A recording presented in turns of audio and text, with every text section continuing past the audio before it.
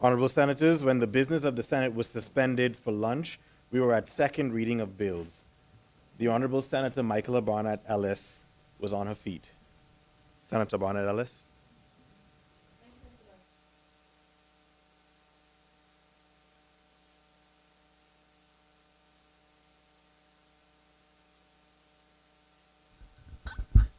Sorry. Saturday was International Women's Day. This year's theme, Accelerate Action, is a powerful reminder of the need to accelerate progress towards gender equality, not just as a moral imperative, but I submit as an economic necessity. When women have equal access to education, employment, and leadership, opportunities, when women have equal access to education, employment, and leadership opportunities, entire economies benefit. Studies show that closing gender gaps in the workforce could add trillions of dollars to the global GDP.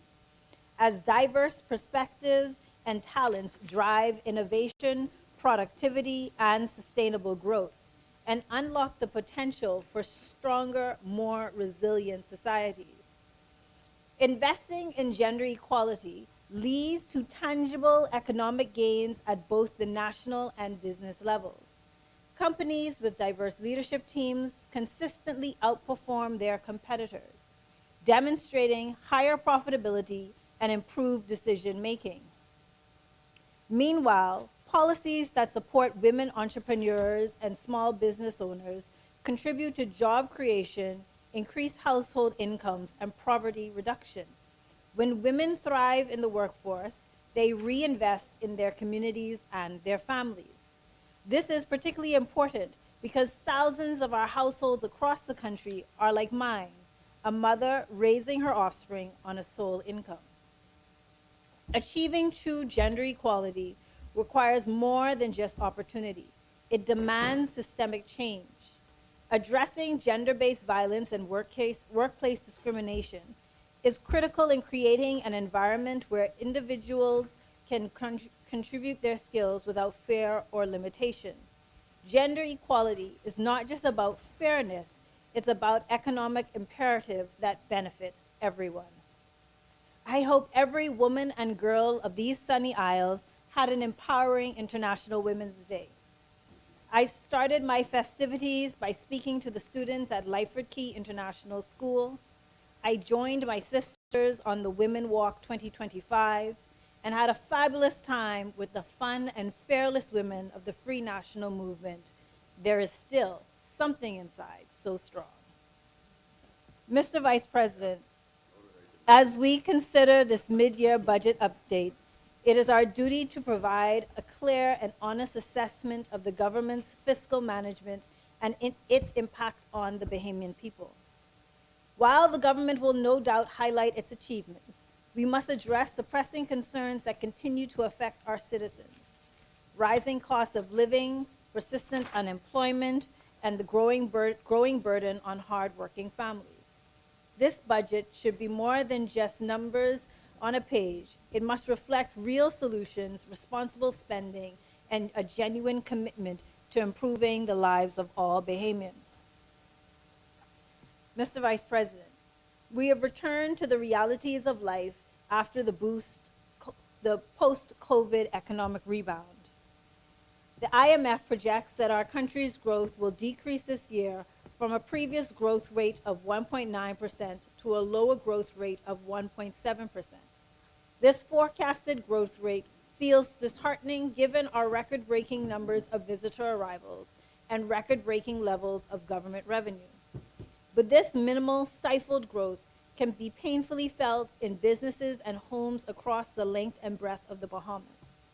The opportunity to invest your profits in your business is snatched away as profits are being rapidly paid to the government's increased fees.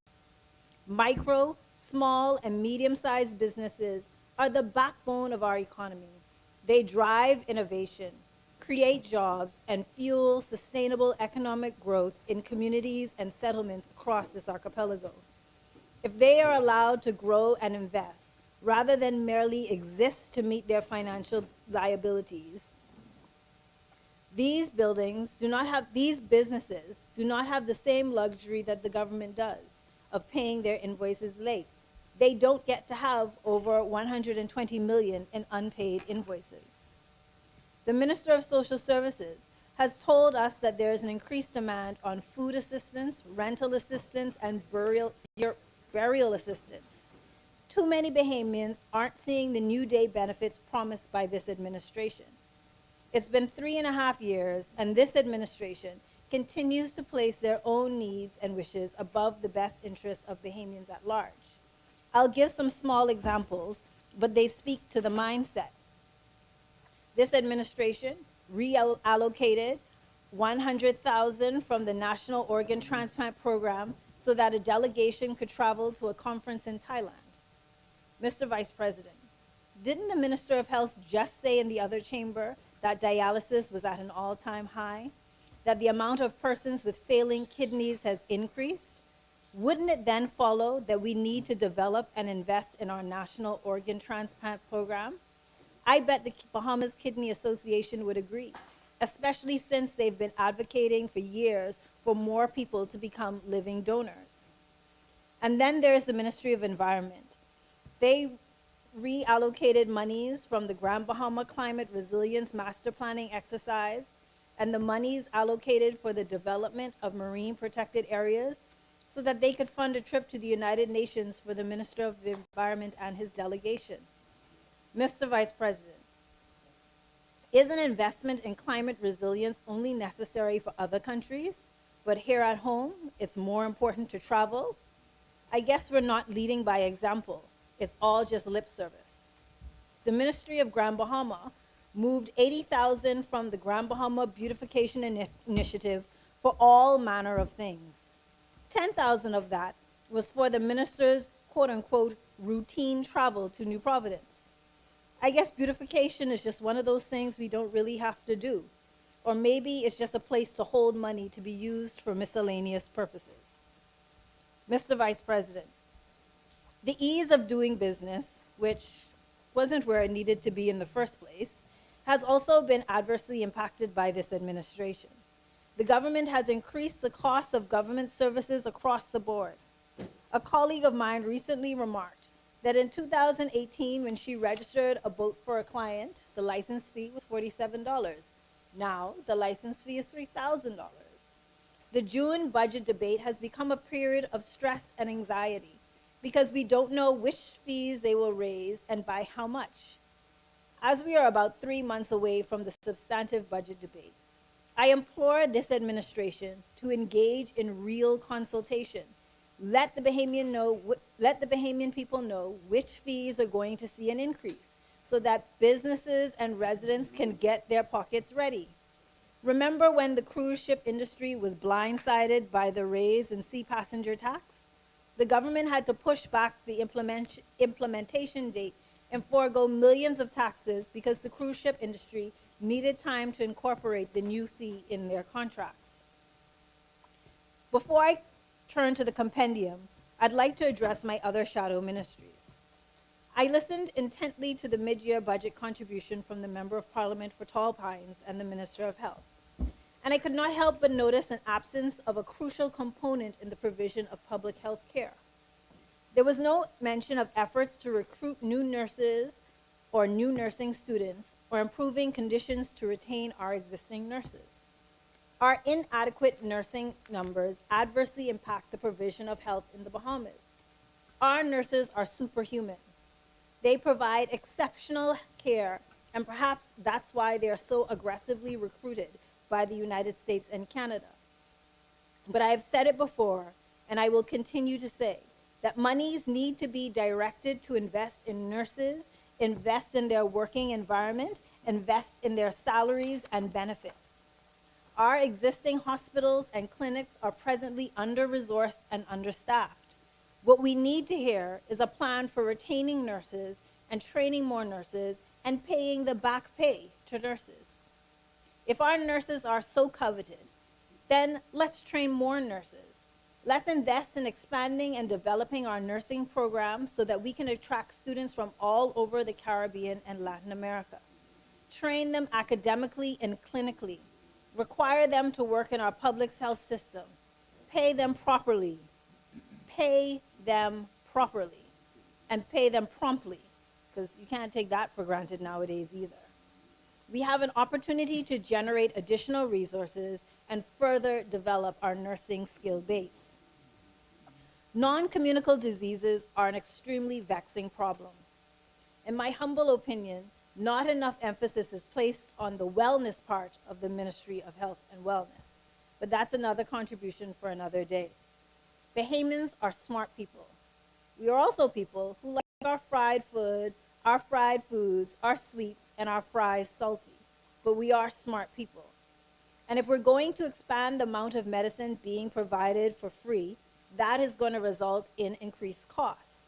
We all pray that the accessibility to these medicines will improve the long-term health of those patients, reducing their need to be hospitalized.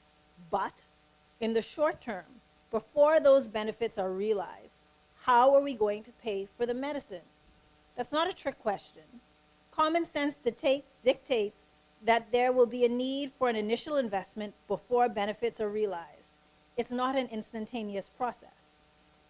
But this administration is full of bravado in all the wrong places and refuses to give Bahamians a straightforward answer on the spending.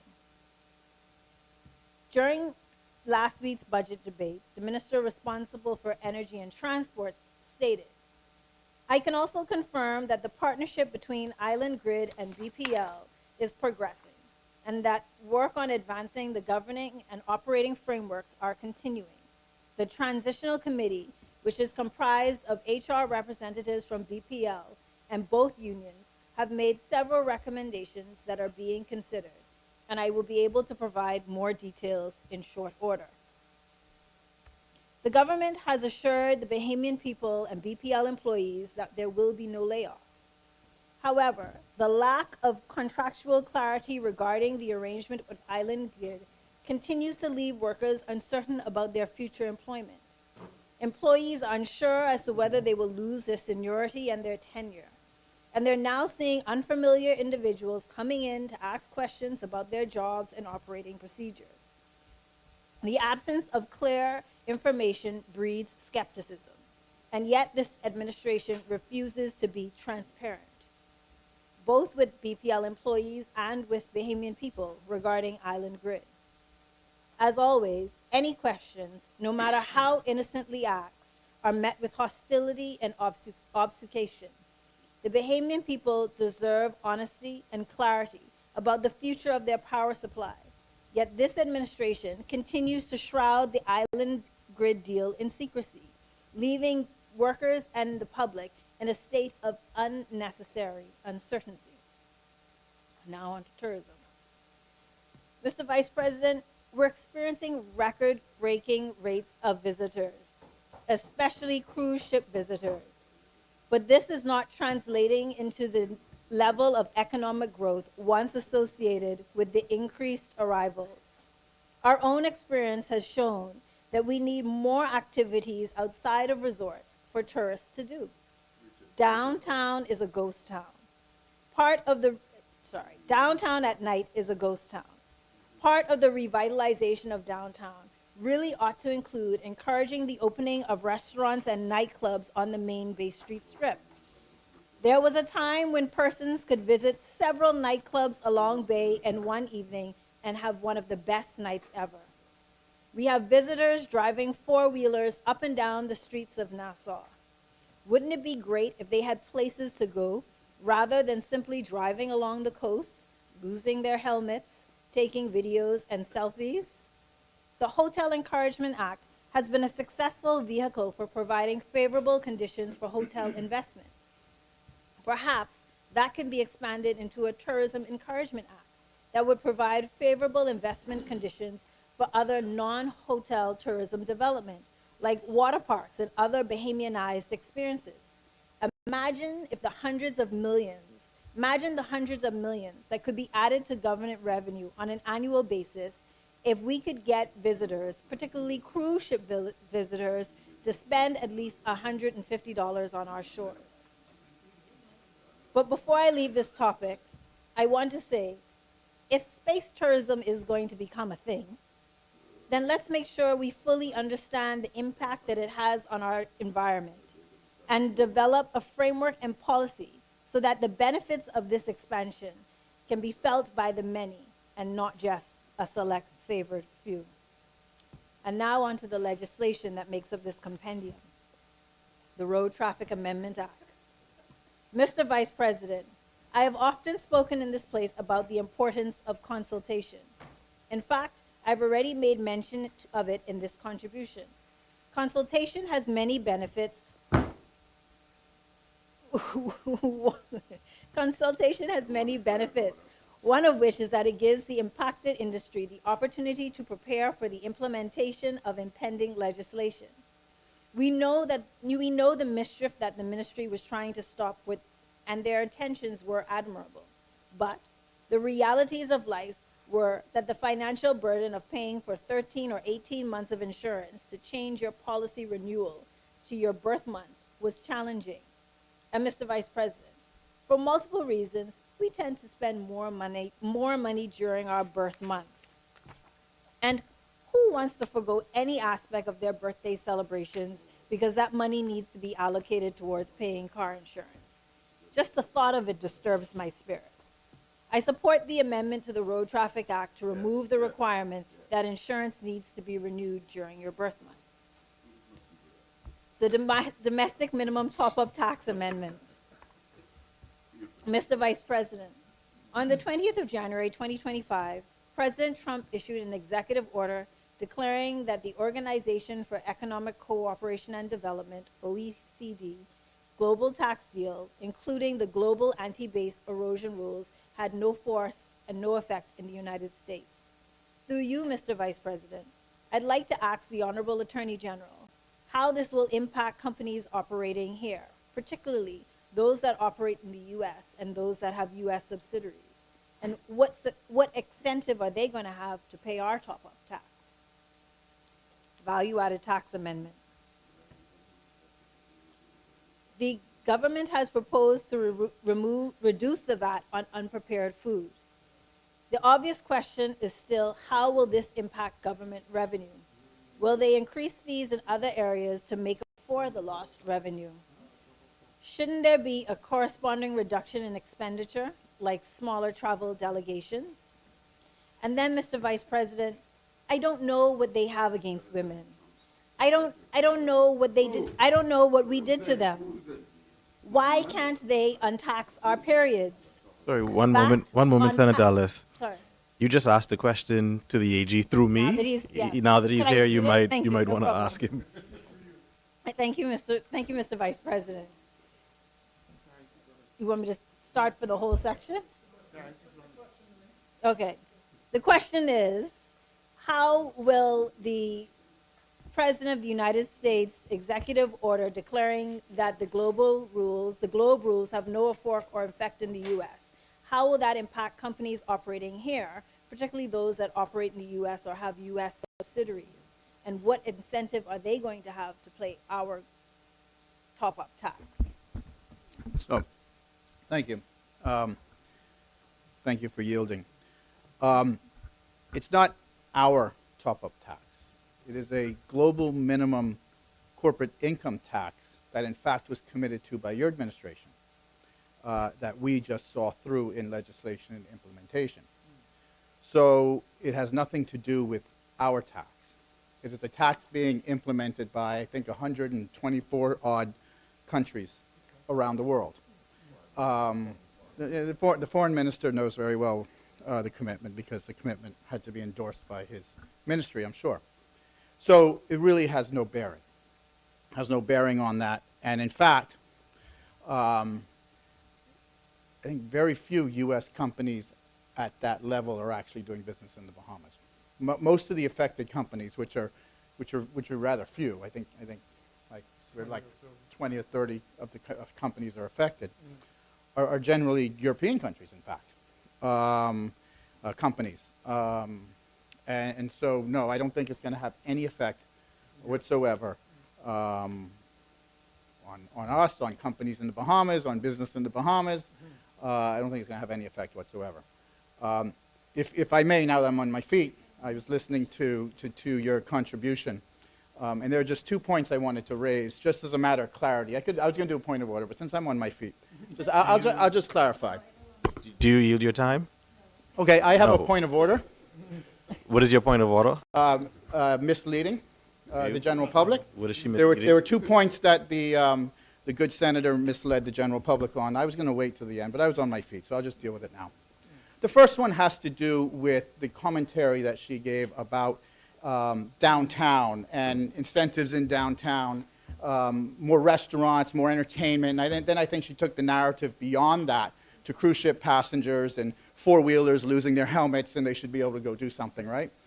And we should extend the Hotel Encouragement Act to be able to cover those types of incentives. I would like to remind the good senator, it was actually under an F&M administration, whereby the former Prime Minister, Hubert Ingraham, expanded the scope of the Hotel Encouragement Act to provide incentives to businesses that were not necessarily hotels, but were connected in some form or fashion to the hospitality industry. And if you read the amendment in the legislation, it specifically speaks about that, and it's a discretionary incentive that you can give so you get the qualifications under the Hotel Encouragement Act. So that is in existence, and in fact, that is being extended to companies who are looking to invest and do business in the hospitality sector. The second point that I wanted to clarify, Mr. Vice President, has to do with the snippet commentary that the senator gave with respect to space tourism and ensuring our environmental protections are in place.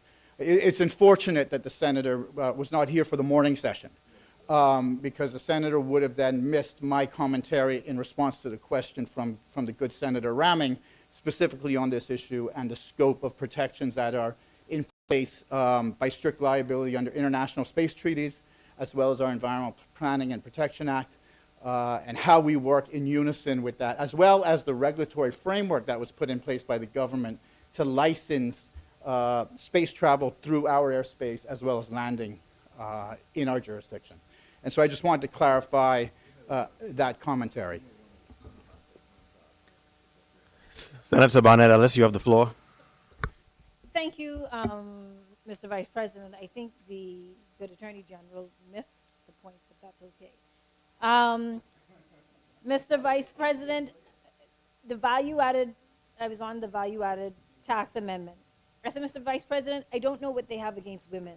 I don't know what we did to them. Because why can't they untax our periods? VAT on pads and tampons is 10%. VAT on Tylenol, Motrin, and cold medicine is 10%. But VAT on insects, jams, and maple syrup is 5%. 10 Tylenol, Motrin, Dayquil are just as important as high blood pressure. And so once again, high blood pressure medicine and diabetes medicine. And once again, I ask the government to remove or at least reduce the VAT on medicine and reduce the VAT on female sanitary products. The Transactions of Immovable Property Security Interest Bill. This bill, while providing borrowers with additional security options, which can translate into more access to credit, is not without risk. If a borrower uses their crops, for example, as security, they default on their loan, they lose their asset which they rely on to generate income, which is likely going to put them in a more disadvantaged position. There's also a high risk for lenders because movable assets often lose their value very quickly and can depreciate faster than a loan is repaid. Lenders mitigate this risk by increasing interest rates, which is never beneficial to borrowers. Financial literacy in the Bahamas is unfortunately not where it should be. From my own practice, I can tell you that borrowers rarely understand all of their obligations under loan agreements.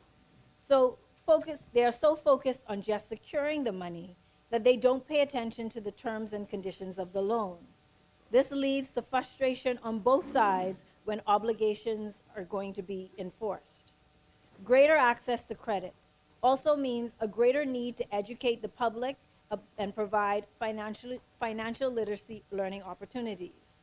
Perhaps this is a task that the good Senator Randy Roll can take on in Consumer Affairs. Mr. Vice President, a budget is not just a financial statement. It is a reflection of priorities, values, and a vision for the future. We must demand transparency, accountability, and policies that foster economic growth, ease the burden on businesses and families, and create real opportunities for our people. The challenges we face require bold leadership and not just rhetoric. I urge this administration to act in the best interest of all Bahamians. Let us ensure that every policy and financial decision made in this place accelerates action towards a stronger, more equitable, and more prosperous Bahamas. On this side of the table, it is our solemn duty to be the gatekeepers, the watchmen on the wall, to remind them of their contract with the Bahamian people, and to remind them of those of us still waiting for our roads to be paved, our parks to be repaired, our electricity to be reliable, and our food to be reasonably priced. And with that, Mr. Vice President, may God bless you, and may God continue to bless the Commonwealth of the Bahamas. Thank you. Point of order? Yeah, stand on the point of order, Thank you. please. Thank you, Senator Barnett Ellis. Senator Ronnie Duncombe. Mr. Vice President, the good senator is certainly misleading the public with that statement about she doesn't know what they have against women. This government have, in my record, the first, government in terms of woman governor general, woman House of Assembly, woman president. Mr. President, can this be removed from the record, please? That's just, come on, man. I understand we can make our point, but that's out of order. Senator Ellis, you want to respond to Senator Duncombe? Yes, Mr. Vice President. Under the previous administration, there was no VAT on female sanitary products, and it would make sense that there should be no VAT on them continued. However, this administration has adversely affected females by putting VAT, returning VAT to products that were previously VAT-free. Again, Mr. Vice President, I understand the point she's making, but to make a statement saying that I have a concern because I'm a part of the day. Mm-hmm. Yes, I am a part of the day. I'm part of this government. That's untrue. That's just wrong saying that to the general public, Mr. Vice President. You can't say that. No way. I can't stand and let you say that, my sister. Thank you. I take the point, Senator Duncombe. We will have it. We will have your point of order noted on the record. I won't force the lady to retract her statement, but the record would show your disagreement. The chair, the chair recognizes Senator the Honorable Tyrell Young. Thank you much. Good afternoon, all. Mr. Vice President, esteemed colleagues, I stand before you today with great responsibility and determination as we deliberate on a critical piece of legislation, the value-added tax, better known as VAT, Amendment Bill 2025.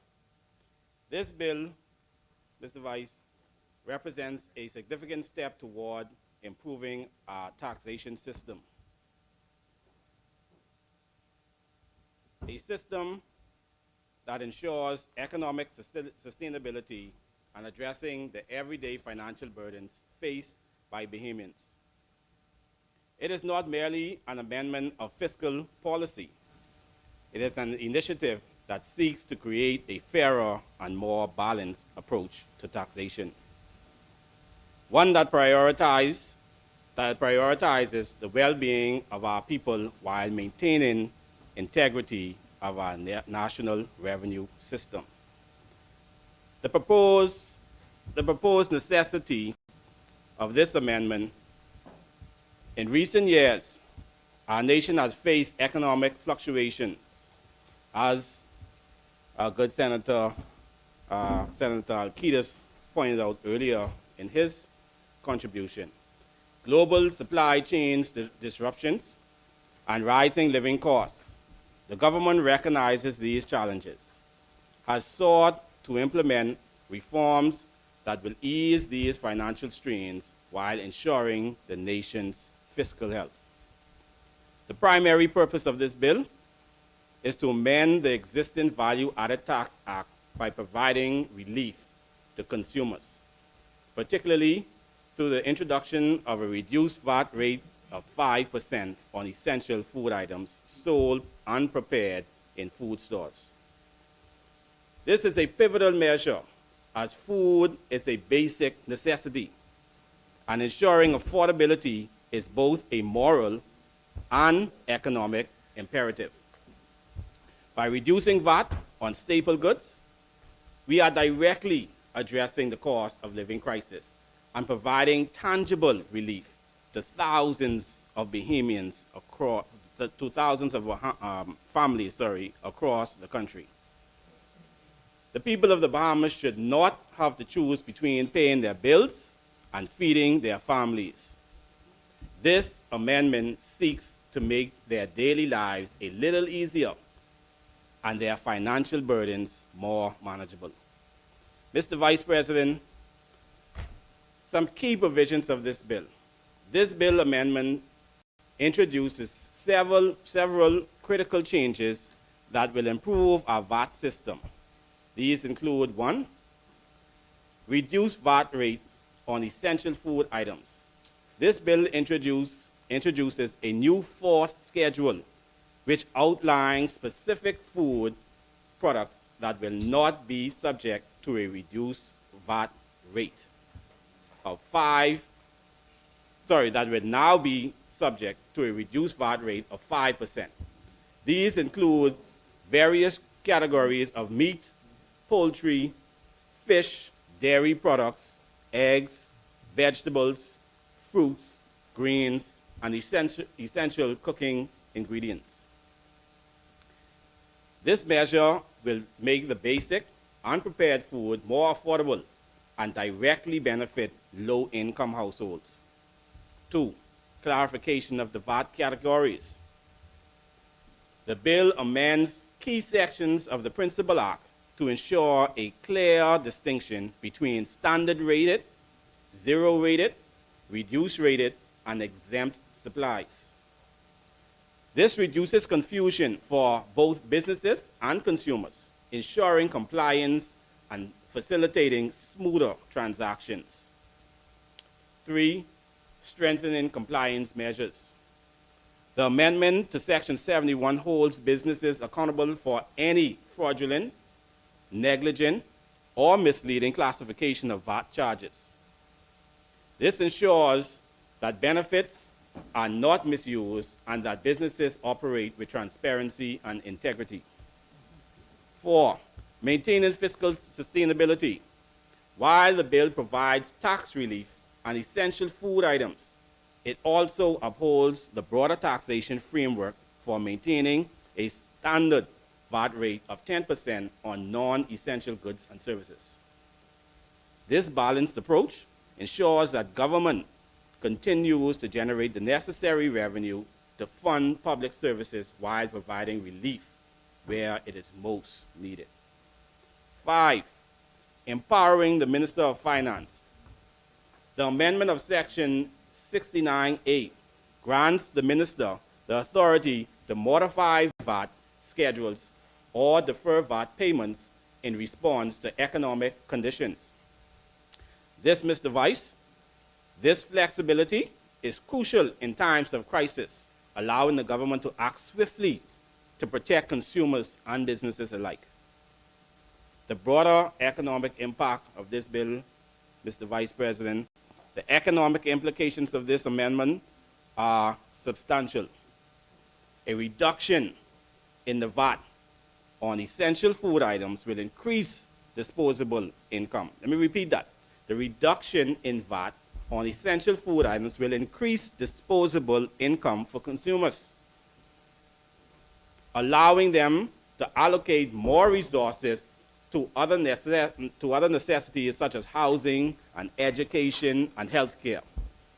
This, in turn, can stimulate economic activity as consumer spending power increases. Furthermore, local businesses, particularly food retailers, will benefit from higher sales volume as more consumers can afford to purchase essential goods. This bill also indirectly supports our agriculture and fisheries sectors by encouraging the consumption of locally produced food, fostering economic growth and sustainability within our nation.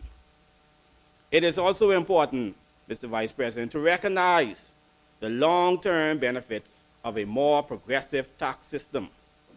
The Progressive Liberal Party introduces this, Mr. Vice President, by reducing the tax burden on necessities while maintaining a stable revenue stream from standard rated items.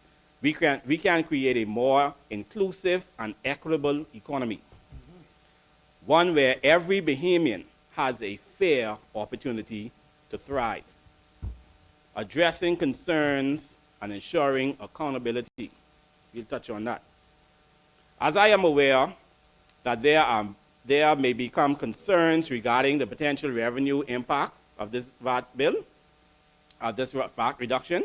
However, I assure you that this bill has been carefully structured to maintain fiscal balance by targeting tax relief, specifically at unprepared food items while retaining the VAT rate on luxury and non-essential goods.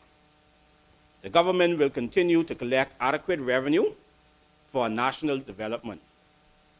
Additionally, the strengthened compliance measures embedded in this amendment will ensure that VAT is applied correctly and fairly. Businesses that misclassify taxable supplies for their own benefit will be held accountable, enforcing the integrity of our tax system. To ensure effective implementation, the government will work closely with businesses to provide clear guidelines on the classification of goods under the new VAT structure. Public awareness campaigns will also be launched to educate consumers about their rights and the expected price adjustments on essential goods. Mr. Vice President, I call for unity and support on this bill, Mr. Vice President. Proverbs 11:14 says, "Where there is no guidance, a people fall. But in an abundance of counselors, there is safety." Colleagues, this bill is about fairness, relief, and economic resilience. It is about standing with our people in their time of need. As policymakers, we have a duty to make decisions that uplift and protect our citizens.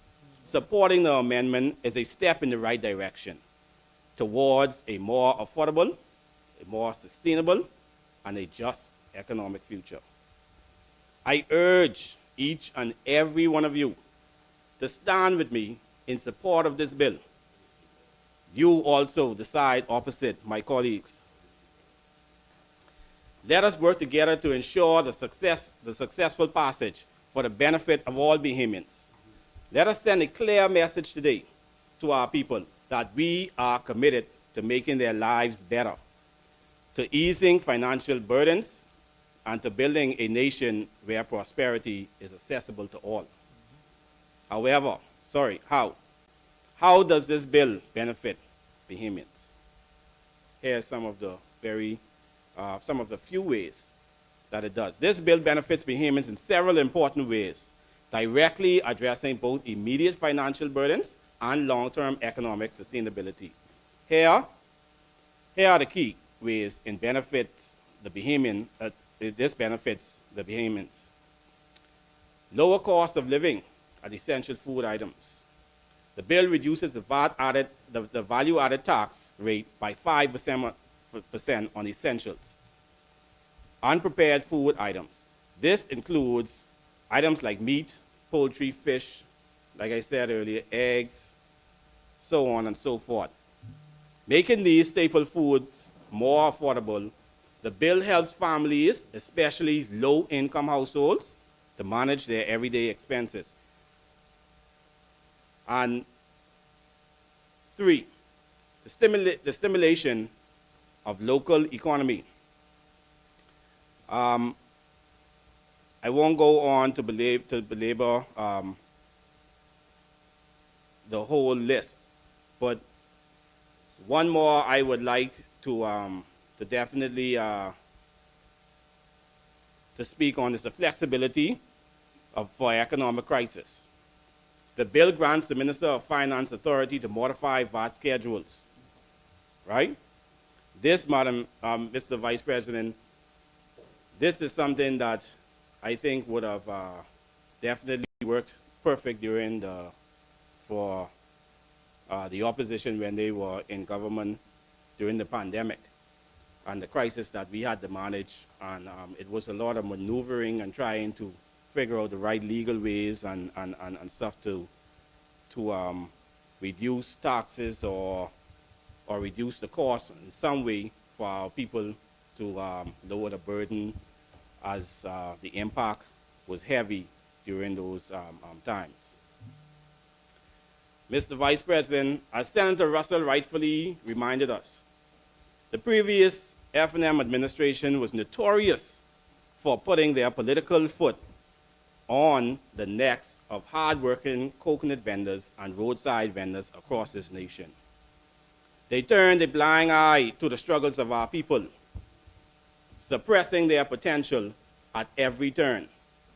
But I stand before you today as a proud member of the Progressive Liberal Party, where we are committed to doing the exact opposite. Under the leadership of Prime Minister Philip Brave Davis, this government is taking real action. We are investing in multiple food safety training, among other things, directly into these coconut vendors and countless other hardworking Bahamians. This is not just a promise. This is not just talks. This is reality. Come Thursday, March 20th in Rawson Square, the entire nation will witness firsthand how serious this PLP administration is about changing the status quo. We are focused on creating employers, not employees, empowering Bahamians to rise, thrive, and lead in their own communities. I want every Bahamian to know, without a shadow of a doubt, that your Minister of Agriculture, Mr. Jomo Campbell, and his dedicated team at the Ministry of Agriculture and Marine Resources are fully invested in transforming the future for all of us. We are here to break the chains of oppression and to build a nation where opportunity, dignity, and prosperity are within reach for everyone. Conclusion, Mr. Vice President, as I conclude, in closing, the Value-Added Tax Amendment Bill 2025 is not just about taxation. It is about the future of the Bahamas. It is about ensuring that our tax system is not just a mechanism for revenue collection, but also a tool for economic justice and social progress. By voting in favor of this amendment, we affirm our commitment to the economic equality, fiscal responsibility, and the well-being of our citizens. Let us take this step forward with unity, purpose, and unwavering determination to build a better Bahamas. The PLP is not just talking about change, we are making it happen. I support this bill. Thank you, Mr. Vice President. Thank you, Senator Young. As many.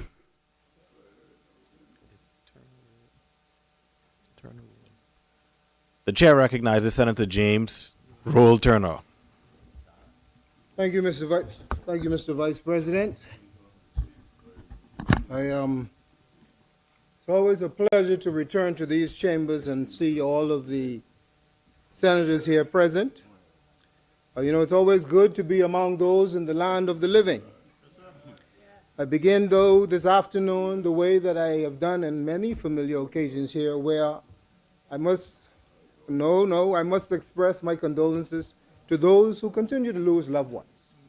This past weekend, just in Grand Bahama, we buried a lady so young, mother of two, an educator, a strong supporter of both governments, that passed away so unexpectedly that it reminds us that we ought to do what we can while we can do it, because we never know when things will change.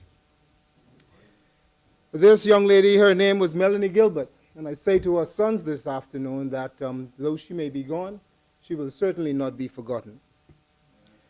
One of the disappointments I have with my arrival here at these chambers today is that Senator the Honorable Maxine Seymour is not here today. Because I always enjoy seeing her. She's traveling? Oh, that's a good thing, you know. That's a good thing. Changes your perspective. On government business. On government business? On government. Wow. She's traveling on that That's same good. budget. Well, that's good. Change is good. Change is good. But my disappointment is that I know the stance she takes when it comes to women, and especially Bahamian women. Occasionally, I see her and Senator Barnett Ellis on television, and I always enjoy the stance they take in supporting the Bahamian woman. Now, right is right, and wrong is wrong, no matter which quarter or half it comes from. There is a piece floating around in social media where there is a gentleman speaking very poorly of Bahamian women. Very, very poorly. And that is a terrible thing. Now, I intend to write a note to whoever he's associated with. If he is associated with the Progressive Liberal Party, I will send a note to this leader. But if he is known to be associated with the Free National Movement, I would have asked, I'm not sure of that. I'm from Grand Bahama, but I don't know everything. But I am sure that Senator Seymour and Senator Barnett Ellis will advise me so that if he is associated with the Free National Movement, I have a good relationship with Mr. Pintard also. I write him a note so he can know that ought not to be in his midst. Send him the note. But you know, listen, as Bahamian man, I can speak for every man here present in this chamber today that no one is going to speak ill of our women. No one will have the right to abuse our women. We will always take a stand. Mr. Vice President, our country remains a small country with big ambitions. That's really just who we are by the nature of us being Bahamians. We seem designed to just overachieve by many standards, you know.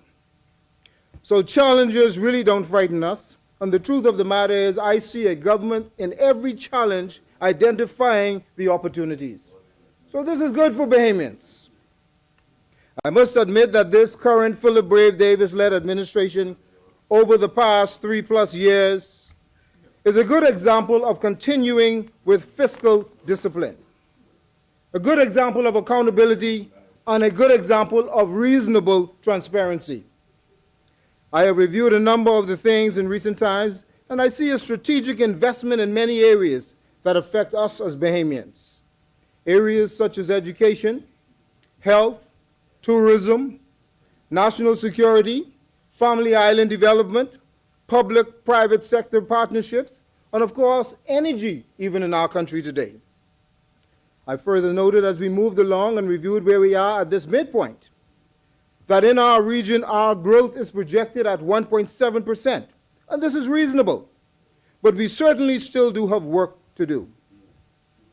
Mr. Vice President, when I take into consideration that the unemployment published rate is at 8.7%, which is close to the lowest rate since 2008, I accept that this is commendable, and it suggests that surely the government must be doing some things right.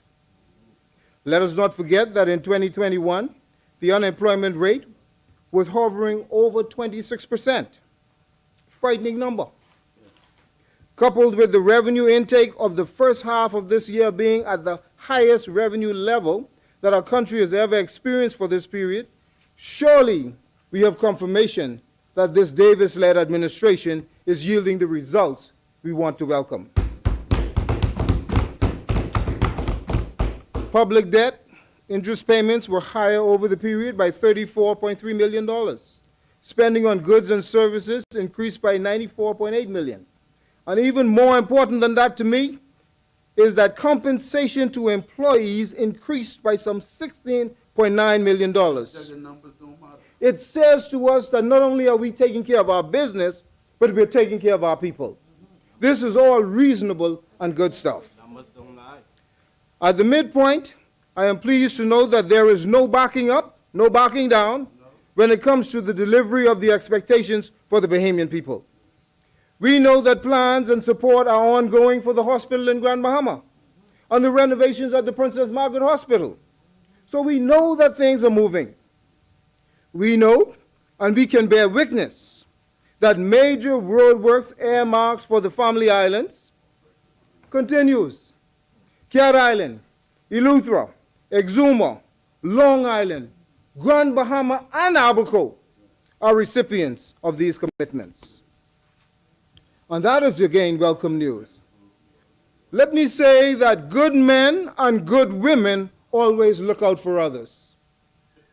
And let me also just say at this point, you know, we spoke, a number of us in these chambers today, about some of the things we observed in some other places and those other chambers. And it caused me call to mind some of what I saw there. And you know, when I see disingenuous behavior, especially from among my colleagues, my island, I tell them about it, you know. And I saw a man that was not very tall, associated with portions of my neighborhood in East Grand Bahama, speaking about a number of things. I saw this man talking about trust and betrayal. I thought finally he had come to his senses and was about to fall on his little knees and beg the people of Grand Bahama for forgiveness and thereafter accept his punishment. But instead, he labored on with a whole lot of nonsense. Listen here, man. As the others would say, listen, man, you can't act brand new when you're familiar with some things. He was one of 5 that did very little to help Grand Bahama. So I say to him, relax. We trusted many others and they didn't deliver for us. So please relax, locate your dignity, and go to your corner. This same character also spoke of broken promises and a disregard for Grand Bahamians. I was driving from East Grand Bahama and a lady said to me, she said, you know something, Senator Turner? Former Prime Minister Mr. Christie thought so much of us in East Grand Bahama that he intended for the cruise port to be fixed in East End proper. But these other people decided that maybe that was too much for us. They decided that maybe prosperity shouldn't be at the eastern end of the island. They decided that maybe this was just too good for the people of East Grand Bahama. And I said, no, don't think like that. She said, well, tell me why they move it. Why they move it if they didn't think it was good for us? I said, let the punishment fit the crime. Now you tell me, who had a disregard for the people of East Grand Bahama? And while I'm on this, you know, I heard this same little fella speaking of housing crisis. Listen, man, listen. I heard this same little fella speaking of housing crisis. Point of order. One moment, Senator Turner Roll. Senator Henfield. The rules forbid that members speak disparagingly of members of either House of Parliament. What is the disparaging comment? Disparagingly, he's speaking. Well, if you don't know, and I have to tell you, well, we're in plenty trouble here in this country. We're in plenty trouble here in this country. Is your point of order, sir? Plenty trouble. You have to state the point of order. If you don't wish to state it clearly. The point of order is you ought not speak disparagingly. What is the disparaging comment? About any member of Parliament. Okay? Thank you for noting the rules. Please continue, Senator Turner Roll. Thank you. You know, I will tell you all a joke. In the last election, they were talking about two little fellas out of East Grand Bahama. And I don't think I ever thought of that as a disparaging comment, because I know I was 2 feet taller than the other guy.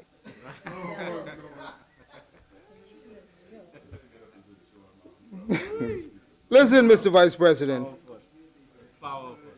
The reality is some of us have,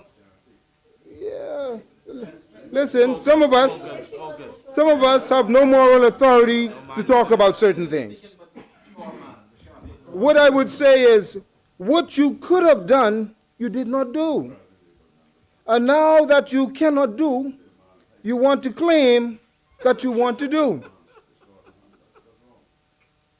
If a man is not tall, here, listen, listen, in fact, yeah, listen. In fact, the only reasonable thing this man, who was not very tall, really said was that he declared that there are better days ahead for the Bahamas. And I 100% agreed with him with that.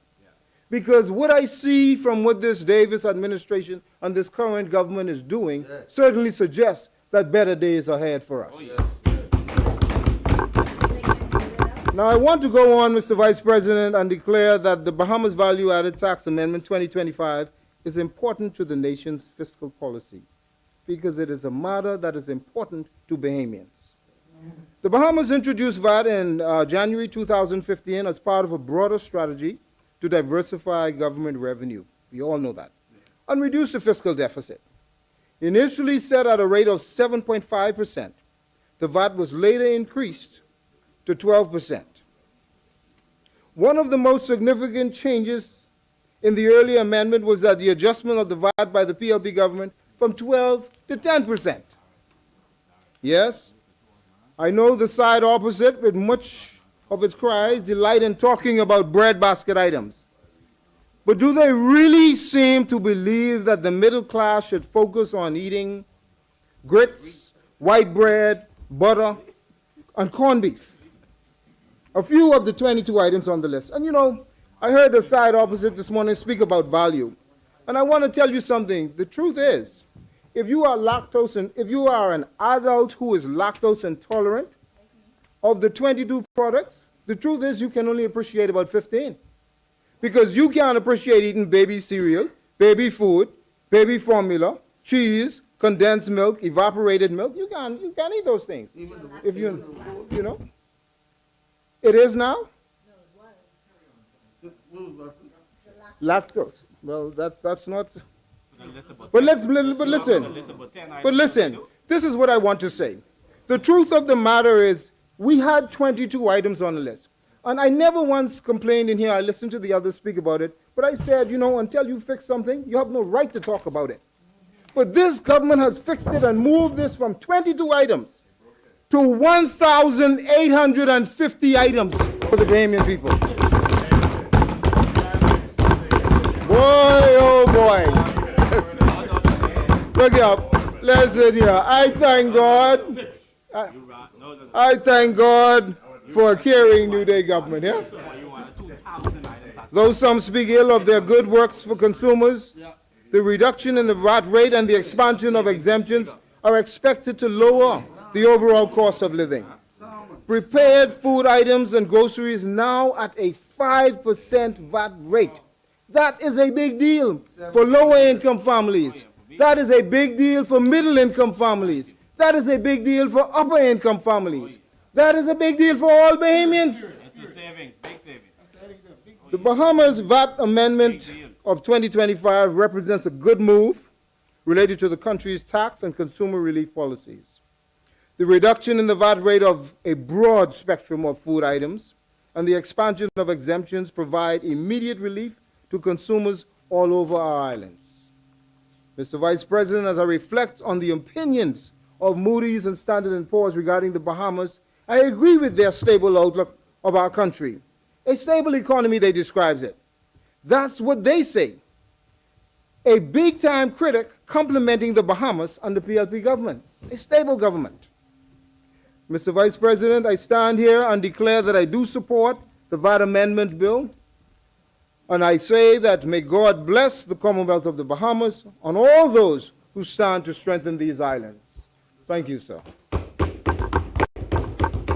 Thank you, Senator Roel Turner. As many?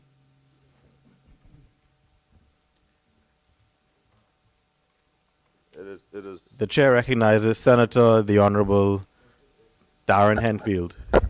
Mr. Vice, it is almost comical to sit here and hear one high challenge man talk about the next man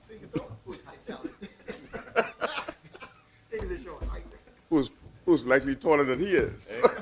I'm not sure. I'm not sure. I'm not sure, but it is. Well, I'm about average, I guess. But you know, it is a lighthearted way in which to end this debate. No, firstly, let me say we support any efforts made by the government to make life more palatable for Bahamians in their pocketbooks and in their homes. We support any effort by the government. We only regret that they didn't go all the way and zero-rated those things that we had zero-rated before. But I guess with more pressure that will come. I want to recognize the Kidney Association that was here. Kidney health is a very important aspect of life in the Bahamas. It is a silent killer that you don't, and I spoke to one of the nurses, that you don't recognize until it is already a problem for you. Most men don't like to have their checks. And so we'd like to thank them for bringing awareness, and we wear the green pin here in support of their efforts. I'd also like to offer words of condolences to the family of Atma Bo, a nationalist, a strong PLP in any fora you found him, but genuinely a nationalist who wished the Bahamas well, and we hope his spirit lives on in his children and in some of us his wife, yeah. Well, I'm sorry, I thought it was him. I'm sorry, Mr. Bo, I thought, but condolences are extended to you on the passing of your wife. That does not change. I'd also like to extend condolences to Janet Bunch Lightborn, who lost her son, Ari. Lightborn, I couldn't make it to the funeral on Saturday. I was down with the flu in the final stages thereof. I don't think I'm contagious still, so I thought it okay to come here and work today. You know, I heard someone talking about collecting taxes. One thing you cannot lay at the feet of the FNM is we never went into any businesses in the Bahamas with weapons to collect taxes or to encourage the collection of taxes. So we're still in a better place than what we've seen demonstrated in this term. We're still in a better place. The amount, you know, I listened to my friend, the Minister for Economic Affairs, and the scripture from Acts 26 and 28 came to me as it always does when he speaks. And Agrippa said to Paul, thou almost persuadest me to be a Christian. Yeah. Very convincing argument, you know. That whose report, my friend from Grand Bahama, whose report shall you believe? I shall believe the report of the Lord. And I shall also believe the report of the Bahamian people who tells me everywhere I go that they're suffering and things are tough, despite our best efforts that we think we may be exuding from this place. Things are tough, you know. You're making a good effort. Yeah, keep up the trying. Time is running out, though. Time is not on your side. And Bahamians are a lot. They make up their minds early when they feel you have. I've lived that. I've experienced that. They make up their minds very early. And so, Mr. Vice, you know, I wish my colleagues could run on the record. You won on our record, which the Bahamian people thought was wanting. You won on that. So you're going to have to win on your record now. Run on your record instead of running on the past records of others, you know. I even see flashbacks of Kunta Kinte when I hear about chains being broken. and that kind of thing. And I remember as a boy, every election cycle we watched that. I watched that in Abaco. And then I had to go to school with my white Bahamian brothers and say, you know, you all treated us badly. And then as I matured, you know, I realized it's you know, it's history. It's history, is thing of the past. But boy, the PLP rode that thing. Is that what you told the UBP? They rode that thing, man. You see, I have a white Bahamian right here telling me about the UBP now.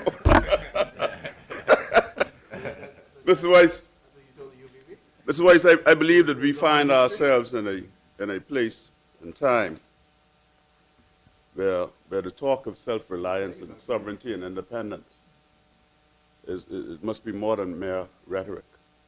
You know, I think it was the Minister for Economic Affairs who alluded to geopolitics and where we find ourselves in this place and time in the world.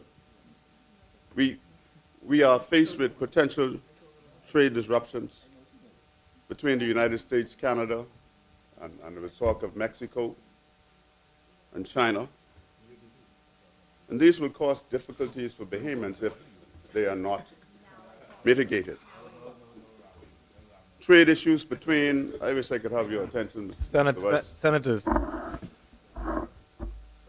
Trade issues between the United States and China, the world's first and second largest economies, respectively, will disrupt the international economic order. It will mean tough times. Unfortunately, we have lived through these periods in our history before, and we remember, if you're old enough, September 11, 2001, it was difficult after the terrorist bombings of New York. It was difficult to get food in the Bahamas 2 weeks after. 3 weeks, or another 2 weeks, we would have been in real trouble. We remember also the issues of Wall Street and the financial crisis of 2008, inspired by the housing bubble, where these two companies never left my mind since, Fannie Mae and Fannie Mac, I think they were called. Freddie Mae and Fannie Mac, they were called. Gave mortgages to people who could not qualify to get them, but just to make their books look good. But more recently here at home, we lived through the recent COVID-19 pandemic, and which came along 6 months after Dorian in 2020. All of these things, allow me to set the table. All of these things, right? All of these things shut down the world economy. And we are a touristic dependent economy. And so we can easily find ourselves in that same old familiar place. Mr. Weiss, the fickle nature of our two most important industries, tourism and financial services, depends solely on a world free of stresses and trade wars, armed conflicts, both of which restrict the ability of the people to travel and to invest in our economy. Global trends and external shocks cannot be allowed to shape our economic future and determine whether we swim or sink. We have to find a way. As a people, we have to find a way. At some point, we are going to have to find the wherewithal to grab a hold of our ability to survive and carve out a future for Bahamians yet unborn. That's why they sent us here. And I firmly believe, you know, despite the banter that we have back and forth, many of us appreciate that this is a task that falls to our generation. We have to find a way to fix this. You can't live in hopes that things are always peachy and people can find money's disposable income to travel or liquidity to invest. We have to find a way to grab our own lives, our own future in our hands. And it's difficult to do, but I believe we can do it. I fear, though, on our current trajectory, where climate justice is our seminal foreign policy, we will greatly miss the mark. Because you see, in this contentious time in which we find ourselves, those industrial countries will not readily part with funding to support our just cause of climate funding. They commit atrocities, and the way that they emit carbon, black carbon, which pollutes the world environment and causes it to heat up and temperatures to rise and sea levels to rise. And then they sit back and watch as we try to recover from ferocious hurricane after ferocious hurricane. It is doubtful that industrial countries will focus their attention on limiting carbon emissions or on benevolent climate funding in the environment in which we find ourselves. It is doubtful that they will do that because of the precarious nature in which we see the world. Our failure to move this country beyond the economic models inherited upon independence is causing, among other things, Bahamians to become apathetic, indifferent, and disinterested in participating in nation building. That's why we have so many turning out less and less, so few, less and less to participate in that high democratic privilege of casting a vote, because they see no real forward movement in the things that they desire to see in the development and growth of their country. They have no confidence that those they vote for will do what they promised. In short, Bahamians are quickly but surely losing hope that we, comprising the political establishment, we, all of we, can solve our current challenges. Our promises of the people's time and your promises of a new day have rung hollow. And for the last 28 years, have sent us all packing. They change us. They change us because they are not satisfied that we are working in their interest. And ahead of the 2017 elections, this administration hired something like more than 6,000 persons. 6,000. And it still proved that don't make the electorate to keep you. We have to exercise more prudence in the way that we do business. Not since 1997 have Bahamians been inspired enough to return an administration to office. That was an F&M administration led by the Right Honorable Hubert Ingram. Langston Hylton, an American poet, in his poem Harlem, said that a dream deferred is a dream denied. In short, far too many Bahamians have been forced to deny their dreams. Mr. Vice, while presenting the mid-year update on the government's 2024-2025 budget, in that other place, on the 26th of February 2025, the Prime Minister indicated that we witness encouraging growth through 2024. I don't refute what the Prime Minister says. The only challenge I have is, and most Bahamians have, over the hill and some of the far-flung family islands, is that they're not feeling this growth. That's why we've come in this budget now, and we've given more recessions for people to be able to go to the food store.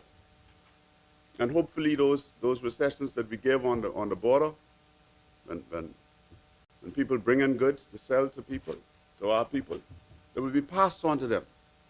And it was good news to hear that the chicken grower said that these things will be passed on in short order, right? Chicken grower, chicken farmer, all the same. The farmer grows chickens, doesn't he? Right? The chicken grower is a chicken farmer. Grows chickens, right? And he's passing that on to the people, and that's your intention. That's well and good. But that's good when people have money to buy these goods. And so if you can give recession or concession after concession, not recession, if they don't have the monies to purchase. If they don't have the money to purchase, they're not going to be able to make those purchases. He went on to explain, the Prime Minister, that the total tourist arrivals amounted to 11.2 million, which represented an increase of 4.5 million cruise visitors. And that's over pre-Dorian, pre-COVID figures of 2018. 4.5 million cruise visitors extra that we'd never seen before. Remarkable. It's a good thing we put that port there so they could take those mega ships. So when I hear people say we didn't do anything, it puzzles me. Wonderful state-of-the-art port, unlike any other in the region. Put there under an F&M administration, but we ain't doing nothing. And so we could brag now about an extra 4.8 million or 4.5 million tourists. 11.2 million. I remember when D.O.D. Aguilar stood up in the House of Assembly and bragged about 10 million. You know? The thing it is, though, the number of tourists that we get, if they don't translate to monies on the ground in the pockets of Bahamians, it don't mean much. It don't mean much. Yeah, I have my view about port facilities and cruise ship facilities and all like that. I have my view about that. It's just a pity that Bahamians are not truly benefiting from these astronomical and quite impressive numbers that we are realizing in this regard. We thank God for the cruise visitors, but we all appreciate the stopover visitors who spend time in rooms and moving about the islands are far more desirable than cruise passengers. They're far more desirable. They will stop in Tarawaki or a little moms and pops if they're around on those mopeds that Senator Barnett was talking about, hopefully wearing the helmets. They will stop in and buy a cold drink or a sandwich or coconut water. Yeah. Yeah, and you know, and that's how money's get into the hands of the small fella and turns over on the street. Mr. Vice, contrary to popular belief, tourism has been a part of our economy since the mid-1800s. You know, when we talk about tourism, we talk about the model of Sir Stafford Sands and all the rest of them who followed, but it's been around from the 1800s. Yeah, I looked it up. Tourism has been around the Bahamas since the 1800s. It has provided us with a relatively good life up to now. But I believe, like most of us who have considered the subject, tourism has not been exploited to its fullest potential in the Bahamas. Research suggests that stopover visitors spend, on average, around $2,800 per trip. That's $2,800 a stopover visitor would spend. While a cruise passenger, his average or her average would be between $100 and $130 per visit, if you're lucky. Because there's no real incentive for them to spend money on shore. Everything is in that floating city that they come here on, right? And so they go from port to port in the region looking for the best bargains, for the best deals. That's all astute shoppers will do, right? Making the point that cruise passengers are far outpacing the declining stopover visitors, the leader of the opposition observed recently that the truth is that the amenity-laden mega ships of today are far different from ships of bygone ages. They're different. The cruise ships of old, I don't know if some of them even had casinos in the beginning when they came here. Most of them would come off and go and gamble in our casinos in Paradise Island and elsewhere. Long time ago.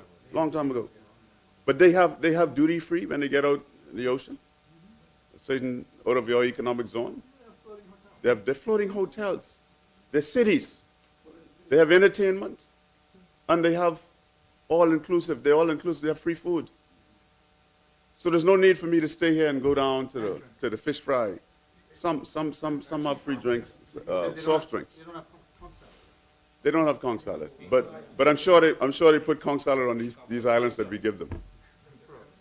I'm sure they put conch salad there. Each one of them has more sleeping rooms than Bahama. They have more restaurants. They have more bars and more entertainment. They have multiple pools and meeting rooms and water slides and neighborhoods and multiple suites and more ocean view rooms from an elevated position. The Prime Minister supported this point. The Prime Minister says, also observed in his initial budget presentation, that many of today's megaships have more cabins than Bahama has rooms. And that's what we're competing with. We're not just competing with the other islands in the region, the other countries in the region that try to attract tourists. And I hear people say that a lot of people, the view that we do as well as we do because Cuba is not as liberal in tourism because of the embargo as it might have been if they were not embargoed. And so the Prime Minister noted that their average occupancy per voyage exceeds 90%. And most of their passengers disembark at private destinations in the Bahamas, where they engage in the purchase of goods and services. He said further that the economic and fiscal impact of private destinations in the Bahamas is akin to multiple mega resorts within our nation. Now, I speak for Darren Henfield when I say this. I would not give them another island in the Bahamas if it were for me to do. I speak for Darren Henfield. I don't speak for the Free National Movement. I speak for me. I would not. I would not. I would not. Mr. Vice, so we find ourselves in somewhat of a dilemma.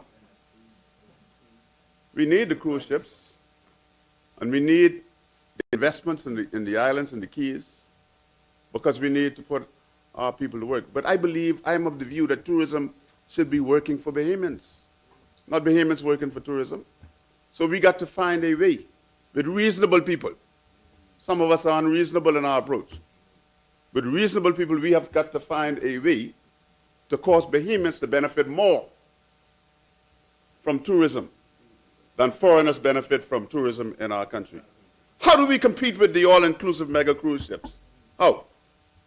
That take their passengers to several different ports before the end of a vacation. They go to several different ports before they finish the vacation, and so they're on a journey, right? And we have this one port here. I'll tell you how I believe we do so, and I'm sorry they moved you from downtown. Senator Roll, I thought you were doing a good job down there, and I'm yet to see a comparable replacement. I don't know if they replaced you. You were doing a good job down there, and at least you were listening to advice or suggestions. Even if you didn't do them or you couldn't do them, you would lend a listening ear. How do you allow 11 million tourists to come ashore on Bay Street, and we don't have toilet facilities anywhere on Bay Street, public toilet facilities? How do we do that? How do we do that? You know how we begin, Minister Halkidas, you know how we begin to change this narrative? And I believe it can fall to you, you know. It can fall to you, some of you youngsters and some of the youngsters on this side, like Barnett Ellis and them. We do so by cleaning up New Providence and the city of Nassau. We make this island the most attractive port of call on their cruise itinerary. By standing up wholesome and informative tours of our historical sites and our native communities. We have them. We don't need to be chasing no pie in the sky. God blessed us here in this country with a lot of natural wealth. And we have to be able to move tourism beyond sun, sand, and sea and a polite smile if we're going to reap the full benefits of it. We need to find ways, we must find ways and means to cause businesses on Bay Street to become among the more competitive on their cruise itineraries. If they are not running proper businesses on Bay Street that will attract tourists, we need to find a way to fix it. And no longer can we sit around and allow people a luxury of deciding that I'm not going to do something with my business, but you can't do anything with it. That is a luxury that we can ill afford. And so I fear that over the last 50 years, we have squandered wonderful opportunities in this arena. I fear so. You know what we do as well? We create crime-free zones where tourists and other pedestrians can venture without the fear of being harassed by hawkers and other nuisances that interfere with a memorable vacation. Do you know what irks me? If I walk out of this place or if I'm downtown for any reason and I see people harassing tourists. Hawking is against the law in the Bahamas. It is against the law that you should come and harass a tourist to purchase something. It is against the law. And something has to be done about it. They should be able to move about freely in a clean, pristine environment on Bay Street to go about their business.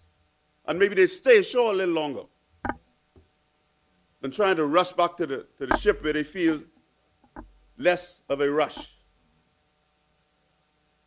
And so crime-free zones can be easily created, I believe, that they can venture over the hill and pick ganapes and dillies. You know, Rodney Monka talks about the value of ganapes and dillies. They are valuable for people to have that hands-on touristic experience. They can have that hands-on experience. Mr. Vice, there have been far too many squandered opportunities, like BAMSI. Now, I'm going to give this administration credit for creating some wonderful institutions. BAMSI is one of them. When BAMSI was launched in 2014, I think it was Perry Christie's administration, right? It was on the right track. The Golden Yoke program was another timely, almost prophetic thing to do at the time, and it was done. Because 2 years later, look at where we are, in a crisis trying to find eggs. No, you know, it's $15 million spent on this. We need to know where it's gone. The Bahamian people need to know where it's gone. The Golden Egg program, $15 million. Vice President, I stand on the point Senator Pickstock. of order. I didn't want to interrupt the good senator, but I cannot allow him to say something like that on national TV because it is patently incorrect. How much is spent? To date, approximately $3 million have been spent on that So program. you got 12 million left. Additionally, hold on. Additionally, the materials are in country. Okay? So I just want to clarify that point, and I'll be addressing it. Yeah, don't worry. No. Listen, there is the transparency. Okay? Thank you. Thank you, Senator Pickstock. Okay, so we understand now from the senator who chairs, you're the chairman of BAIC, right? So 2 years ago, the government had a rollout of what they call the Golden Yoke program. It set aside $15 million to address this Golden Yoke program. Let me treat with this right now, Ruben. Let me treat with this. It set aside $15 million 2 years ago to deal with the Golden Yoke program. In fact, it was launched under tremendous fanfare. I love it too. But we just need to get the eggs from it. Right? Unhand me, man. Unhand me. Right? It was touted to put our country on the path. Senators, we have one senator on the floor. Please allow Senator Enfield to make his contribution. Senator Enfield. You just gone there. You ain't know what happened. You ain't know what happened yet. No, that's why you should tell us. You're the chairman. You can carry the load. You can carry the blame. So what happens now is that the senator tells me The chairman of BIIC says that they spent $3 million so far. So from the 15 million that was outlay, that should leave. I never did good in maths or arithmetic. That's why I read law. So you should have about 13 million left, give or take. So let's say 10, 12. Okay, I settle for that, right? And so we were told in 2023 that this Golden Yoke program would put the country on the path toward food sovereignty, food security. What? Egg sovereignty? Egg sovereignty? Well, food security too, because we wouldn't have to import so many eggs as we have to do now. Simultaneously creating jobs and empowering Bahamians. Both programs, that's BAMSI and the Golden Yoke program, were intended to ramp up local food supplies and thereby reduce our reliance on imports. That was putting us on the right path. I think that's the path that we need to be on. Now, whether or not we did what we ought to have done whilst in office to help push BAMSI along the way it ought to have been, that's neither here nor there. Currently, it is believed that we import 90% of what we eat. 90% of what we eat. So all of the money, bring it back to tourism now, that we make in tourism, we spend right back in South Florida importing food. And that's why I always said to people at the State Department as foreign minister and to secretaries of state, when you sanction us in the Bahamas, when you sanction us in the Bahamas about what is dangerous and what is this and what is that, yeah, we get it. You got to warn your people if you think they're going to come into danger when they come ashore in the Bahamas. But you're actually sanctioning American companies because you're penalizing those companies who benefit from tourism in the Bahamas. Not only Bahamians benefit from tourism in the Bahamas. The stores in South Florida, they live quite well from the amount of monies that we spend in those shops. We built some of them, right? It is an accepted truism nowadays that food security is national security.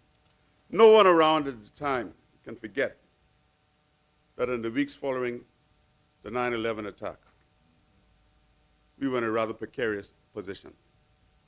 It was impossible to import food. They shut down all the ports, airports, maritime ports.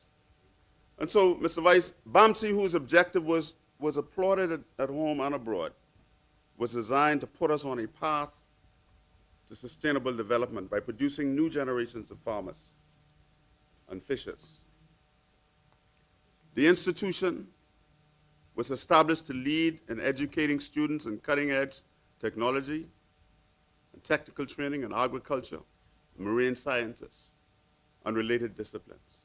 It was supposed to inspire a new generation of farmers, agronomists, maritime experts, fishers, who would see something good in it, because fishing and farming is what we subsisted on before we got so technically advanced and savvy. Every yard around Albuquerque when I grew up had a cassava patch or banana patch or sweet potatoes, tomatoes, cucumbers, and these were organic. These were not fertilized by any foreign chemicals. Some are advocating for BAMSI to be established. Some people are advocating for BAMSI to be established in all of the major islands where we have arable land. Bahamian environmentalist Joseph Dowell of Save the Bays and Waterkeepers, Bahamas, told the Tribune Business in February 2024 that, and I quote, "There is an incredible amount of arable land on Long Island, on Exuma, and Eleuthera, and in particular on Andros, where we could supply to all hotels, restaurants, and even the food stores, an enormous amount of locally produced products." Can you imagine? Can you imagine? Can you imagine that we could produce enough produce that we could service Bahama eggs put a dent in it, right? Yeah, so, you know, can you imagine that? We give them, we could say, look here, you ain't gotta go nowhere looking for no eggs and no this and no that. We can give you enough. I commend to Mr. Dowell because he missed it out. He didn't say anything but Abaco. And everybody in the Bahamas knows that Abaco is one of the best farming islands in the country. We proved that when we used to export cucumbers and tomatoes and citrus, yeah, to Florida when I was a young man, a young boy. He went on to say, but the incentive is not there because it's easier for the government to allow importation, this is Joe Dowell speaking, not me, of all these items rather than putting the investment into farmland and farmers. Mr. Vice, on the 9th of April 2024, under the heading Super Value, ready to buy all of BAMSI's eggs, the food store chain's principal, Mr. Rupert Roberts, is reported as saying that his stores were prepared to take all of BAMSI's eggs for the next 20 years. At the time, Mr. Roberts was said to be lamenting the notion that Super Value could only get 20 cases of eggs each week from BAMSI, where they could have used 1,000 cases per week. That's a lot of eggs. The government's much heralded Golden Yolk project was supposed to increase the country's egg production by millions. And the government rolled out the Golden Yolk project 2 years ago under the tremendous fanfare. It was said that some $15 million invested in the initiative would result in the constructing of new state-of-the-art feed mill, 7 and 38 new grow houses in New Providence and the Family Islands, respectively. So you're going to build 7 grow houses in New Providence and 38 in the Family Islands. These new egg houses, which were promised to be established on 12 islands throughout the Bahamas, were supposed to produce 13 million eggs. Mr. Vice, the Prime Minister, in his statement of the 27th of February 2023, at the groundbreaking of the Golden Yolk project, declared, "We are ushering in a new age of agriculture, an age of promise and prosperity, an age where we make the most of what we have in the most sustainable manner possible." The project's 3-phase implementation will see the creation of some 90 jobs, over half of which will be based in the Family Islands. These new jobs mean more disposable income for Bahamians, be they from Abaco in the north or Inagua in the south. They also translate to a more robust, diverse economy for our country, the statement read. Finally, the statement posed a most provocative reflection. This is what the Prime Minister said, most provocatively. "My friends, imagine going to the food store one morning to buy eggs, and suddenly you look around and all the cartons say, made in the Bahamas." What a day that will be for our archipelago. I applaud the Prime Minister's sentiment there. What a day that will be. But Mr. Vice, you know this better than me. Instead, what we found when we went to the food store shelves was made in the Dominican Republic. You know this better than me. After investing $15 million, after outlaying $15 million, promising a project for our own eggs to be produced in the Bahamas. The latest update from our colleague, my friend, the chairman from BAIC, is that there are 4 more houses that are being imported currently as we speak. I don't know where they're coming from because that's been a while and they didn't reach here yet. 3 houses are currently on island. And so we are making, Bahamians could build these houses. What kind of houses these are? What kind of houses these is that they got to be? Yeah, what that mean? Commercial fish chicken houses. Then when they had the chicken farm down on Glasson Road, I didn't see no commercial chicken houses there. No, they failed because we had a hurricane. We had a hurricane, and it was never redone again. That's why they failed. There are 4 more houses that are being imported currently as we speak. 3 houses are currently on island, and so we are making good progress at present. The land has been cleared, and we expect to make some progress on getting this project up and running in short order. In the meantime, I quote, we've highlighted how local Bahamian egg producers and school agriculture programs have stepped in to provide reasonably priced eggs for Bahamians.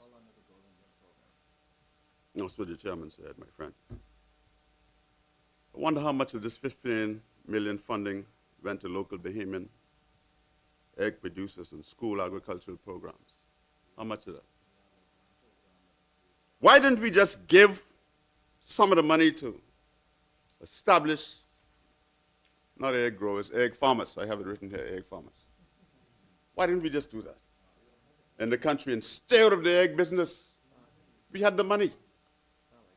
We have the money. We have the money. We could incentivize the egg farmers. The yellow big bird and Abaco. There's another group out of Abaco. Some fellows from Grand Turtle Key who were growing eggs. In the Tribune of 17th of February 2025, we hear from the ministry responsible. No, I find it most offensive when you all say that, you know. As a minister of foreign affairs, I wrote everything I read. And so now I don't have a staff. Who do you think writing? I find that most offensive that you would sit here and say that someone would write what I have to say. I find it most offensive. It's most disrespectful. It's most disrespectful. It's very disrespectful. Very, very disrespectful. Very disrespectful, man. In the Tribune of the 17th, no, I researched it myself. I did some more research, but Bamsi too. Some more research I did with Bamsi. More research I know with Bamsi. But I can save that one and keep my powder dry on that one for now. In the Tribune of the 17th of February 2025, we hear from the ministry responsible for the Golden Yoke program that the program has experienced some delays acquiring equipment, sourcing and getting documents, and working with other government ministries. Why can't ministries work together to cause something as important as this to happen? It was suggested in the same report that the much anticipated initiative will begin in earnest in September, going into 2025. So now, I guess these houses and everything else will be here by September 25, the 4th quarter. I watched the minister responsible for social services, the Honorable Miles Arruda, my friend, as he gave his budget report in that other place, and I felt his pain. So many demands for assistance and so little funding to respond to these requests. The minister informed us that demands are coming from both New Providence and the Family Islands. The Nassau Guardian reported yesterday morning that Minister Arruda said that there has been increasing demand for food, for rental, and burial assistance. We are inundated, would be the correct word, with requests from individuals due to the inflation crisis that is going on all over the world. The minister is reported as saying. He went on to say, what we found was that there have been people, and this for those of us who brag about the increase in minimum wage, who were receiving social services assistance, who are now back to work, fully employed, and that is part of the reason why individuals would have been taken from the food assistance program, because they had work, right?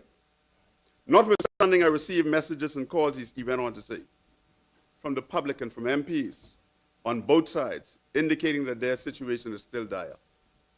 Notwithstanding that they may be working, because we do have the working poor. You got to take account for the working poor. Some people working, but barely surviving, barely getting along. Yet this administration continues to defend its frequent flyer mileage. It continues to rack up, bringing back almost 500 retirees, pensioners, and spending an astronomical amount of money on consultants. Last I heard was 220 million. I don't know if that's true. Can't be true. I hope somebody could correct me. No way we could spend $220 million. But police officers don't make no money like what these consultants making. Can you imagine, Mr. Vice, what we might do with 100 or 150 million of that?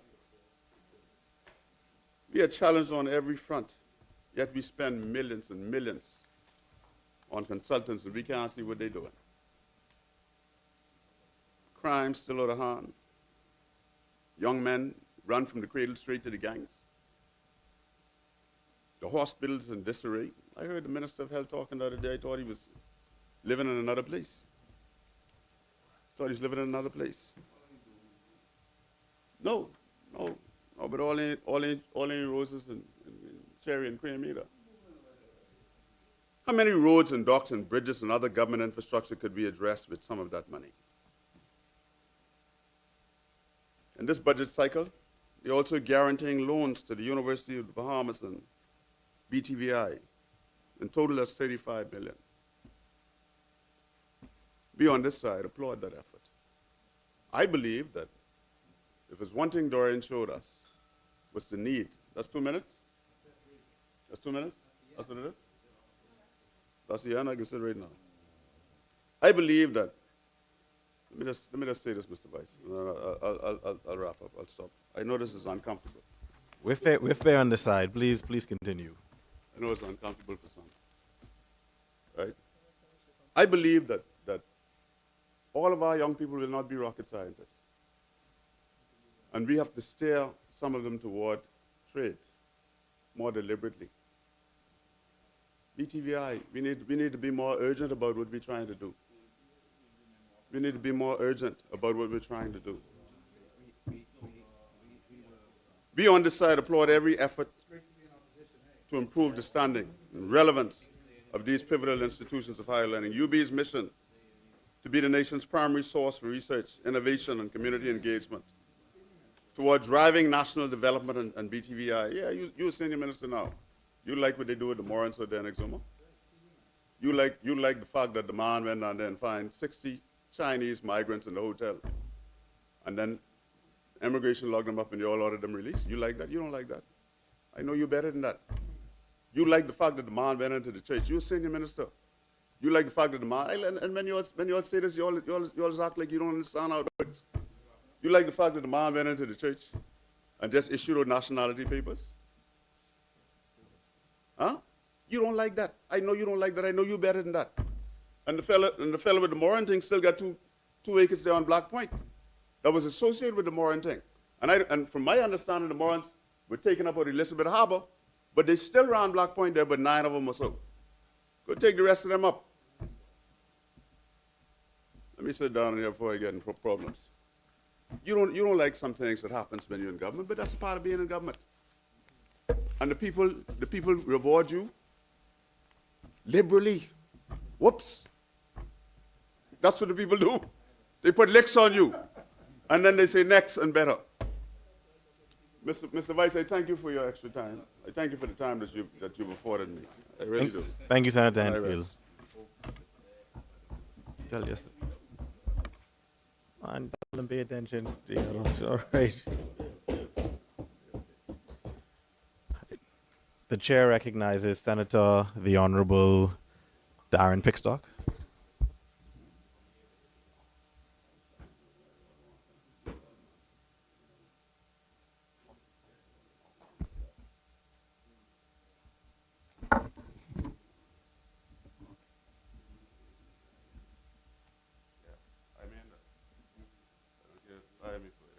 Good evening, colleagues. Good afternoon, colleagues. It's a pleasure to be back in this place once more to contribute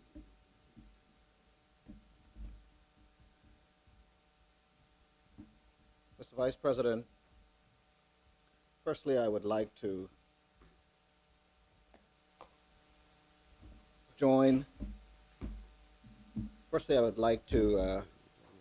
rise to support the mid-year budget statement and to provide an update on matters under my purview as chairman of the Bahamas Agricultural and Industrial Corporation.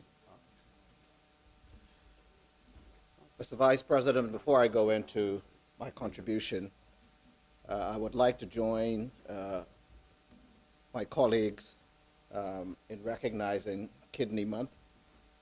I would also like to thank the Kidney Association for all that it is doing through education, awareness, and patient support. So, Vice President, I also commend the Davis administration through the Ministry of Health and Wellness for its proactive approach through its newly announced kidney donor transplant program. I recently heard Senator Ellis mention to some degree that this should be implemented or something of the sort. But I am pleased to say that the government is proactive and has announced this kidney donor transplant program.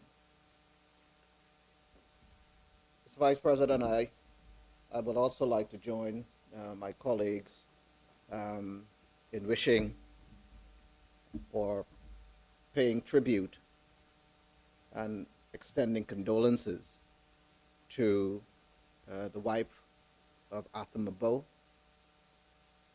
who is a great statesman and a supporter of the Progressive Liberal Party and for the progressive cause. Mr. Bo, we are with you. The nation is with you. And may the soul of your wife, the dearly departed, rest in peace and rise in glory. May the Lord give you peace that surpasseth all human understanding. Mr. Vice President, as I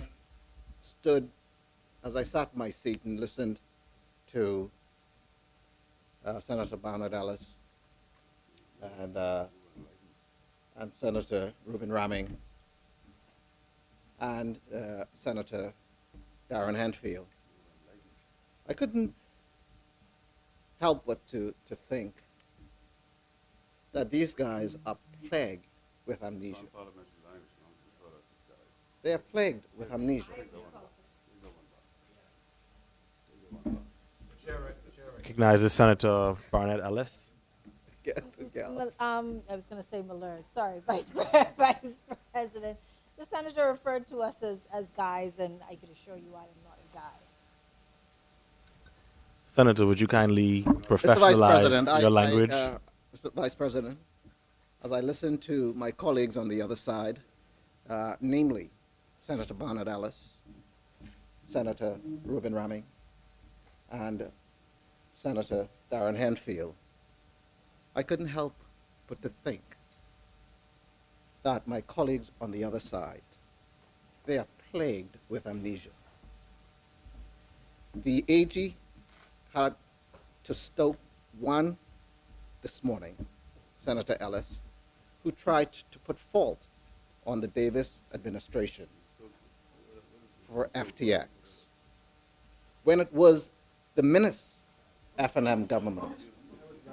Mr.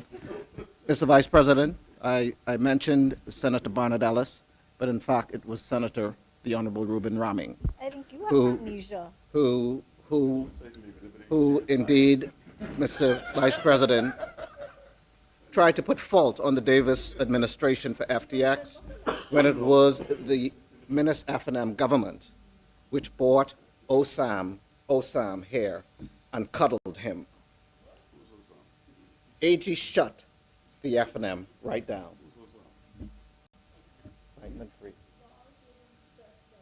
F&Ms also have have an acute form of another stomach ailment cause most. Senator Barnett Ellis, one moment, Mr. Pickstock. Mr. What's Vice your point of order? He's misleading, I was saying, What is the misleading statement? the misleading statement is that the F&M bought Sam here. Okay, can you clarify your statement Mr. Vice in President. bringing him here?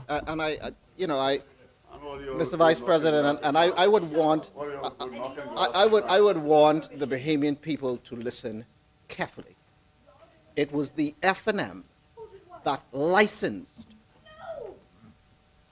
Mr. Vice He was President. licensed after the election by Mr. your Vice President. administration. Mr. Vice President, the AG has already addressed this issue. Correct. The AG did respond to that. Are you refuting it and bringing new evidence that he was licensed during this administration? On to the AG, but I repeat what the AG says, right? And so that's very clear. And so I would invite Mrs. Barnett Ellis to review her facts. Additionally, Mr. Vice President, there was a big joke in the media today where disgraced F&M Health Minister, Dwayne Sands, gave a review on the COVID period. Come on, people. This guy had to quit. Senator Henfield, what's your point of order? This man is maligning the character of a very well-respected physician in this country. And it's unparliamentary for him to stand here and call Dwayne Sands a disgraced individual. For whatever reason, I'm sure he could find better language to use I don't want to. That's a fact. than that. That's a fact. That is very, very improper. I don't want to. I don't. It is unparliamentary and unbecoming Nothing of unparliamentary. a learned colleague, He had to quit. right? But quitting doesn't mean that you're a disgrace. Your point. Quitting doesn't mean if you Your step point into of the your point of cabinet- order is noted. Thank you.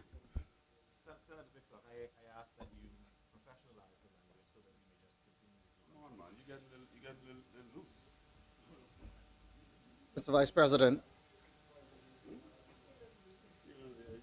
Dr. Sands had to quit for breaking his own COVID rules.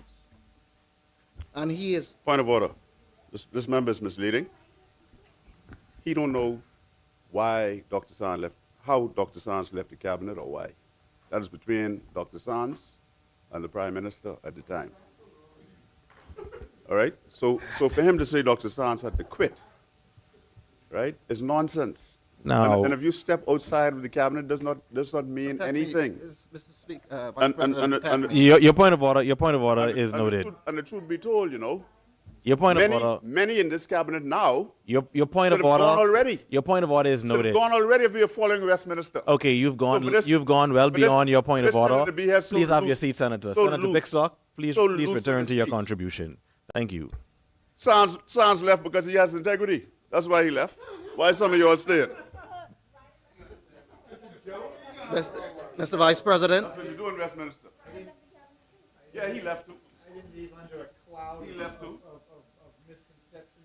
He left too. Mr. Vice President, he had to quit for breaking his own COVID rules. And he is so full of it, he is happy pontificating. What a national joke. The region must be laughing at him. The F&M is a party with 3 leaders, and all 3 of them dislike one another politically. Mike, Mace, and Minnis. MMMs. Mr. Vice President, one of the greatest regrets in this country, for me at least, is how we come to this place to debate issues and provide answers for the Bahamian people. And in doing so, we very often forget to tell the Bahamian people of the genesis of, and the concepts, the ideologies, and legislative framework of which we speak. When I took up my appointment as chairman of BAIC, I was standing on the shoulders of the forefathers of the Progressive Liberal Party, which built the modern Bahamas. Before the PLP, there was no BAIC. Before the PLP, there was no Bahamas Development Bank. Before the PLP, there was no Defense Force. Before the PLP, there was no NIB. Before the PLP, there was no Mortgage Corporation. Before the PLP, there was no BAMSI. Mr. Vice President, BAIC was created to provide the Bahamian people with expertise, direction, technical and vocational support to build, promote, and advance light manufacturing business development in key sectors of our economy. Get Bahamians into modernized equipment and machinery in fishing, whether in fishing, construction, boat building, and countless other small business projects. The PLP knew that foreign banks operating in this country were more interested in lending for mortgages on homes and cars than getting Bahamians into businesses. Mr. Vice President, the Bahamas Technical and Vocational School, another creation of the PLP, was training young men and women in so many vocations and disciplines. And after graduation, these enterprising and ambitious young people had nowhere to turn for further training and access to expertise and funding to launch their business. And the reason I raise this as well is because, Mr. Vice President, I also go back to Senator Darren Henfield, who spoke about the vocation and the curriculum of people in school and the fact that there's lack of technical abilities or institutions for citizens. And so I wanted to point to BTVI, which was created under the Progressive Liberal Party, which is a technical institute, Mr. Vice President, to allow for training. But along came the PLP, Mr. Vice President, and we have been mending, fixing, developing, creating, and restoring the modern Bahamas for the last 72 years. We don't have the luxury of casting cynicism and doubt and criticizing for criticizing's sake. We lay down the bulwark of a national structural foundation of which thousands of Bahamians have traveled to get to the road of success. If I may borrow from the nation's founding father, Sir Lyndon Oscar Pindling, who said, "We never said that we would be a super world arms power. We never said we could put men on the moon. But look at how many people we have put on their feet." And that is the real mantra of BAIC, Mr. Vice President. Our aim is to put more Bahamians on their feet.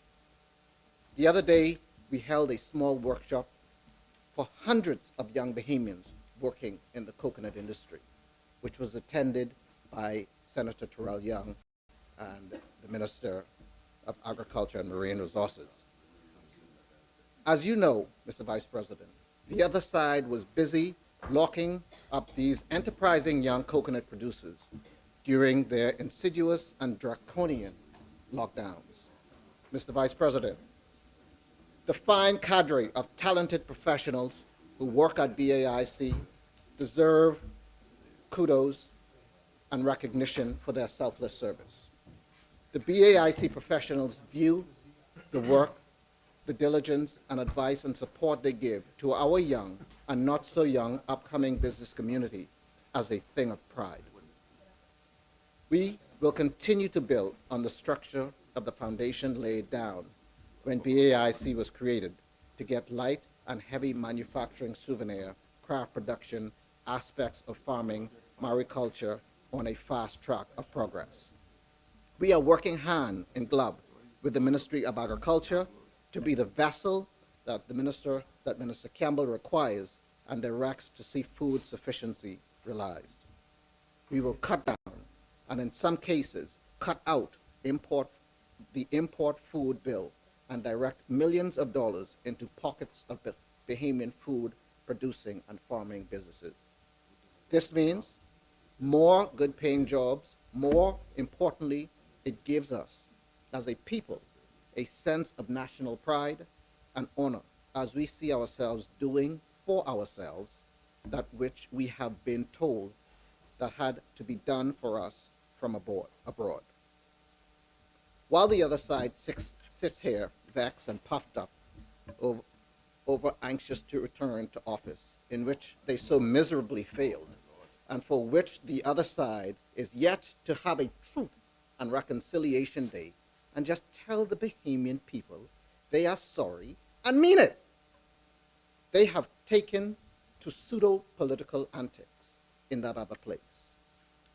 You know, some may have missed it the other day. Their shadow minister of finance deliberately misspoke on Old Bahama Bay in West End, Grand Bahama.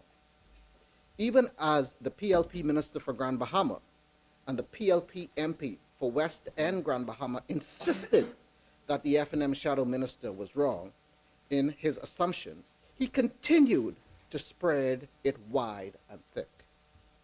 A senior attorney who served as chairman of the Hotel Corporation under the F&M administration would appear in the media a day after, setting the record straight on Old Bahama Bay and correcting the F&M shadow finance minister. This is what they do, Mr. Vice President. They are what the little children once said, they are storytelling. Any fabrication to paint a picture of gloom and doom on the country, which they feel will be sucked up by Bahamians. I suggest they wake up and smell the coffee. Let me remind the other side, especially those who have jack-in-the-box jumping up and down syndrome, that you can fool some of the people some of the time, but you cannot fool all of the people all of the time. Mr. Vice President, I would now like to give a report on the Golden Yoke project. Firstly, Mr. Vice President, there has been a lot of misunderstanding and misinformation put in the public. Just here today in the chamber, Mr. Vice President, the leader of opposition business stood on his feet and said that $15 million was spent. What was the $15 million spent on? Without verifying the facts, without asking relevant questions, he spewed mistruth into the public domain. Mr. Vice President, mistruth. Mr. Vice President. I stand on a point of privilege. This member is calling me a liar. This member is calling me a liar, and I take unkindly to that. I have here a document which says, several documents in fact, which says the government set out $15 million to deal with the Golden Yoke program. The first time I knew that they didn't. You said they spent. Do the documents indicate that they spent it or it was allocated? Don't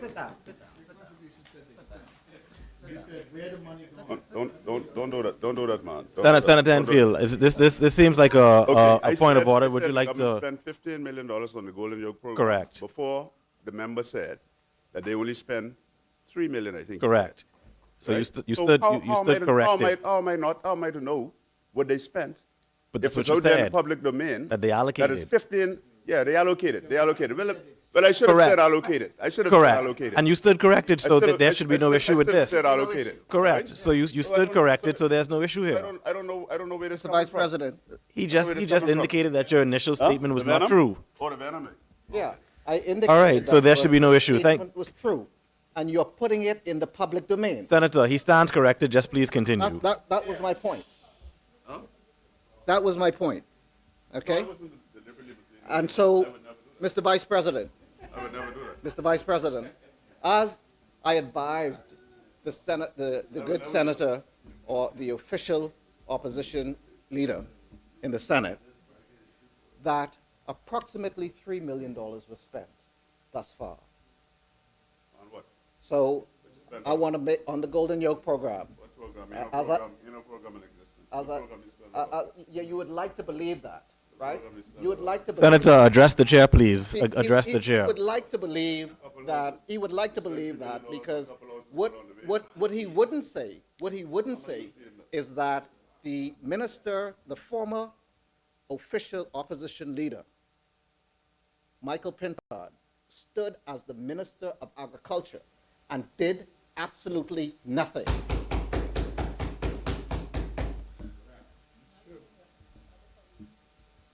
Mr. Vice President, firstly, I think it's important to understand that the Golden Yoke program is much broader and more comprehensive than just the government through BAIC single-handedly producing eggs. It is about partnering with existing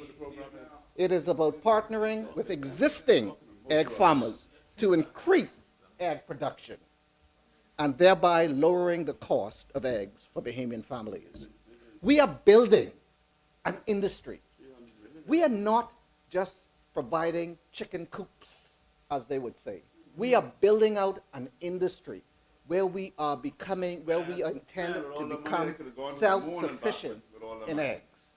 And we are on our way in doing so. The goal, Mr. Vice President, Senators, the goal is to senators. increase egg production One and second. lower the cost of food Pickstock. for Bahamian families. Sorry. Senators, let's allow Senator Pickstock to have the floor. There's only one person here disrupting, and it's Senator, the Honorable Darren Hanfield. Not Senator. All right? Let's get that. And he doesn't want me to explain to the Bahamian people. Oh, I beg you to. He doesn't want me to explain to the Bahamian people that Michael Pintard was a failed Minister of Agriculture. He was a failed minister. He did nothing, and that's why they kept shuffling him around. That's your view. Mr. Vice President, there is a lot of misconception and Senator Pickstock, you know your opinions get them So, to their feet. I want One moment. first- Senator Michael Barnett, Ellis. Thank you. Point of order. Yes, definitely a point of order. Unless my learned friend or fellow colleague or this guy is going to lay over documents or evidence of that, I suggest he rephrase that and say, in my opinion. And I also have a question. I remember from the papers, it was the supermarket that lowered the price of eggs that they imported from elsewhere and not the blessed Golden Yoke program. You are so lost. Senator, would you like to respond? Mr. Vice President, in my opinion, that sounds good. In my opinion, No, it is a good opinion. Michael Pintard, leader of opposition business in the House of Assembly, in my opinion, is a failed or was a failed Minister of Agriculture. He did nothing, and I'm going to lay out point by point why it is my opinion that he was a failed Minister of Agriculture. Mr. Vice President, there is a lot of misconceptions and misrepresentations out there. And so I want to first start with a key fact. Mr. Vice President, approximately, and I repeat, $15 million have not been exhausted to date. Approximately $3 million have been spent. Additionally, most of the materials required to build out this phase of the project is already on island. Mr. Vice President, Mr. Vice President, the Bahamas needs approximately 250,000 laying hens to become sufficient in egg production. Not one egg. We are working aggressively to ensure that we achieve self-sufficiency. Mr. Vice President, can you please protect me? Mr. Vice President, can you please protect me? Okay, senators, the senator needs to get through his contribution. If you have something substantive to say, stand up and make a point of order. Otherwise, please allow him to continue. Let's give him our attention. Our history shows that we are self-sufficient in eggs. Our history shows that we were self-sufficient in egg production before. However, due to several reasons, the industry went into significant decline. We're learning from our mistakes in the past and taking concrete steps to revive the industry. And already we are seeing good progress. Mr. Vice President, the Golden Yoke program, launched in February of 2023, has been a centerpiece of the Bahamas Agriculture and Industrial Corporation's agenda for the past 2 budget cycles. Mr. Vice President, we accept that there has been some delays, whether it was because of supply chain disruptions or natural disaster occurrences. However, Mr. Vice President, we are moving forward aggressively. We have redoubled our efforts, and the project is now seeing more substantial progress, which should result in actual egg production within this calendar year on a more upscaled basis. However, I hasten to say that we, under the Golden Yoke program, we are producing eggs now.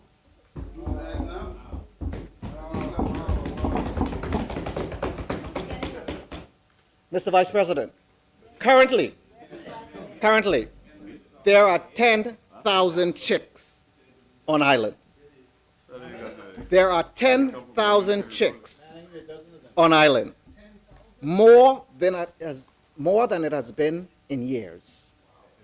Further, an additional 10,000 chicks have been ordered, and it is on its way to the Bahamas. Mr. Vice President, this is a game changer because more hens mean more eggs. These chicks will boost egg production. Yesterday, we have donated 5,000 chicks to the Bahamas Department of Corrections to assist with the egg production. What this means is that they will contribute to the Golden Yoke program. This is a multifaceted program. This isn't a program where the government is only focused on producing eggs. This is a program where the government is giving BDOCs, the Bahamas Department of Corrections, eggs. This is a program where the government has given BAMSI 3,000 eggs to produce. This is a program where the government has given and is giving current farmers eggs that will come under the Golden Yoke program, and that is already bearing fruits. We are already producing eggs. So the Golden Yoke program is functioning. So it will be ramped up, mind you. I want to know what kind of house you got them chicken in, President. Because you want a house. Mr. Vice President, the building materials for the first 3 chicken houses are in country, and preparations are underway for construction to commence in the second quarter of this year. I repeat that, Mr. Vice President.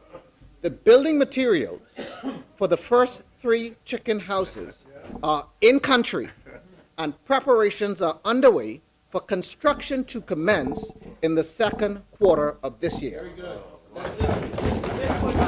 Yes. Mr. Vice President, on that note, I want to commend the Minister, Clay Sweeting, who is working tirelessly to assist in ensuring that all of the approvals that are necessary from the Ministry of Works are done and expedited and given. That's not like the golden chickens live in hotels. Mr. Vice President, the approval of the works, of the Ministry of Works, of all building plans for the chicken houses are in its final stages. The purchase and delivery of the new feed mill equipment to Nassau from India, and the purchase and delivery of the new feed mill building to Nassau from the USA. These equipment and building are now in country and are now under the possession of the Ministry of Agriculture.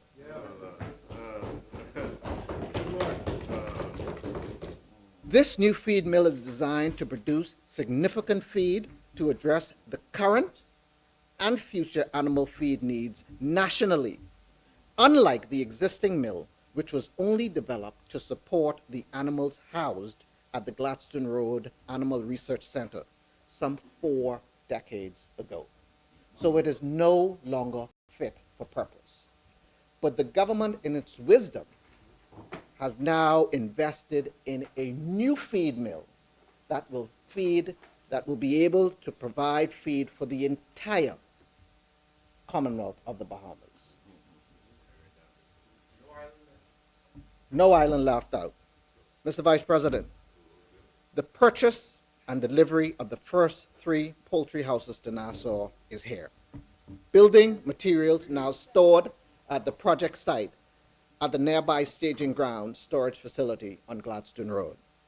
The land for the Golden Yolk site is now under preparation. The commencement of the first phase of construction. The honest reality, Mr. Vice President, is that the leader of the opposition served as Minister of Agriculture before. He had an opportunity to make the big changes and to take big steps, but he did not do so. Now, in my opinion, he was good at making fancy promises and delivering big speeches, but action matters more. Unfortunately, his energy didn't match his words. As an example, in 2020, he spoke about increasing egg productions. But what happened? What did he achieve? What did he achieve? He achieved nothing. But this government, through our minister, this government, Mr. Vice President, through our minister, Jomo Shaka Campbell, he's different. We believe in being deliberate in our actions, taking meaningful steps to directly impact the kitchen tables of Bahamian households. We believe in results, not just rhetoric. This isn't just a government initiative. Like I said earlier, this is a movement. The Bahamas is getting back to feeding itself, and that's a win for everyone. Mr. Vice President, I would now like to move on to our North Andros Farmers Commercialization Pilot Program. Mr. Vice President, we are talking about food sufficiency. We are talking about bringing down the cost of food in the Bahamas. Mr. Vice President, I am pleased to report that in June of 2024, the Honorable Jomo Campbell, through BAIC, hosted a meeting with a group of large wholesalers to discuss the feasibility of the North Andros Farmers Commercialization Pilot Program. All of them in attendance indicated that their support of such a program, which would see the sourcing of large volumes of varieties of produce from local farmers, beginning with those in North Andros. Mr. Vice President, let me hasten to say that the idea is to extend this commercialization program throughout the islands of the Commonwealth of the Bahamas. This is the pilot project. Mr. Vice President, 1 month after the aforementioned stakeholder meeting that we had, officials from BAIC and various areas within the Ministry of Agriculture and Marine Resources traveled with a group of large wholesalers representatives to visit and meet with the farmers of North Andros. During these meetings in North Andros, the wholesalers visited a number of farms and participated in a town hall meeting for farmers and the wider community, where they underscored their interest and support for this program. As a result of these meetings, Mr. Vice President, about 12 months after, North Andros farmers have committed Mr. Vice President, about 12 North Andros farmers have committed to growing the requested crops needed to fulfill the orders to be placed by these large and nationally recognizable wholesale companies. To note, these orders will be placed through BAIC, fulfilled through BAIC, and inspected by BAIC, and payments settled through BAIC. The wholesalers inform the farmers about the desired varieties of crops, the necessary quantities of those crops, the acceptable quality required, the acceptable prices of those crops, and timelines for delivery of the same. Mr. Vice President, I am pleased to report that on Friday, December 6, 2024, BAIC received its first orders of cabbages ordered by one of the wholesale companies. Some 10 pallets of cabbage earmarked for this national wholesale brand was received at BAIC's Produce Exchange and delivered the same day to the wholesalers. This is the pilot project in North Andros. This pilot program is working as the kinks get worked out. I said that earlier if you were listening. It will be expanded to other family islands. Mr. Vice President, in December last year, I led a delegation of officials from BAIC to North Andros, along with my colleague, the Minister of Parliament from North Andros and the Berry Islands, the Honorable Leonardo Lightbourne, Member of Parliament, and the ambassador to the Bahamas from the People's Republic of China. During this trip, the Chinese ambassador donated farming tools and equipment to 20 North Andros farmers in support of the Farmers Commercialization Pilot Program. Mr. Vice President, I now move on to Grand Bahama Artisans Market. BAIC, in collaboration with the Ministry of Grand Bahama, has erected 12 artisan booths, which will serve as the hub or a hub for cruise and land-based tourists. Bahamian artisans will have hundreds of daily visitors brought in by the various tour companies to patronize these vendors. Mr. Vice President, this collaborative effort will aid in improving the fortunes of Grand Bahamian artisans while stimulating the local economy. And I'm sure that is something my colleagues from Grand Bahama would like to hear, that BAIC is collaborating with artisans to create an artisans market in Grand Bahama. Mr. Vice President, in keeping with these efforts to bolster our artistic community, BAIC has conducted an unprecedented 19 diverse training courses across the length and breadth of the Bahamas, or our archipelago, during the year 2024. Mr. Vice President, in order for Bahamians to be the primary beneficiaries of our economy, we are obligated as a corporation to train Bahamians to be prepared for the opportunities as they emerged. Mr. Vice President, this year, this is the Taste and Tell, BAIC will host its 4th edition of the well-regarded and impactful Processed Food Expo. This is a food expo for Bahamian producers and processors to showcase their products, Mr. Vice President. So to the official opposition's point, this is not a foolish project or program. We believe that this is well intended.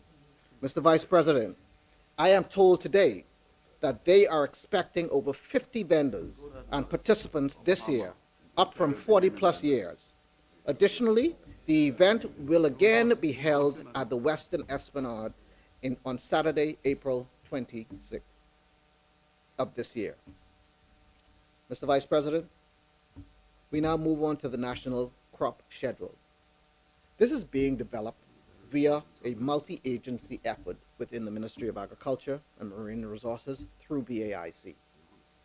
This is long overdue, and a long overdue initiative which will foster a more organized and predictable production and distribution of crops. In our collaboration with industry partners, the sentiment has been repeatedly echoed that unless our farming community plans grows and harvests its crop in accordance with defined needs, the growth and development of this sector will remain stifled.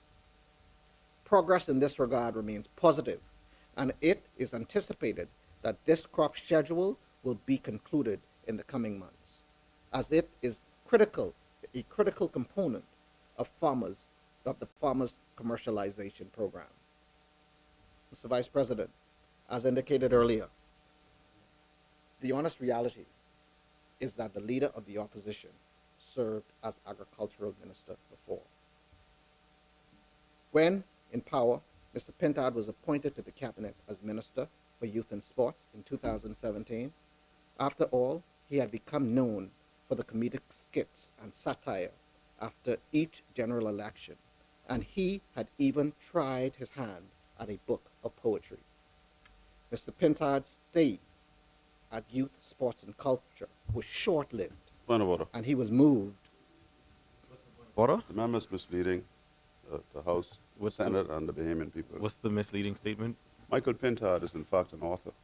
Published one of his books, or maybe more than one of his books, are used in the public school system. Okay. So he please didn't- correct your he statement didn't- that he he didn't attempted try to his publish a hand. book. He didn't try his hand That he at the did book. publish a book. And you know, Is that the extent of the point of order? and you know, being a It's a point of order. It's not a speech or a contribution. Being You a state your comedian- point of order, and I decide on it.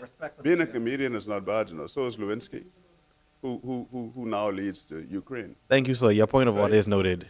Yeah. Your point of order is so noted. So is he. Thank you. Who's now greatly acclaimed in the world. Your point of order is noted. Attacking the leader of the Senator attacking the Pickstock. leader of the opposition. and Please- for nonsense. Please continue. Correct your statement on him being an author. Thank you. He has authored several books. The Prime Minister said in explaining the sudden shuffle that Mr. Pintard was uniquely qualified Reagan was from a historic Black American college in the discipline of agriculture.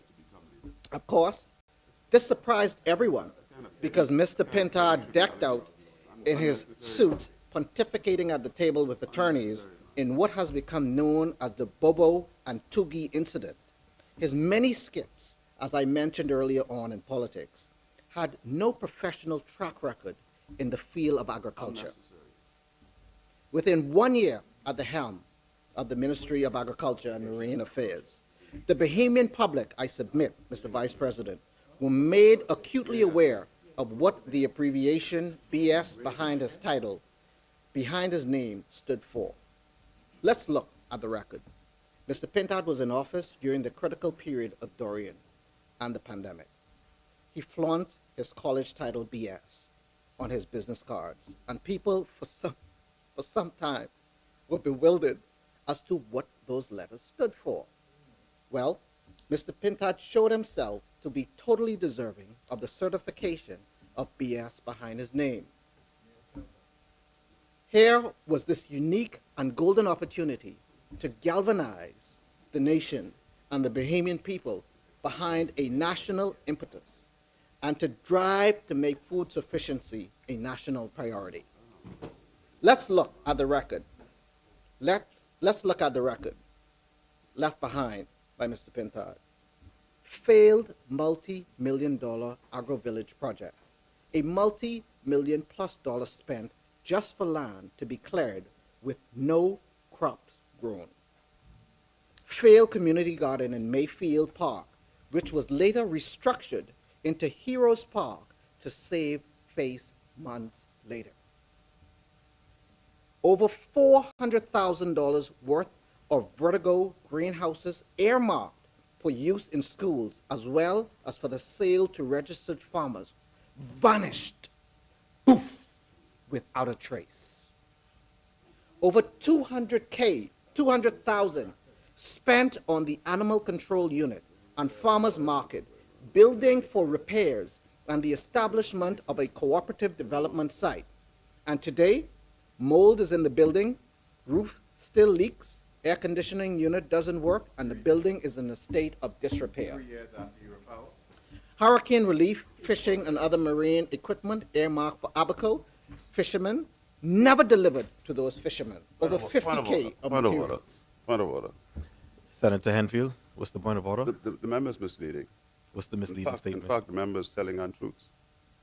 I am fully aware, as the former member of parliament for North Abaco, that fishermen in Abaco received the material to which he referred, engines, traps, and the likes. So he either proved that they were not delivered or withdraw it.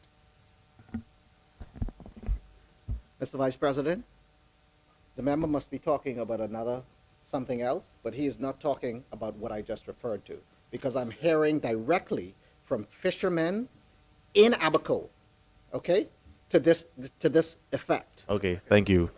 Senator, would you like Okay. to provide something that shows that they were provided with, No, I'm telling you the equipment were delivered. within reference to this exact same program?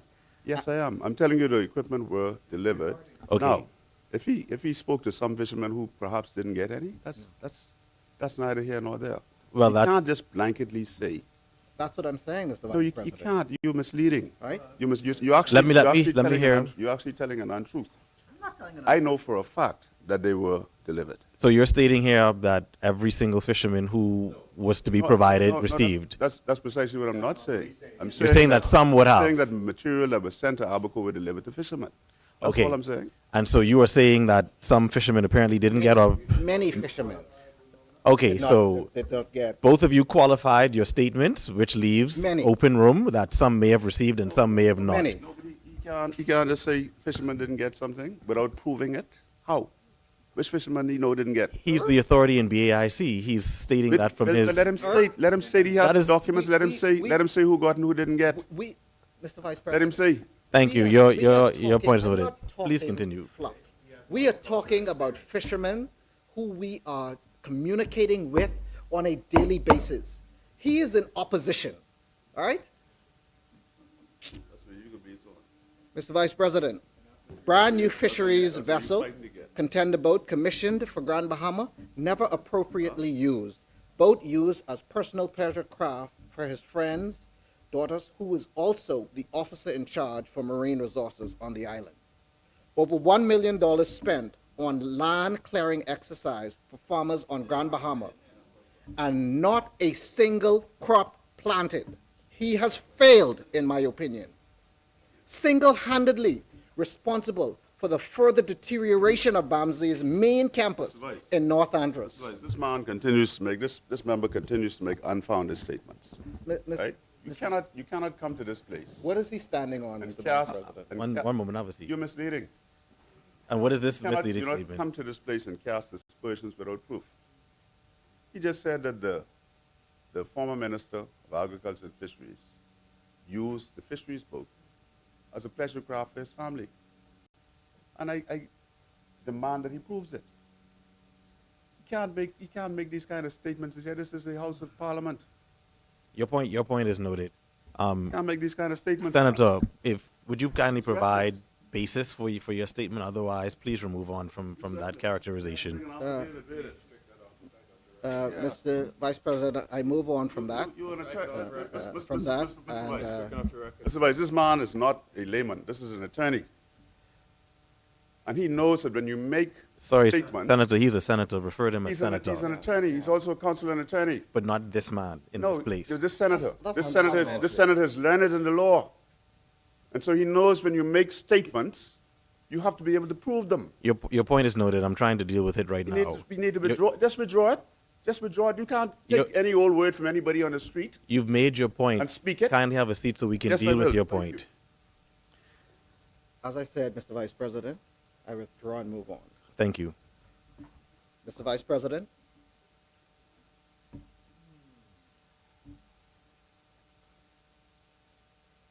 the former Your benevolence is noted. minister Your is benevolence. single-handedly responsible for the further deterioration of BAMSI's main campus in North Andros, with not a single advancement. And Mr. Vice President, we have the former chairman of BAMSI sitting right here in the What that has gallery. to do with the price of tea in China? You up on your feet making allegations. Mr. Vice President, in Has North the Andros, floor. with not a Sorry, he single has the floor. advancement Allow him to- made to in wrap up. 2.5 years during his tenure. You can say Perry Christie let a cow die. Right? So what? Mr. Vice Man, President, allowed agricultural commodities unfit for consumption love it. and use freely entered the country with no regulation to appease his constituents and voters. Bastardized the agricultural land leasing process by placing his constituency office, secretary, and former banking friend as officers in charge of agriculture crown land granting process. And Mr. Vice President, Mr. Vice, you have Mr. given Pintard, tremendous latitude, One rack up moment. more This is salt. travel. right? You have given tremendous latitude for this assault, which has nothing to do with the price of tea in China, Yeah, it has everything to do. right? I give This that- is just a personal attack on the leader of the opposition I take your Right. point, Senator. by a bounty hunter, it appears, who's received his bounty Your point of order and is singing for noted. his supper in this place. Yeah, he is well paid.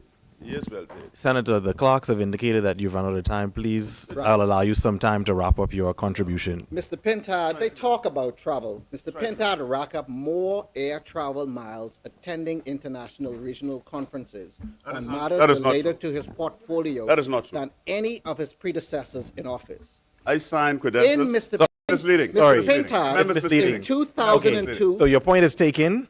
Allow me to deal with it. Your point is that it's misleading. Please provide evidence of it or kindly move on. Mr. Every Mr. time Vice he- President. Every time you tell a lie, Mr. yeah, I can get up and stop Mr. the Pin- clock because Mr. Pin- it's Mr. right Vice now, President, it's Mr. Pintard in 2020, just to wrap up the point so I can prove it, interview with the news media complained that his travel budget needed to be increased as he had much more miles to travel, places to see, and conferences to attend. I wonder how Mr. Vice President, shows he didn't travel, eh? Mr. Vice President, That Mr. shows Vice he didn't President. travel. No, it doesn't. Mr. Vice President. And his budget was increased. Okay? Mr. Vice President, I provided you. I provided you. Point of order, please. Point of order. I provided you Point of order, with please. the interview. can hear you. Yeah. Yeah. Yeah. Point of order. We refuting the What is- claim what is the point that of he's order? asserting to whatever this article is, which he needs to produce in evidence. He needs to produce this article that he's. He was in the throes of it. What is the point of order? He's reduced it. He is misleading across the board. Okay. Because you cannot. Thank you. You cannot extrapolate from somebody saying if it is so that it was said. Senator that Ramling, it- your Let point- me- your let me point of finish order is my noted. Point of order. You want me to finish my point of order? No, Sir, no, being in because- here all the time, and I watch, and I even sit and allow when persons have long point of orders to make their point. You want me to I just take your point of order, point. say two words to you. I take your and point. Sit down, You sir? said it's a misleading statement, Where's so your now I'm going to integrity, man? deal with it. Where is your This is not integrity? your Let me finish opportunity my for a statement. speech. Let me It's not finish your my opportunity statement. for a statement. This is the It's not your concept of the opportunity time. for a statement. Be fair, brother. Mr. You Mr. Kennedy, be you stated fair. your point of Where is order. Your integrity. He said that you are misleading. Please No, you explain let me state or move why. on. You let me state my point. Come on, man. No, I've already, I am attacking his yes, but I've already man. spoken to him. We sit here, this is visible all the time. Senator, Come on, be have a reasonable. Let seat. me finish. Go ahead and Please name if stand you up. want to name. Please stand up. But right is right. People are watching, and I'm standing You've here. stated witnessing your this. point of order. It's No, not an this is our It's Bahamas. not an opportunity for you to give a contribution. This is our You Bahamas. stated your point of order. Have a And seat. there's rights in this Please country. continue. Y'all need to stop this. Please You're going continue. too far. You're going too far. Please continue. What's the problem with that?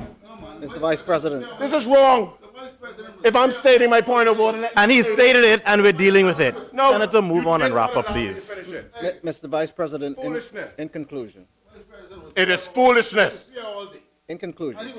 It's foolishness. Mr. Pintard in the 2020 It is foolishness. interview. And the leader of the opposition will say that. Senators, let's allow him to continue. You fear all day. Fear what? Mr. Vice President, the members on the other side completely and utterly and constantly lambaste the government about travel and its travel budget. I am demonstrating that the Minister of Agriculture at the time increased the agricultural budget. And in an interview, which I have provided the chair with, Minister Khan, if you got any sense, Right? Minister Khan, That- peace no travel budget. The ministry, Uh, the minister you- cannot increase any listen. travel budget. Speak to the chair. Speak to the chair. You Senator. split hairs how much you want. Senator Bixstock, speak to the chair, Split hair please. how much you Can't do it want. unless the cabinet agrees. Yeah, but exactly the point. Exactly the point. So Senator you can Bixstock. split hair how much you want. Mr. Vice President, in, Election time talking a bunch of in nonsense conclusion, all evening, man. yeah, well, it's getting underneath your skin. Nonsense.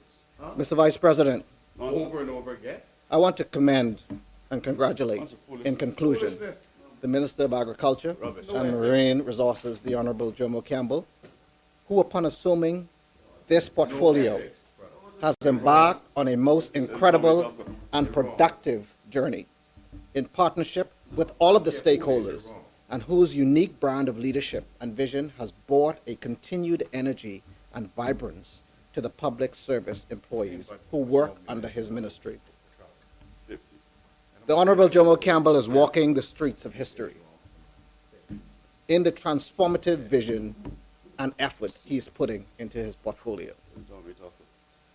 Mr. Vice President, he is standing on the shoulders of other great legendary Bahamian agricultural ministers, such as George Smith, the late Peter Bethel, the late Tennyson Wells, the Right Honorable Perry Gladstone Christie, Pierre Depuch, Alfred Gray, my friend Clay Sweeting. And there is one story I wish to add to this note, Mr. Vice President. Well, I support this midterm budget, Mr. Vice President, and I rest. Thank you very much. Thank you, Senator. I'd just like to read the rules on points of order and ruling. Rule 36.1 says, a senator who rises on a point of order shall, when invited by the president or chairman to do so, state the infringement of these rules on which his point of order is based, and then resume his seat. Thank you. You do it for everyone. you gotta do it for everybody. Everyone. You gotta do it for everybody. You gotta do it for everybody, man. You can't just- That's all the senators saying. Listen. You have to do it for everybody. Politics, I'm talking truth. Don't around me. It has been a practice. Do it for everybody, Let's be man. reasonable. And I didn't, that was no recitation. All got the numbers, all got the numbers, man. You know more than anyone that I'm unfair. It's not an opportunity to say a speech. No, but you gotta be fair with everybody. No, let's go that route. No. Let's go that route. Watch what happen.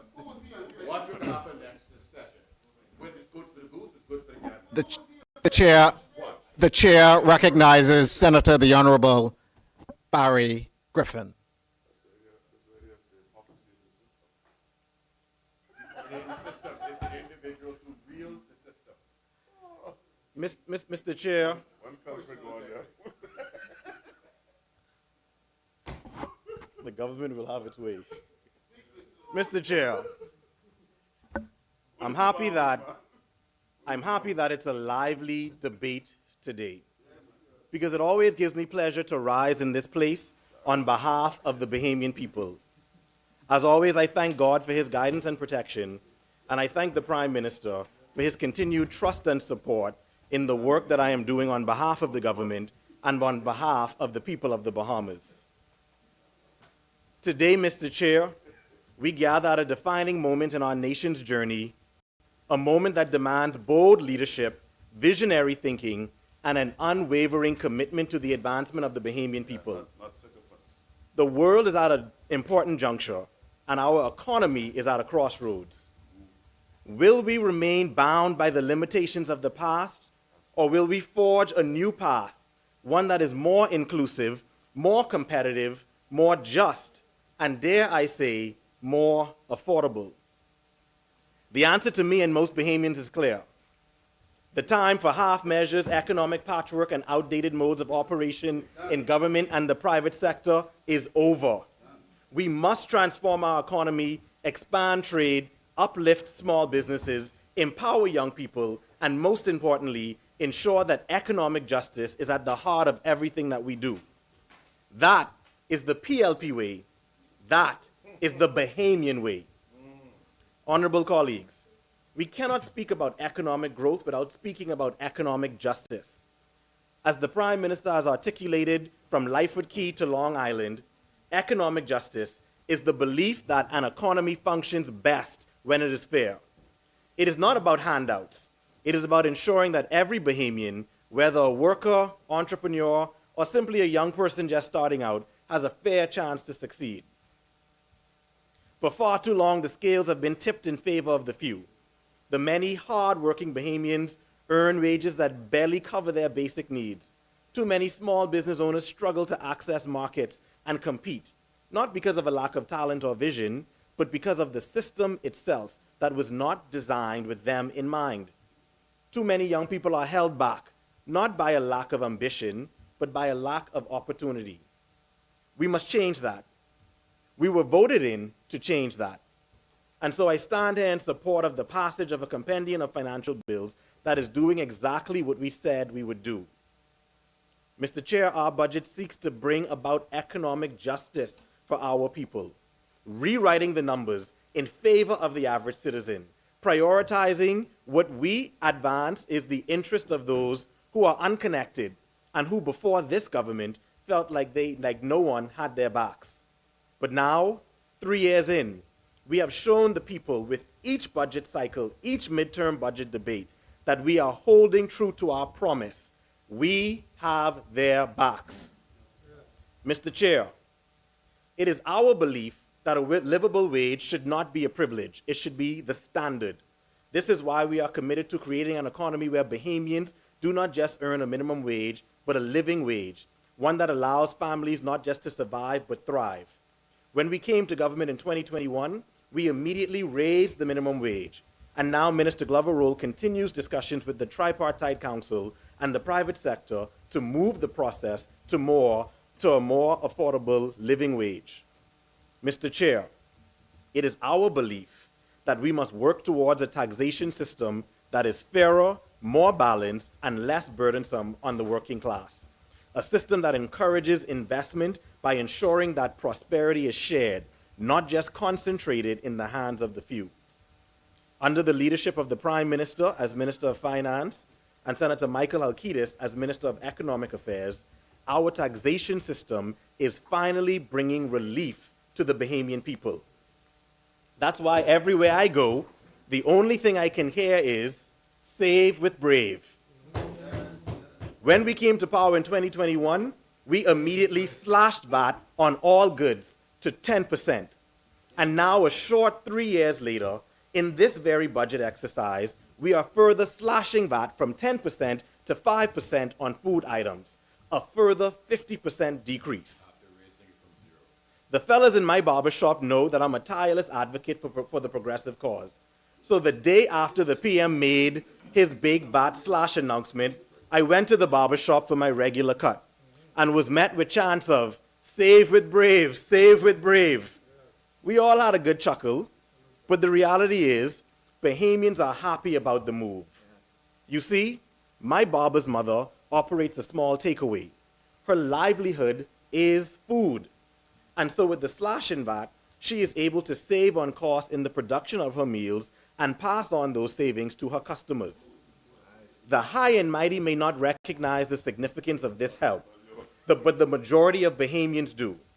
When they are regularly confronted with weekly grocery bills of $200 to $300 to feed their family, that savings of $20, $30, $40 on VAT means extra gas in the car or something extra to put on the phone bill, or maybe you can go see that movie or have a cocktail after a long week.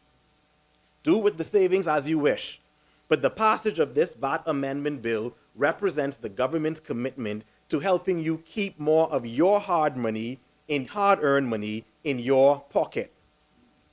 So while the Free Our National movement tries to paint a picture of doom and gloom and somehow contort the facts to claim that we raise taxes where it matters, in the barbershops and beauty salons, in the grocery stores and takeaways, they know that this government is the government of Save with Brave. Mr. Chair, I do have to admit, though, that I'm slightly confused when supporters of the Pintard, Minnis, Ingram, Simonet National Movement say that it's just an election ploy. But you know, Maya Angelou once said, when someone shows you who they are, believe them. We've shown you that we are the party of low taxes time and time again. Believe us. The VAT slash isn't new. We did it within days of coming to office. Then we did it in June 2022, slashing customs on a variety of goods. Then we did it in June 2023, and again in June 2024. And now this March 2025, we are doing it again. Mr. Chair, during the course of our administration, we have lowered or zeroed the customs on items including, but not limited to, almond milk, broccoli, cabbage, carrots, chicken parts, chicken eggs, lettuce, plant-based drinks, peas, beef, pork, spinach, sweet pepper. I can go on, but you get the point. At some point, they will have to admit this is no election ploy. This is the philosophy of the PLP. This is the philosophy of this government, a dedicated philosophy of lowering the tax burden on businesses and on people. Mr. Chair, this government is a government of the people, by the people, and for the people. We know that we must break down the structural barriers that prevent Bahamians from participating in key industries, whether in tourism, real estate, the blue or green economies, the wholesale and retail sectors, by promoting transparency in these industries, competition, fair trade, and innovation. Economic justice is not just a moral imperative, it is an economic necessity. A fairer economy is a stronger economy. When we level the playing field, we all win. Mr. Chair, to build a truly competitive Bahamas, we must think beyond our borders. We must look at ourselves as more than a small island nation. We are a rising force in the global economy.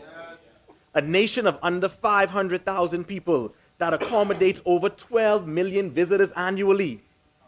A nation smaller than a small American city, but with a GDP per capita dwarfed only by the United States and Canada in this hemisphere. We are small, but we are mighty. The policy of this government is active engagement with our friends from around the world, building relationships for the betterment of the Bahamian economy and the Bahamian people. And that's why, as chairman of the Bahamas Trade Commission, I am proud to lead the government's efforts in utilizing our strong diplomatic and commercial relationships to foster greater bilateral trade. With successful trade missions to places like Panama, Brazil, and Ghana, and successful inbound trade missions from countries like Jamaica, Trinidad, and Canada, we are expanding our economic reach and pushing our private sector to shop more competitively on the global market. These missions have demonstrated the power of strategic partnerships. We must continue to open new markets for Bahamian businesses, increase exports, and attract high-quality foreign investment that creates real opportunities for Bahamians. By expanding trade, that's just the beginning. We must also foster a more inclusive economy. Colleagues, an economy that works only for the wealthy is not a successful economy. This is why we must ensure that economic prosperity reaches every single Bahamian, regardless of gender, socioeconomic background, or your geography within the country. We are in the midst of drafting competition legislation. We are working closely with regional experts. Together, the Trade Commission, the Ministry of Economic Affairs Trade Unit, the Law Reform Commission, and the Office of Attorney General, we are creating a landmark piece of legislation that will fundamentally shift and modernize the Bahamian economy. We are the only nation in CARICOM without competition legislation. In fact, we are one of the only industrialized nations in the world without competition legislation. Competition ensures that all businesses are operating on a level playing field, legally and ethically. It provides consumers, investors, and trading partners comfort that businesses they are working with follow international best practices and do not participate in market manipulation or anti-competitive practices. For the entrepreneur, small business owner, and young Bahamian, competition law will ensure that you have a fair shot at entering any industry you wish without unfair practices hindering your entrance. Competition law will be a game changer for for businesses and consumers. To create a more fair economy, through institutions like the Bahamas Development Bank, we are expanding opportunities for women entrepreneurs, persons with disabilities, and family island businesses. We continue to invest in housing and public services so that all Bahamians can enjoy the basic foundations of a dignified life. Because at the end of the day, economic justice is not just about wages and profits. It is about quality of life. It's about ensuring that every Bahamian can sleep peacefully at night knowing they have financial security. Mr. Chair, the Bahamas remains one of the most expensive countries in the world to live in. In fact, for the last 20 years, across successive administrations, the Bahamas has been ranked within the top 10 most expensive countries in the world. So don't let some make you believe like this is some new phenomenon. The Bahamas has always been expensive. So it's not a new problem. But with the pinch of inflation and global uncertainties, there is no doubt that we are feeling it more now than ever. To be clear, there are global factors that we cannot control. However, there are things right here at home that we can, and it is our job to address these structural issues that drive up costs for Bahamian families. We must take bold steps to ensure that basic necessities like food and housing and electricity are affordable. Because no one should have to choose between paying rent, electricity, or putting food on the table. I am proud to say that right now, before our very eyes, the government's cost of living goals are being realized. We've been very clear that our biggest objective is to decrease the cost of living for Bahamians. You've seen us use financial levers, lowering VAT, decreasing duties, and increasing wages. Now, we are using the government's might to support and increase the efficiency, innovation, and competition in the private sector. Now, for the last few weeks, there's been much talk about eggs. The cost of eggs in the country leaped to over $14 a carton in Nassau and $20 in some family islands. In response to the government's call for trade diversification, a local retailer imported eggs from a new supplier in a new jurisdiction and immediately slashed the cost of eggs by over 60%. Eggs in the country are now as low as $3 a carton in Nassau. Now, even well below the US average of $10 a carton. This is our plan working in real time. And so, to be clear, the government has a clear policy on trade diversification. Firstly, we encourage all businesses in all sectors to look at diversifying their supply chains. We encourage them to look for the best prices and the best quality of goods on the international markets. For companies who have the resources and know how to do it on their own, we encourage them to do so. And for those who would like the government support, please let us know, because we are here to support you in your research, in connecting you to suppliers, and providing you with other resources and support as necessary. So contact, you helped me write my speech here. Contact the trade unit at the Ministry of Economic Affairs at trade@bahamas.gov.bs. Now, secondly, there's a formal national trade diversification program in which we work closely with small and medium-sized businesses to import goods in bulk into the country. In essence, we work with small and medium-sized businesses to help them order together and ship their goods together so that they all have the power of negotiating the best prices and getting their products here to the Bahamas in the fastest possible time. So, colleagues, the cost of eggs is just the beginning. We expect a round of decreased prices of a slew of new goods as early as before summer. We are right now engaging with small businesses, engaging with other jurisdictions on a slew of new products. We are working with wholesalers and retailers to import directly from source countries, products such as chicken, beef, pork, canned tuna, sardine, rice, beans, and the list goes on and on. Now, I want to speak a little about importing from source jurisdictions. Many who are involved in international trade would know about the term competitive advantage.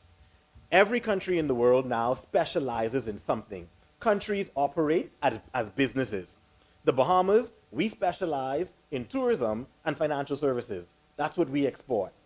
Other countries specialize in agriculture. Some countries are known globally for producing the best meat, the best pork, the best chicken, the best beef. Some are known for producing the best tuna. Some are known for producing the best rice or the best milk. So different countries have different competitive advantages.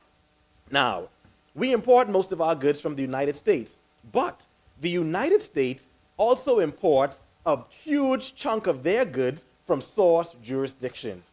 So, Chicken of the Sea, for example, a well-known American brand, gets their tuna from Latin America. And so what we're saying is, instead of importing the Chicken of the Sea from the US, we go directly to the Latin American source and get the tuna from there.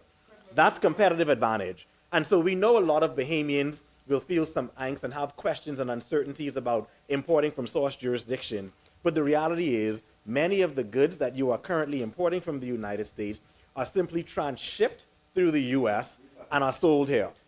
Many of the brands we now use in our country and assume are American products are actually products from other jurisdictions. One big example is Goya. We all use Goya products.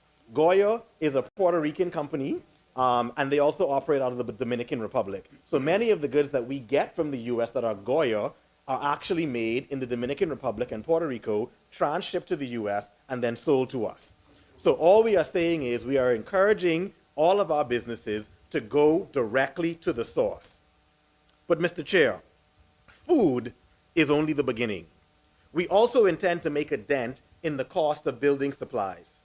The reality is, anybody who's built anything, renovated anything in this country knows that the cost of building in this country is too high. And on this point, I want to be clear, because there have been some statements in the press that we've noted.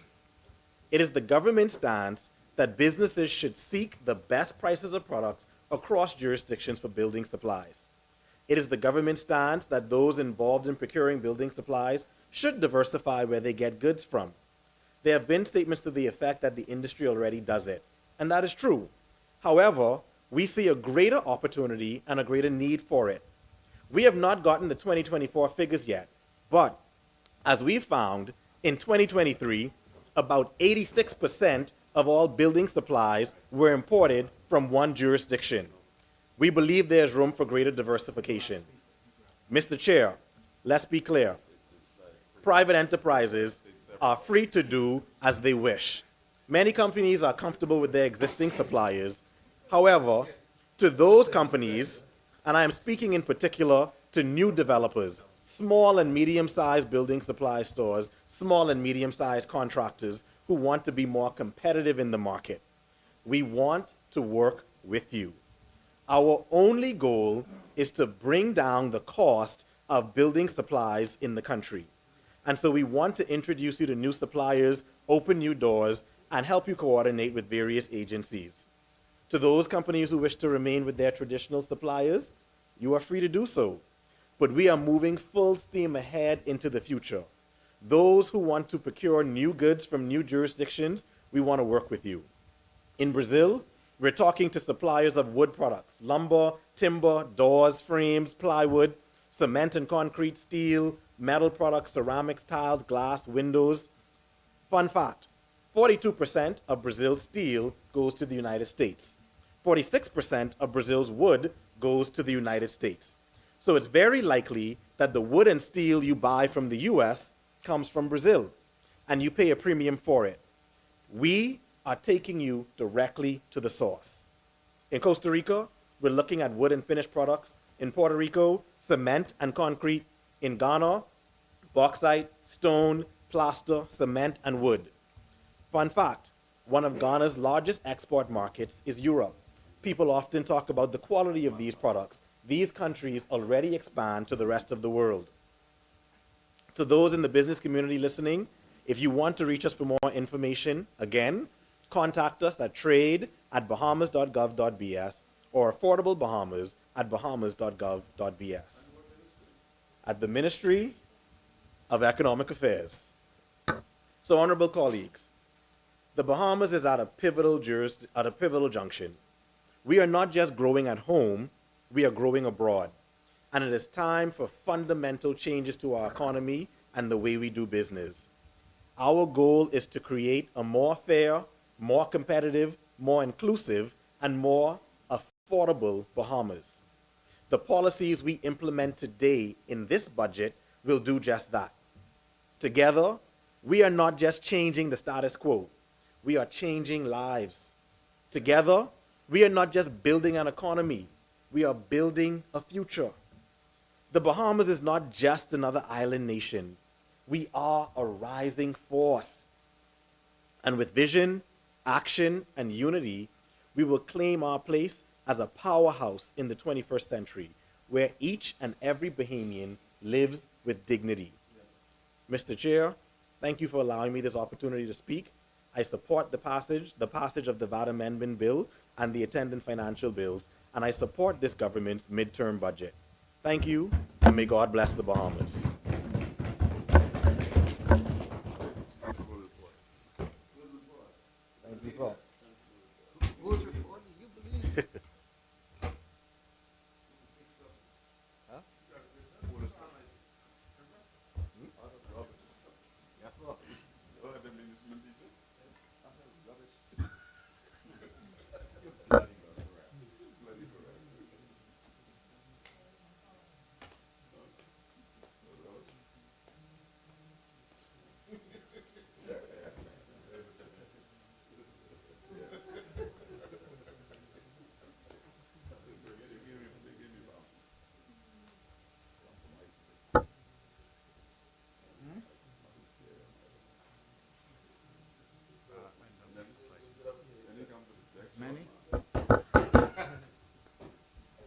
As many, the chair recognizes Senator the Honorable Ryan Pinder. Thank you, Mr. Vice President, and good afternoon to you and my colleagues. Today I rise to support the midterm budget presentation. The financial state of the country is good. The economic performance by our PLP government far outpaces the economic reality of the former F&M government, even when you measure against pre-COVID performance. As we heard today, they always like to blame COVID and Hurricane Dorian. But we will compare some statistics and numbers to the pre-COVID numbers. Mr. Vice President, I don't come to this conclusion without empirical and reliable data and facts. These facts will speak for themselves. With respect to GDP growth, Mr. Vice President, under the F&M, real GDP growth was sluggish. 1.6% in 2018, 1.8% in 2019, before collapsing in 2020. We know that was due to COVID. Under the PLP, GDP rebounded sharply. Mr. Vice President, the economy recovered to pre-Dorian size by the 2023, with the IMF calling the post-pandemic growth, and I quote, remarkable. Real GDP grew an estimated 2.6% in 2023 after double-digit growth in 2021 and 2022. Mr. Vice President, with respect to unemployment, F&M economic policies failed to significantly reduce joblessness before the crisis occurred. Unemployment hovered around 10% in 2018. After Dorian in 2019, it spiked to 13.5. And then, of course, COVID caused unprecedented layoffs. I think 26,000 people were unemployed. Under the PLP, as the economy recovered, jobs returned rapidly. By 2023, May of 2023, the unemployment rate, Mr. Vice President, had fallen to 8.8%. And I reiterate from my good senator earlier today, that is the lowest rate since 2008, 8.8%. On the fiscal deficit, Mr. Vice President, these are all metrics of financial management in the economy. The F&M, yes, they did reduce the deficit in 2018 and 19 to 1.6%, But they did that by raising VAT. But then they missed subsequent targets of what the fiscal deficit would be after that. Pre-COVID, the deficit for fiscal year 2019-20 jumped to 6.5% of GDP. Their target that year was 5.3%. We hear them talking about our targets. They never met a target in their entire administration. It then ballooned to an unprecedented 13.1% of GDP because of COVID. In contrast to this, the PLP oversaw a swift fiscal turnaround. Remember, it was 13.1% when we came to office, the fiscal deficit. We reduced that to 3.8% by 2022-2023, and further down to 1.3% of GDP in 2023-2024. 1.3%. Their fiscal deficit pre-COVID was 6.5%, and that's after increasing VAT to 12%, which they thought they were going to get additional revenue from. Speaking about revenue, let's look at revenue performance, Mr. Vice President. These are all metrics to compare their fiscal management to our fiscal management. The F&M's 2018 VAT hike, yes, they did boost government revenue. VAT receipts jumped 31%. That's because the VAT percentage increased by 60%. And sure, that contributed to the short-term deficit reduction. However, after that, revenue targets that they set based upon their increase in VAT to 12% were missed. Yes, Hurricane Dorian caused a $541 million shortfall, and total revenues during COVID were $900 million lower. Under the PLP, revenue has rebounded strongly alongside the economic recovery. We have the lowest unemployment rate, and our revenue numbers, Mike, went up, while our VAT rate went down. Imagine that. Our VAT rate went down, we increased revenues, and unemployment dropped to record lows. Record lows. Despite cutting the value-added tax rate from 12% to 10%, we heard from the prior senator, we did that right on coming to office. The PLP broadened the tax base and benefited from higher economic activity in the country. We lower the cost to the consumer, the economy grows. When compared to fiscal year 2018 and 2019, the complete fiscal year before Dorian, total revenue for the first half under the F&M grew by 42.4%. Compared to that, fiscal revenue for the PLP grew 42.4% as compared to the first fiscal year before the twin disasters. In other words, their revenue numbers in 2018, 2019, compared to our revenue numbers for this first 6 months, grew 42.4%, or $429.3 million. This is while we reduced VAT in the country. We heard them. When we reduced VAT, what was their argument? You'll never meet any of your fiscal targets. You're reducing your revenue. This doesn't make sense. That's what they said. Well, we proved them wrong. We proved them wrong. $429 million of revenue more than they had in the fiscal year before Hurricane Dorian. We reduced the taxes. We reduced the taxes. We reduced the taxes. Let's talk about foreign direct investment. Let's talk about foreign direct investment. We know foreign direct investment is the engine or an engine of our economy.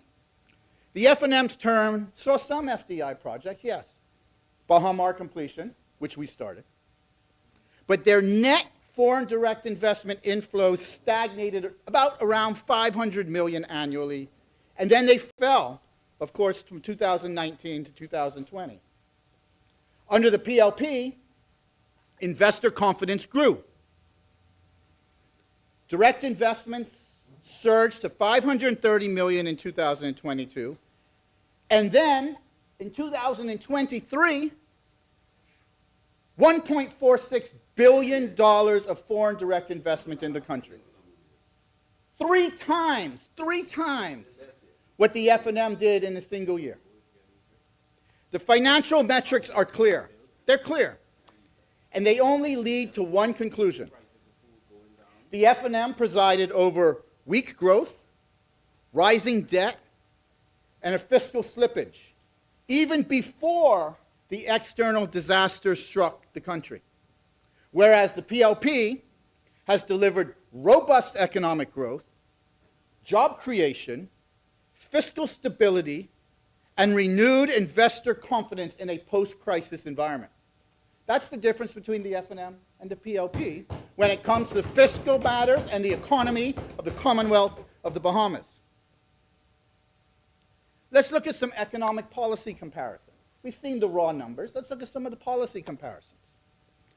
The financial disparity that is clear is because of a divergent in policy approaches by the F&M government and by the PLP government. The F&M's economic strategy prior to Dorian and COVID centered around austerity measures and tax hikes aimed at fiscal consolidation. That's what it aimed at. We saw they raised the VAT to 12%. In 2018, the Minnis administration enacted a dramatic 60% increase in VAT. Remember, it was 7.5% and jumped all the way to 12%. The F&M government curtailed hiring, they limited spending with undetermined economic growth and household consumption. Undetermined economic growth and household consumption. And he says that was their strategy to survive. Okay, this is my point. They have a strategy, and we have a strategy. Their strategy, increase taxes, and cut spending and economic activity. Consumer spending, listen to this. Consumer spending dropped immediately after the VAT hike. Immediately after. Major retailers reported sales fell at least 10% following the tax increase. At least 10%. Let's tax them more. Well, what happens? Sales decrease because you're taxing the consumer. He doesn't have enough money, as much money to spend.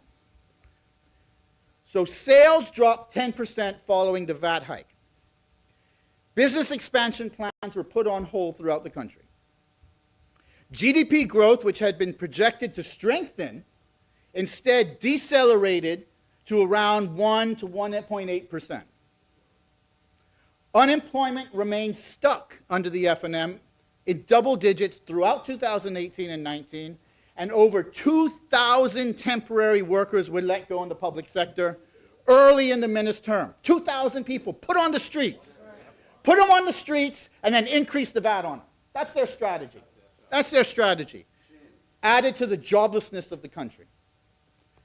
The PLP government's approach upon taking to office in fall of 2021 was markedly different. Markedly different.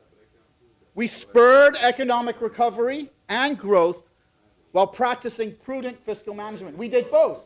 We lowered taxes. We had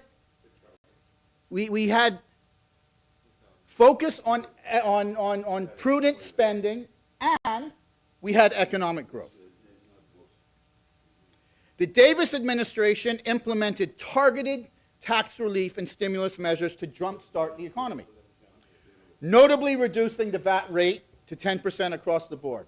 And I remember the IMF, I remember the opposition said we didn't know what we were doing by reducing the VAT rate. No idea. We're going to bankrupt the country, they said. Bankrupt the country. What's our deficit now? 1.3%? We put more spending power in the pockets of the consumers. And that drove economic growth. On the investment front, the PLP went out and aggressively courted and facilitated foreign and local investment in the country. The pro-investment stance led to a surge in foreign direct investment, as I said, reaching over $1.4 billion. That's the highest in recent history, the absolute highest. Fiscally, the PLP matched the growth initiatives with sound budget management. Sound budget management. As revenue recovery exceeded expectation, the administration still contained expenditure, cutting waste and reducing costly subsidies of the government. But don't take my word for it. Don't take my word for it. You know what the IMF Executive Board said in 2023? I quote, "We welcome the authorities' commitment to reduce government debt and recent steps to increase revenues, noting that these efforts help put the debt on a downward path in the country. In sum, PLP policies achieved what the F&Ms could not. That's a fact. We stimulated economic growth, and we caused for fiscal stabilization to occur.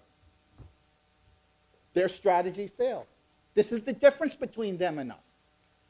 They believe in high taxes, and they believe in constrained spending and affecting the consumer and putting people out on the unemployment line. We have a different philosophy.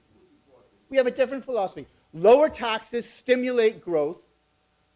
Lower taxes put more in the consumer's pocket, and you control the government's fiscal management while seeing economic expansion occur. And what happens? Tax revenues go up with lower rates. Difference in economic philosophy. The comparative outcomes here are crystal clear. F&M's policies resulted in vulnerable, stagnant economy by 2019. Pre-Dorian, the economy was stagnant and it was vulnerable. Whereas PLP's policies produced a resilient rebound by 2023. Resilience. That's our definition. Resilience. The economic policies of the F&M, of which the leader of the opposition was a senior member of the cabinet, were uninspiring, they were misguided, and frankly, they failed. The objective fiscal review of the PLP government demonstrates exactly the opposite. We have the country on a firm fiscal footing, stabilized from a precarious fiscal position that we found it in when we came to office. That's the facts. The numbers don't lie. That's the facts. Pure facts. You compare one administration to the other. Apples to apples and oranges to oranges. That's all we do. Mr. Chair, after that, I think it is clear the difference between us and them. I would now like to give a brief update, I think it's appropriate, on some notable achievements within my portfolio at the Office of the Attorney General and its related agencies. We have accomplished some significant milestones during this fiscal year and have significant plans for progress and reform as we proceed to the end of this fiscal year. Let's talk about the judiciary for a little bit. This year, we saw the implementation of the Court Services Council, establishing and implementing the regime to create administrative independence for the judiciary. This was an important measure that the former administration failed to bring forward. They failed to do it.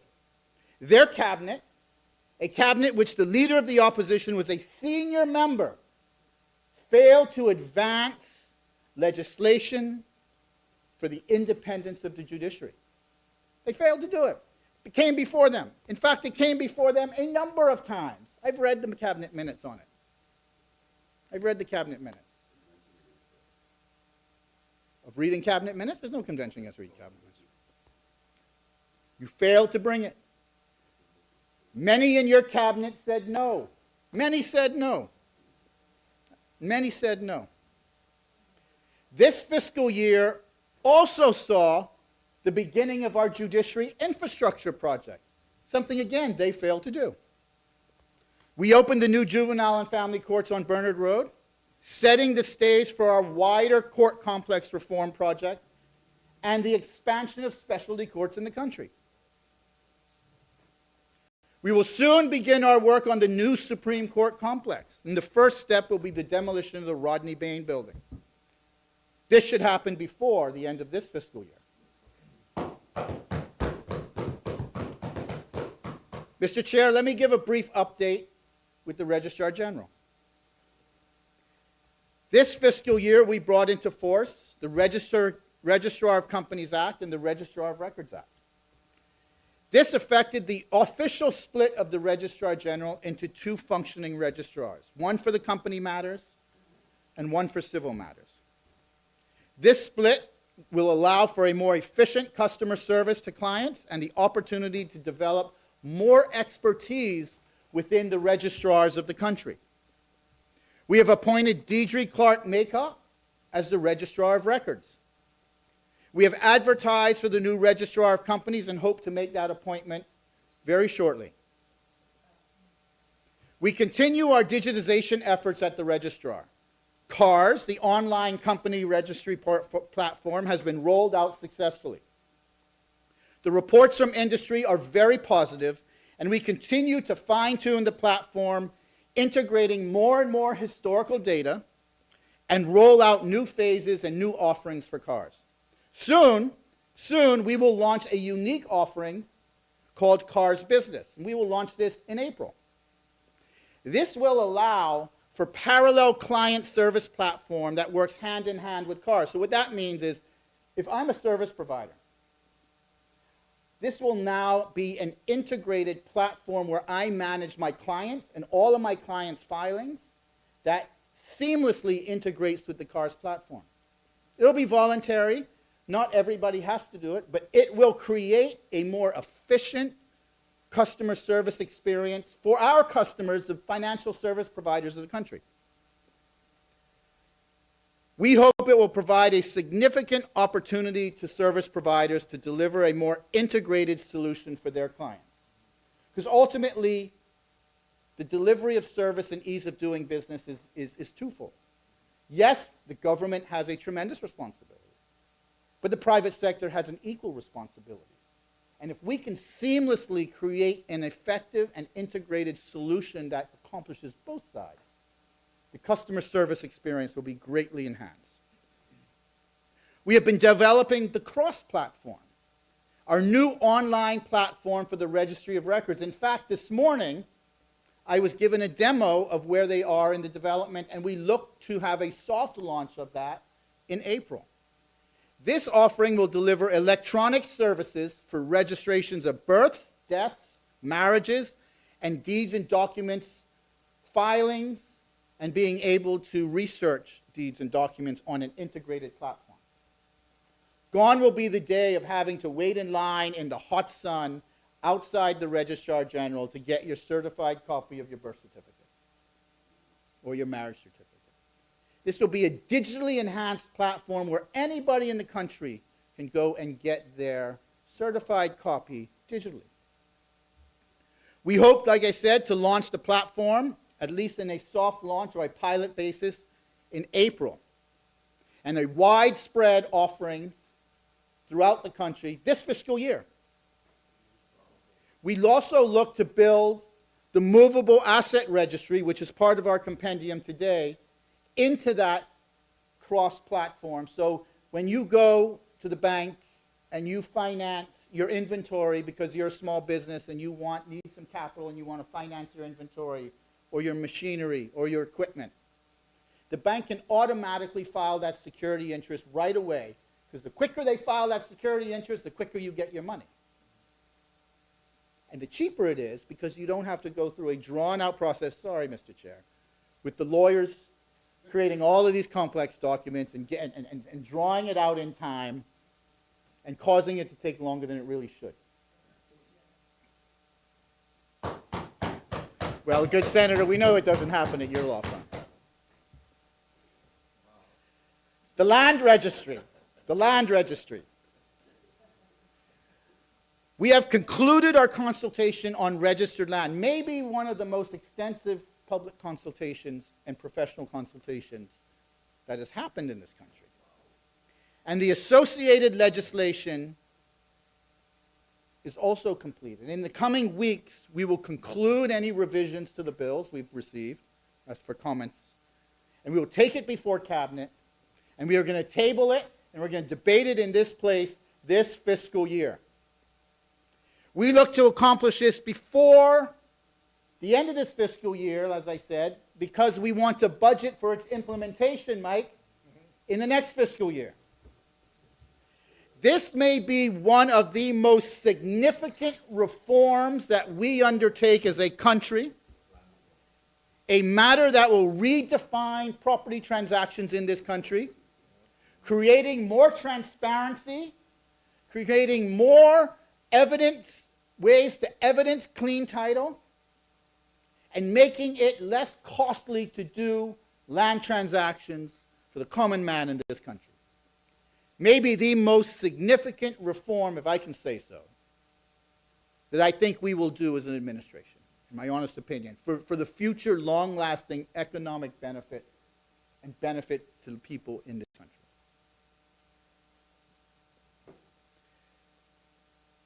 I want to speak briefly on a point that Senator Henfield raised when he spoke in the context of climate remunerations. Because some of this falls under my portfolio in areas in which I have been materially involved. And I agree with the senator.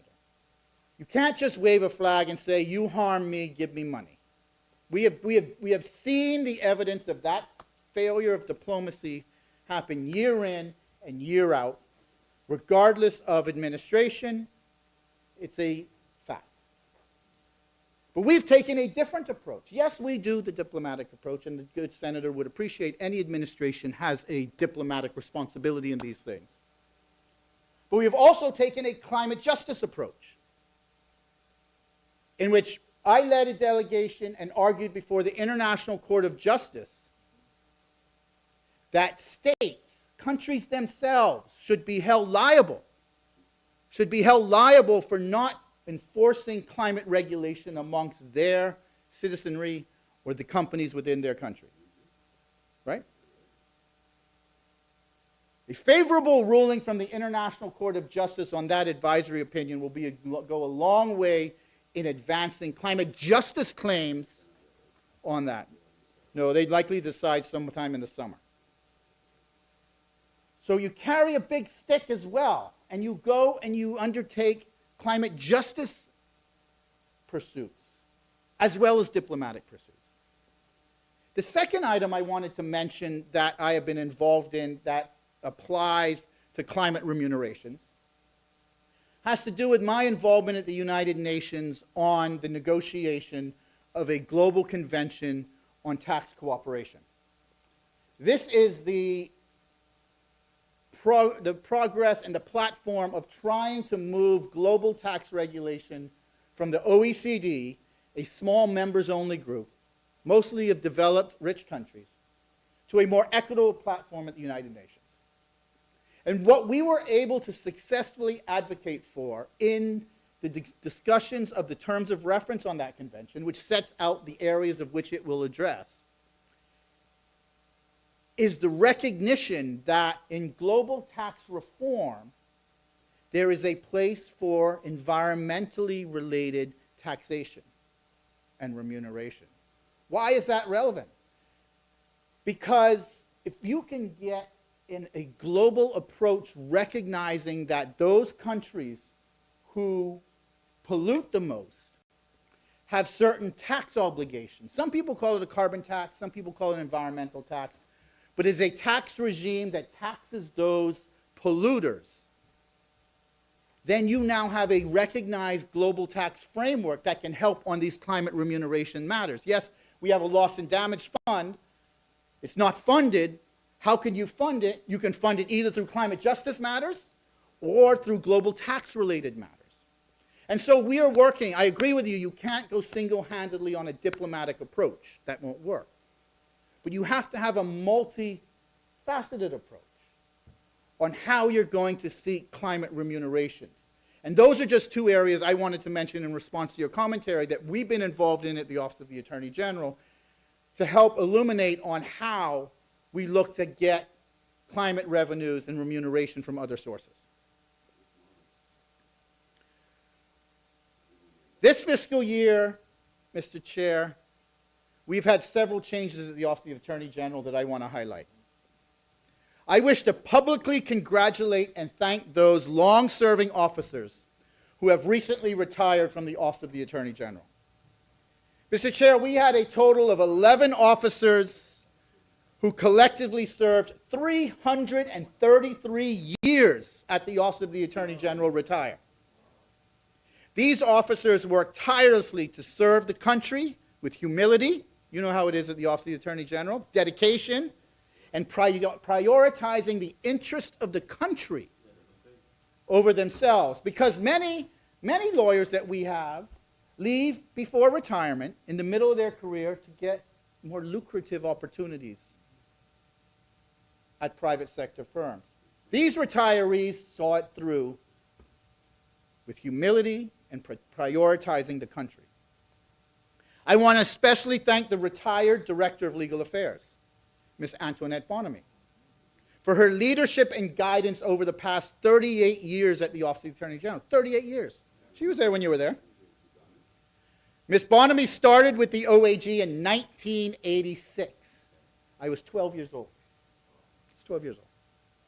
Her tenure included civil litigation, criminal prosecution, legislative drafting, legal cooperation, international assistance, and of course she managed scores of attorneys through her tenure at the Office of the Attorney General.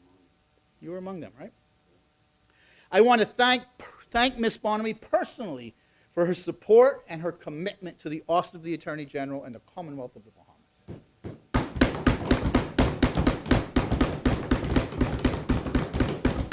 I congratulate her on a notable career. And I'm happy to announce we welcome Ms. Bonamy back as a consultant to oversee the Law Reform and Revision Commission and the drafting as kind of a CEO function, something we desperately need there. Preparing these laws is difficult. And you would appreciate, you've been at the Office of the Attorney General, the pressure that drafters are under is significant, and we're happy to have her leadership there. I now highlight other notable changes at the Office of the Attorney General. Daniel Parker Wallace has been appointed as the new Director of Legal Affairs in a substantive position, not an acting position, in a substantive position. Many of you would know, especially those in practice, and many of you who were at the Office of the Attorney General, would know Ms. Parker Wallace and her reputation of excellence at the Office of the Attorney General. And I'm excited about her leadership, and I'm excited about her ideas for the office, and I personally congratulate her. Cordell Frazier has been appointed as the first female constitutional director of public prosecutions in the country. As acting DPP, and that's a substantive appointment, as acting DPP, Ms. Frazier demonstrated exceptional leadership, continuing growth and development of a very difficult department, the Department of Public Prosecutions. Advancing a mandate to conclude criminal matters and being a fearless prosecutor. Ms. Frazier has the respect of her colleagues, has the respect of the criminal bar, as well as the judiciary, and I congratulate her. Morlett Johnson has been appointed as the Director of Law Reform and Drafting. Morlett has years of experience and dedication at the Office of the Attorney General and brings competent leadership to drafting responsibilities at law reform. I congratulate Ms. Johnson, and I'm excited about her leadership and the organization she will bring. Senator, we welcome Sir Michael Barnett as a Law Reform Commissioner.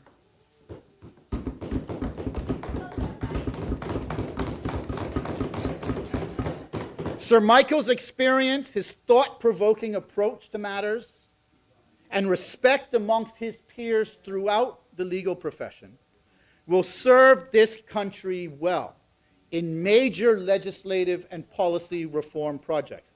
These major policy projects require deep thought, analyses, understanding how a policy approach may work with other areas of the law, and the approach of equity in all of it. And I'm happy to have Sir Michael as part of the team. We have a change in permanent secretary. Ms. Anya Simonet has moved to the Ministry of Works. I welcome Ms. Sonia Comer as our acting permanent secretary at the Office of the Attorney General. I'm not sure if she was there when you were there. P.S. Comer is no stranger to the Office of the Attorney General. She was Deputy Permanent Secretary and Undersecretary at the Office of the Attorney General before going to the Ministry of Education. I look forward to working with her, and I welcome her back in her role. We also welcome back Permanent Secretary Cecilia Strawn. She was my PS when I first was appointed to Attorney General. Her responsibility are to lead all of the reforms I have just mentioned at the Registrar General. The reorganization of the Registrar General and the establishment and implementation of the Land Registry. Three very, very important components that need to be seen through. We look forward to the future at the Office of the Attorney General with the new leadership team. And I note, for the interest of my good friend Senator Barnett Ellis, the entire leadership team at the Office of the Attorney General are female, except for me. Female leadership within my ministry.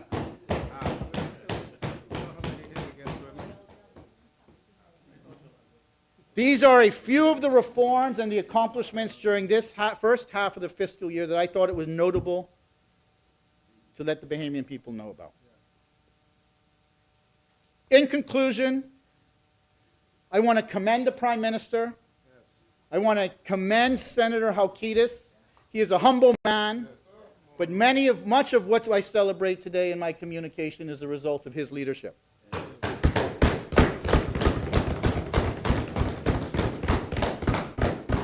I want to commend them both on securing the fiscal future for the Bahamas, not just for our administration, but to create a trajectory of success and fiscal management that will only serve generations to come well.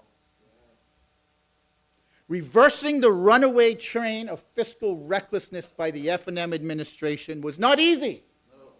It took dedication and it took focus. These are important, in fact, vital steps to the proper administration for the government of the Bahamas and providing a reasonable and responsible approach for the turnaround of our economy and the country. It is clear, it is crystal clear that this PLP administration does not only talk the talk, we walk the walk, and the fact of the matter is we walk briskly. We are creating an economic environment poised for growth, ensuring opportunities of employment are available for all who want them. Investment in the country is driving opportunities for every Bahamian. Every Bahamian. We are delivering on the promises to the Bahamian people just like we are expected to do. We will continue to deliver on our promises throughout the remaining part of this administration and into our next administration following the next general election in the Commonwealth of the Bahamas, when we will be brave and the PLP government will be elected back in office. I want to thank you, Mr. Vice President, for the opportunity to bring these remarks, and I support the midterm budget. Thank you, Senator Pinder. As many, the chair recognizes Senator the Honorable Michael Alcides. Thank you, Mr. Vice President. I intend to just say just one or two words and wrap up, but I would add this, since we are at the hour approaching 7, I would just move the resolution. I move that the business of the Senate do continue beyond 7 p.m. this evening. It has been moved and seconded that the business of Senate do continue beyond the 7 p.m. hour. As many are in favor say aye. Those who oppose say nay. The ayes have it. The motion passes. The business of the Senate will continue beyond the 7 p.m. hour. Thank you very much, Mr. Vice President. Mr. Vice President, I would like to thank all senators for their contributions to this amendment to the VAT Act and the compendium of financial bills through which we able to comment on the mid-year budget statement. I thank all senators There were several points that came up during the debate today that I think were addressed by various senators during their contributions. So, for example, the questions that were brought up concerning the golden yoke were addressed by Senator Pickstock. The Senator, Honorable Attorney General Ryan Pinder addressed the issue of SpaceX, et cetera. And I would just like to say, in addressing a couple of matters, the issue of the resolution that was passed in that other place that gives the government the authorization when they deem it appropriate Senators, to be able to raise I'm instructed funds. by Senator Barnett to The- break this up. Yeah, the resolution was for $300 million. At the appropriate time, the government will go to the market and raise some funds. We'll hear much more about it when it happens. The intention is to put those funds aside to invest in infrastructure. The reasoning is, Mr. Vice President, that at this stage in our evolution, in our financial, I call it evolution, we see that as we continue with our debt strategy, we want to be able to reduce the cost of our debt and manage it and manage the maturities. And the Prime Minister did say that part of our goal is within the next 2 to 3 years to return to investment grade. Part of that part of that process of returning to investment grade is to be able to demonstrate to the markets that you can actually go to the market and raise money. In the aftermath of the whole COVID-19 pandemic, there was a lot of doubt by some of in the international community whether we can go to the market and access funds without having to rely on guarantees, for example. We believe now, well, from our information, what we are hearing is, investors are eager for us to come to the market. So at the appropriate time, we will go to the market to demonstrate that we can go. And there are some specific uses that we have for the funds, which will include paying off some high interest rate debt. And you will hear more about that as we move to conclude that. So the resolution gives us the authority so that when the time is right, we can move swiftly. But we assure the Bahamian people that they will get all of the information pertinent to that transaction. Similar to the point when we did the debt for nature swap, as it is called, where we were able to pay off some high interest debt. We borrowed $300 million at 4.7%. We were able to pay off some higher interest debt and realize the savings. We'll realize some savings to the tune of $124 million over 15 years. And so it's giving us the authority when the time is right to be able to go to the market.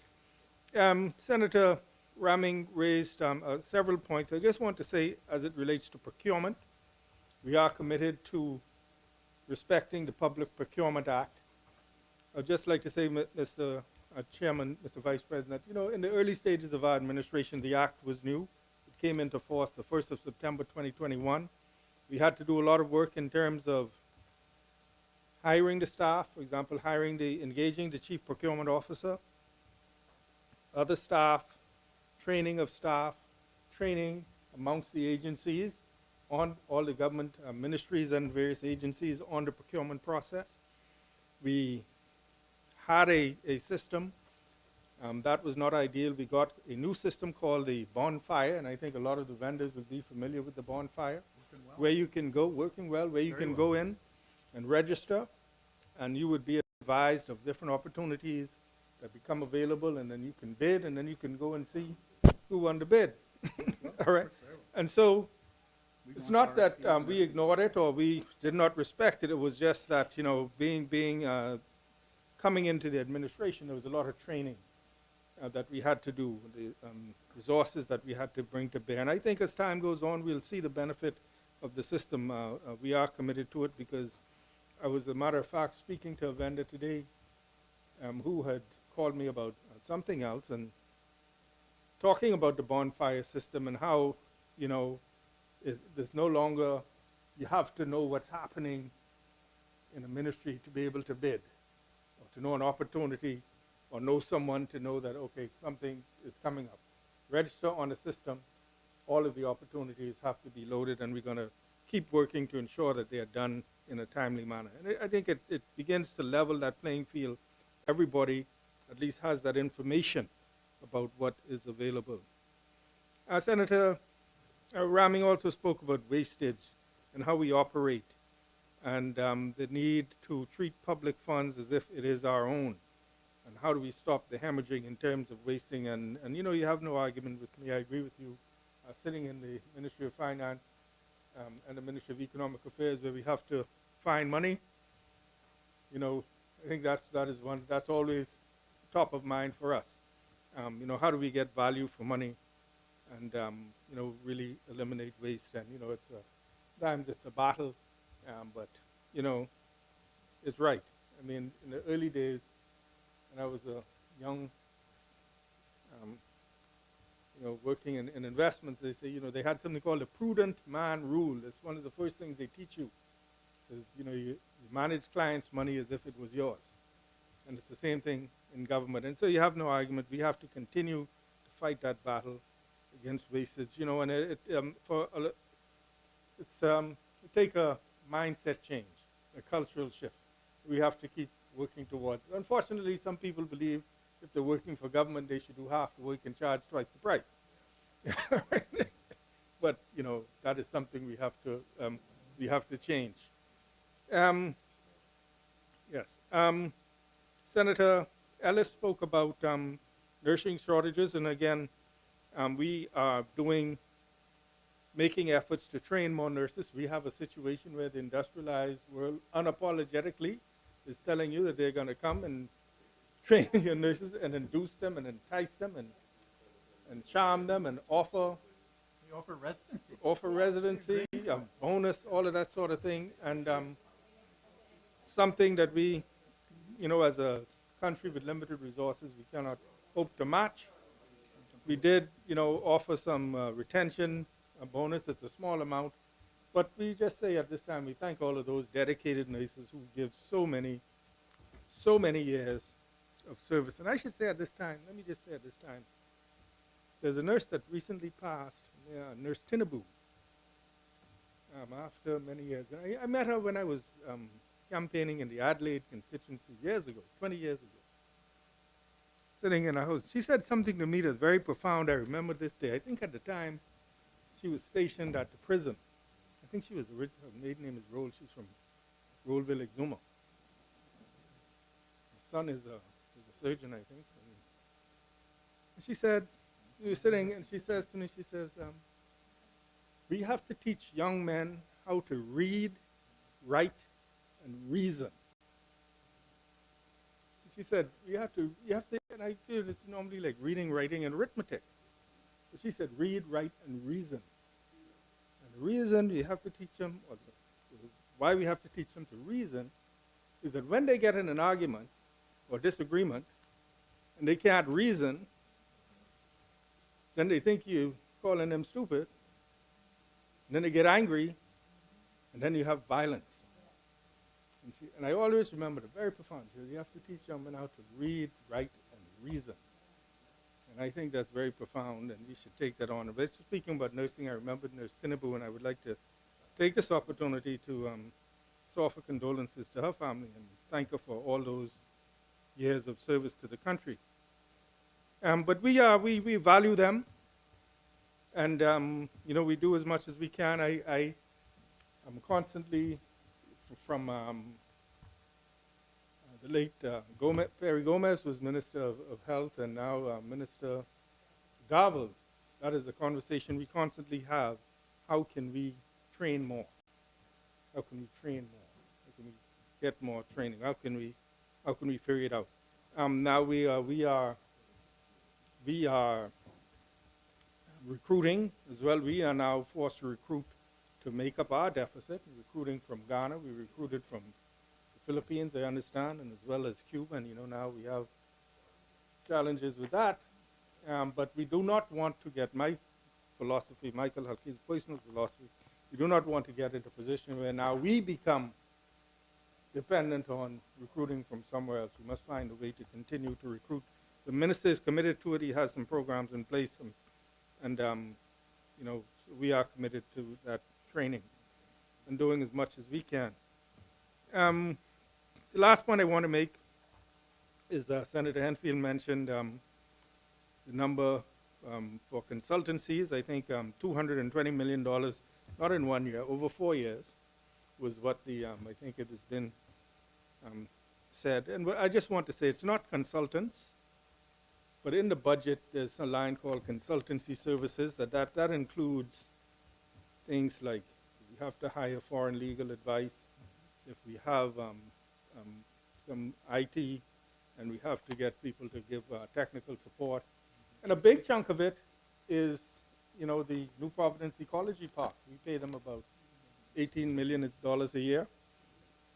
And so out of that 220, about 80 million of that is for the New Providence Ecology Park. It's just that the heading says consultancy. It doesn't mean physical consultants, people that you hire. It's just it's a heading that means that says consultancy services. So when we say that amount over years, it's any number of services. So it might mean you hire an accountant to do an audit, or you hire foreign legal.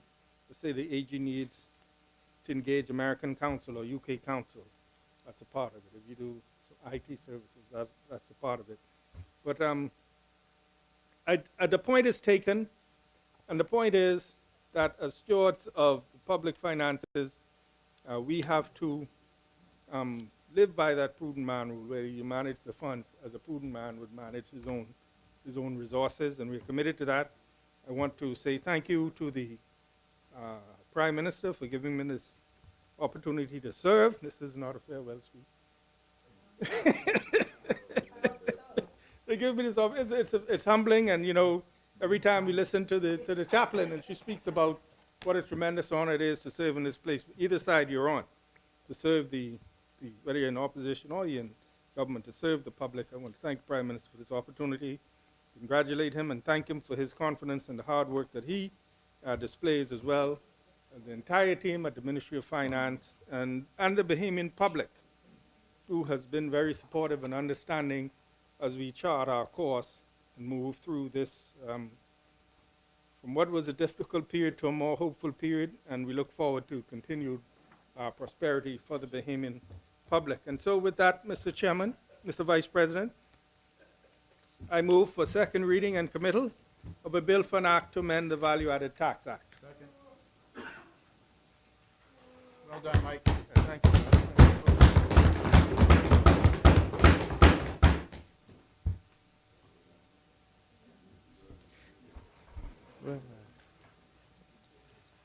It has been moved and seconded that the following bill be read a second time and committed. A bill for an act to amend the Value-Added Tax Act. As many are in favor say aye. Aye. Those who are opposed say nay. The ayes have it. The motion is carried. Ordered that the bill be read a second time and committed. A bill for an act to amend the Value-Added Tax Act. Further second reading of bills. Thank you, Mr. Chairman. Mr. Vice President, at this time I would seek the concurrence of the opposition to withdraw and replace the bill for an act to amend the Bahamas Technical and Vocational Institute Act.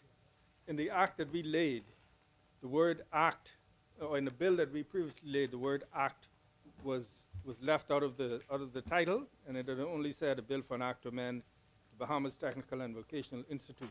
And so the corrected copy, which says, has the word act, a bill for an act to amend the Bahamas Technical and Vocational Institute Act. We want to lay that. Is there concurrence? We agree. Okay. Thank you very much, Mr. Leader Opposite. And so, Mr. Chairman, I move for second reading and committal of a bill for an act to amend the Bahamas Technical and Vocational Institute Act. Second. It has been moved and seconded that the following bill be read a second time and committed. A bill for an act to amend the Bahamas Technical and Vocational Institute Act. As many are in favor say aye. Aye. Those who oppose say nay. The motion is carried. Ordered that the bill be read a second time and committed. A bill for an act to amend the Bahamas Technical and Vocational Institute Act. Further second reading of bills. Yes, Mr. Vice President, I move for second reading and committal of a bill for an act to amend the Road Traffic Act. Is there a second? It has been moved and seconded that the following bill be read a second time and committed. A bill for an act to amend the Road Traffic Act. As many are in favor say aye. Those who oppose say nay. The ayes have it. The motion is carried. Order that the bill be read a second time and committed. A bill for an act to amend the Road Traffic Act. For the second reading of bills, Mr. Vice President, I move for second reading in the middle of a bill for an act to amend the Sale of Goods Act. Second.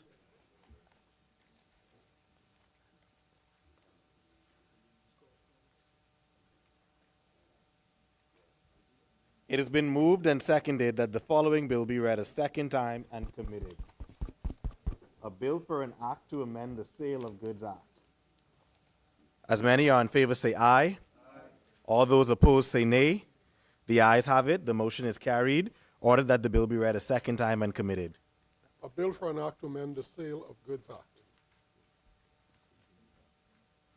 For the second reading of bills, Yes, Mr. Vice President, I move for second reading in the middle of a bill for an act to amend the Companies Act. Second.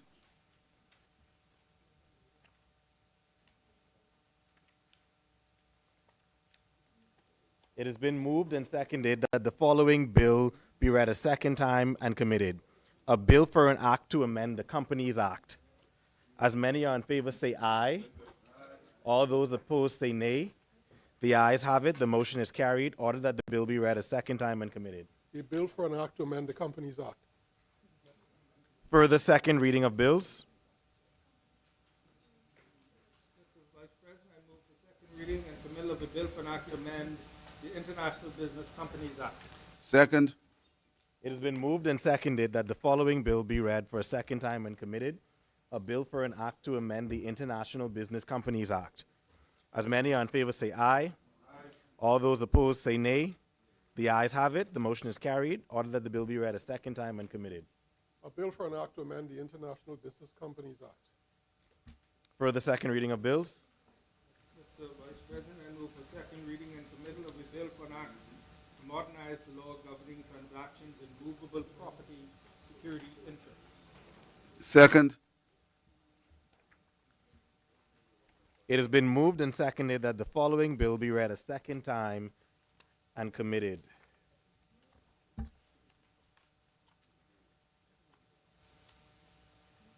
A bill for an act to modernize the law governing transaction in movable property security interests. That was that one? Okay. As many are in favor say aye. Those opposed say nay. The ayes have it. The motion is carried. Order that the bill be read a second time and committed. A bill for an act to modernize the law governing transactions in movable property securities interests. For the second reading of bills, Mr. Vice President, I move for second reading in the middle of a bill for an act to amend the Bahamas Cooperative Credit Unions Act. Second. it has been moved and seconded that the following bill be read a second time and committed. A bill for an act to amend the Bahamas Cooperative Credit Unions Act.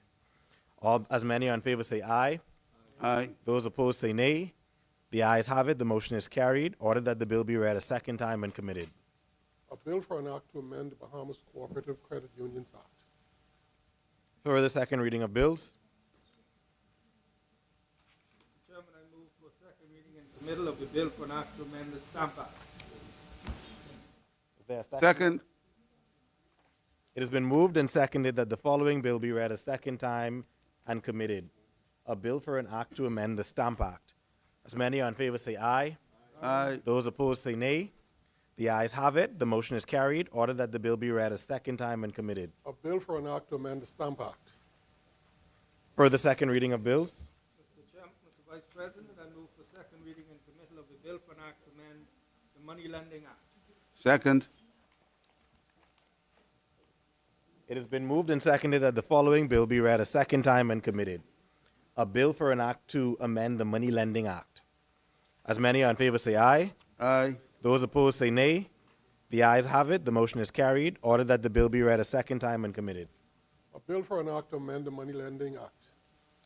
For the second reading of bills, Mr. Vice President, I move for second reading in the middle of a bill for an act to amend the Cooperative Societies Act. Second. It has been moved and seconded that the following bill be read a second time and committed. A bill for an act to amend the Cooperative Societies Act. As many are in favor say aye. Aye. Those opposed say nay. The ayes have it. The motion is carried. Order that the bill be read a second time and committed. A bill for an act to amend the Cooperative Societies Act. Further second reading of bills. Mr. Vice President, I move for second reading and committal of a bill for an act to amend the Chosen in Action Act. Second. It has been moved and seconded that the following bill be read a second time and committed. A bill for an act to amend the Chose in Action Act. As many are in favor say aye. Aye. All those opposed say nay. The ayes have it. The motion is carried. Order that the bill be read a second time and committed. A bill for an act to amend the Chosen in Action Act. Further second reading of bills. Yes, Mr. Vice President, I move for second reading of a bill for an act to amend the Bankruptcy Act. Second. It has been moved and seconded that the following bill be read a second time and committed. A bill for an act to amend the Bankruptcy Act. As many are in favor say aye.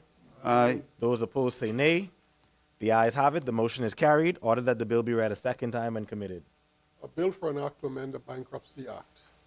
Further second reading of bills. There are none, Mr. Vice President.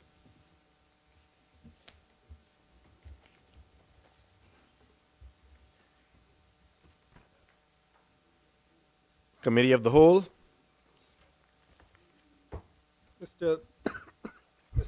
Vice President, I move that the Senate do now resolve in a Committee of the Whole with the Vice President in the chair. Is there a seconder? The Vice President, Senator. I'm sorry, I move that the Senate do the resolve into a Committee of the Whole with Senator Pickstock in the chair. Is there a seconder? It has been moved and seconded that the Senate do now resolve itself into the Committee of the Whole with Senator Darren Pickstock in the chair as chairman of the Committee of the Whole. As many are in favor say aye. Aye. All those opposed say nay. The motion is carried.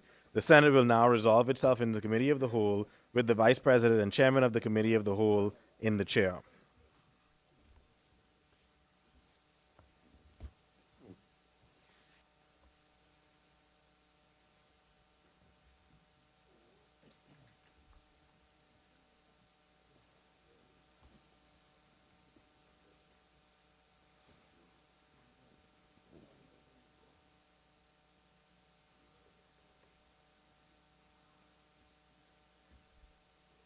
Committee of the Whole. Yes, Mr. Chairman. Mr. Chairman, with respect for a bill for an act to amend the Value Tax Act, I move that the long title of the bill be agreed. Second. It has been moved and seconded that the long title be agreed. As many as are in favor say aye. Those opposed say nay. The motion is agreed. The long title is agreed. Thank you, Mr. Chairman. Mr. Chairman, I move that the short title of the bill be agreed. Second. It has been moved and seconded that the short title of the bill be agreed. As many as are in favor say aye. Those opposed say nay. The motion is agreed. The short title is agreed. Thank you, Mr. Chairman. Mr. Chairman, I move that the bill be agreed in its entirety. Second. It has been moved and seconded that the bill be agreed in its entirety. As many as are in favor say aye. Aye. Those opposed say nay. The bill is agreed in its entirety.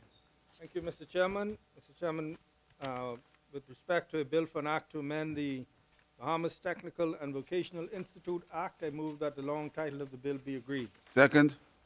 It has been it has been moved and seconded that the long title be agreed. As many as are in favor say aye. Aye. Those opposed say nay. The long title is agreed. Thank you, Mr. Chairman. Mr. Chairman, I move that the short title of the bill be agreed. Second. It has been moved and seconded that the short title of the bill be agreed. As many as are in favor say aye. Aye. Those opposed say nay. The short title of the bill is agreed. Thank you, Mr. Chairman. I now move that the bill be agreed in its entirety. Second. It has been moved and seconded that the bill be agreed in its entirety. As many as are in favor say aye. Aye. Those opposed say nay. The bill is agreed in its entirety. Thank you, Mr. Chairman. Mr. Chairman, I now move to a bill for an act to amend the Road Traffic Act. I move that the long title of the bill be agreed. Second. It has been agreed. It has been agreed. Move. It has been moved and seconded that the long title of the bill be agreed. As many as are in favor say aye. Aye. Those opposed say nay. The long title is agreed. Thank you, Mr. Chairman. I now move that the bill be agreed in its entirety. Second. It has been moved and seconded that the bill be agreed in its entirety. As many as are in favor say aye. Aye. Those who oppose say nay. The bill is agreed in its entirety. Thank you, Mr. Chairman. I now move to a bill for an act to amend the Sale of Goods Act, and I move that the long title of the bill be agreed. Second. It has been moved and seconded that the long title of the bill be agreed. As many as are in favor say aye. Aye. Those opposed say nay. The long title is agreed. Thank you, Mr. Chairman. I move that the short title of the bill be agreed. Second. It has been moved and seconded that the short title of the bill be agreed. As many as are in favor say aye. Aye. Those opposed say nay. The short title is agreed. Thank you, Mr. Chairman. I move that the bill be agreed in its entirety. Second. It has been moved and seconded that the bill be agreed in its entirety. As many as are in favor say aye. Aye. Those opposed say nay. The bill is agreed in its entirety. Thank you, Mr. Chairman. Mr. Chairman, I now move to a bill for an act to amend the Companies Act, and I move that the long title of the bill be agreed. Second. It has been moved and seconded that the long title of the bill be agreed. As many as are in favor say aye. Aye. Those opposed say nay. The long title is agreed. Thank you, Mr. Chairman. I move that the short title of the bill be agreed. It has been moved and seconded that the short title of the bill be agreed. As many as are in favor say aye. Aye. Those opposed say nay. The short title is agreed. Thank you, Mr. Chairman. Mr. Chairman, I now move that the bill be agreed in its entirety. Second. It has been moved and seconded that the bill be agreed in its entirety. As many as are in favor say aye. Aye. Those who oppose say nay. The bill is agreed in its entirety. Thank you, Mr. Chairman. I now move to a bill for an act to amend the International Business Companies Act, and I move that the long title of the bill be agreed. Second. It has been moved and seconded that the long title of the bill be agreed. As many as are in favor say aye. Aye. Those opposed say nay. The long title of the bill is agreed. Thank you, Mr. Chairman. I move that the short title of the bill be agreed. Second. It has been moved and seconded that the short title of the bill be agreed. As many as are in favor say aye. Aye. Those opposed say nay. The short title is agreed. Thank you, Mr. Chairman. I now move that the bill be agreed in its entirety. Second. It has been moved and seconded that the bill be agreed in its entirety. As many as are in favor say aye. Aye. Those opposed say nay. The bill is agreed in its entirety. Thank you, Mr. Chairman. I now move to a bill for an act to modernize the law governing transactions in movable property security interests, and I move that the long title of the bill be agreed. Second. It has been moved and seconded that the long title of the bill be agreed. As many as are in favor say aye. Aye. Those opposed say nay. The long title is agreed. Thank you, Mr. Chairman. I move that the short title of the bill be agreed. It has Second. been moved and seconded that the short title of the bill be agreed. As many as are in favor say aye. Aye. Those opposed say nay. The short title is agreed. Thank you, Mr. Chairman. I now move that clauses 2 through 108 of the bill be agreed. Second. It has been moved and seconded that clauses 2 through 108 be agreed. As many as are in favor say aye. Aye. Those opposed say nay. The long title of the bill, No, clauses 2 through 8. no. Clauses 2, I beg your pardon. Clauses 2 through 108 is agreed. Thank you. Mr. Chairman, thank you very much. I now move that the bill be agreed in its entirety. Second. It has been moved and seconded that the bill be agreed in its entirety. As many as are in favor say aye. Aye. Those opposed say nay. The bill is agreed in its entirety. Mr. Chairman, with respect for a bill for an act to amend the Bahamas Cooperative Credit Unions Act, I move that the long title of the bill be agreed. Second. It has been moved and seconded that the long title of the bill be agreed. As many as are in favor say aye. Aye. Those opposed say nay. The long title of the bill is agreed. Thank you, Mr. Chairman. I move that the short title of the bill be agreed. Second. It has been moved and seconded that the short title of the bill be agreed. As many as are in favor say aye. Aye. Those opposed say nay. The short title of the bill is agreed. Thank you, Mr. Chairman. I now move that the bill be agreed in its entirety. Second. It has been moved and seconded that the bill be agreed in its entirety. As many as are in favor say aye. Aye. Those opposed say nay. The bill is agreed in its entirety. Thank you, Mr. Chairman. I now move to a bill for an act to amend the Stamp Act. I move that the long title of the bill be agreed. Second. It has been moved and seconded that the long title of the bill be agreed. As many as are in favor say aye. Aye. Those opposed say nay. The long title is agreed. Thank you, Mr. Chairman. I move that the short title of the bill be agreed. It has been Second. moved and seconded that the short title of the bill be agreed. As many as are in favor say aye. Aye. Those opposed say nay. The short title is agreed. Thank you, Mr. Chairman. I now move that Clause 2 of the bill be agreed. Second. The chair recognizes Senator the Honorable Ryan Pinder. Thank you, Mr. Chair. I have a movement to Clause 2. The amendment proposed is the deletion of the word fourth that appears in the first instance immediately before the word schedule to the Stamp Act, as well as in the second instance immediately before the words scheduled to number 22 of 2024 in the head note of this clause. Second. It has been moved and seconded that clauses 2 be amended as read. As many as are in favor say aye. Aye. Those opposed say nay. Clauses 2 is amended as read. Thank you, Mr. Chairman. I now move that the bill be agreed in its entirety as amended. Second. It has been moved and seconded that the bill be agreed in its entirety as amended. As many as are in favor say aye. Aye. Those opposed say nay.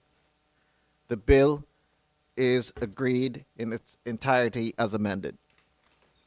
Thank you, Mr. Chairman. I now move to a bill for an act to amend the Money Lending Act, and I move that the long title of the bill be agreed. Second. It has been moved and seconded that the long title of the bill be agreed. As many as are in favor say aye. Aye. Those opposed say nay. The long title is agreed. Thank you, Mr. Chairman. I move that the short title of the bill be agreed. Second. It has been moved and seconded that the short title of the bill be agreed. As many as are in favor say aye. Aye. Those opposed say nay. The short title is agreed. Thank you, Mr. Chairman. I move that the bill be agreed in its entirety. It has Second. been moved and seconded that the bill be agreed in its entirety. As many as are in favor say aye. Aye. Those opposed say nay. The bill is agreed in its entirety. Thank you, Mr. Chairman. I now move to a bill for an act to amend the Cooperative Societies Act, and I move that the long title of the bill be agreed. Second. It has been moved and seconded that the long title of the bill be agreed. As many as are in favor say aye. Aye. Those opposed say nay. The long title is agreed. Thank you, Mr. Chairman. I move that the short title of the bill be agreed. Second. It has been moved and seconded that the short title of the bill be agreed.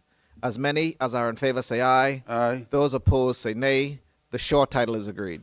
Thank you, Mr. Chairman. I move that the bill be agreed in its entirety. Second. It has been moved and seconded that the bill be agreed in its entirety. As many as are in favor say aye. Aye. Aye. Those opposed say nay. The bill is agreed in its entirety. Thank you, Mr. Chairman. I now move to a bill for an act to amend the Choses in Action Act, and I move that the long title of the bill be agreed. Second. It has been moved and seconded that the long title of the bill be agreed. As many as are in favor say aye. Aye. Those opposed say nay. The long title is agreed. Thank you, Mr. Chairman. I move that the short title of the bill be agreed. It has been Second. moved and seconded that the short title of the bill be agreed. As many as are in favor say aye. Aye. Those opposed say nay. The short title is agreed. Thank you, Mr. Chairman. I move that the bill be agreed in its entirety. It has been moved and seconded that the bill be agreed in its entirety. As many as are in favor say aye. Aye. Those opposed say nay. The bill is agreed in its entirety. Thank you, Mr. Chairman. I now move to a bill for an act to amend the Bankruptcy Act, and I move that the long title of the bill be agreed. Second. It has been moved and seconded that the long title of the bill be agreed. As many as are in favor say aye. Aye. Those opposed say nay. The long title is agreed. Thank you, Mr. Chairman. Mr. Chairman, I move that the short title of the bill be agreed. Second. It has been moved and seconded that the short title of the bill be agreed. As many as are in favor say aye. Aye. Those who oppose say nay. The short title is agreed. Thank you, Mr. Chairman. I move that the bill be agreed in its entirety. Second. It has been moved and seconded that the bill be agreed in its entirety. As many as are in favor say aye. Aye. Those who oppose say nay. The bill is agreed in its entirety. Thank you, Mr. Chairman. Mr. Chairman, I move that the Vice President do now take the chair. Second. It has been moved and seconded that the Vice President do now take the chair. As many as are in favor say aye. Those opposed say nay. The Vice President will now take the chair.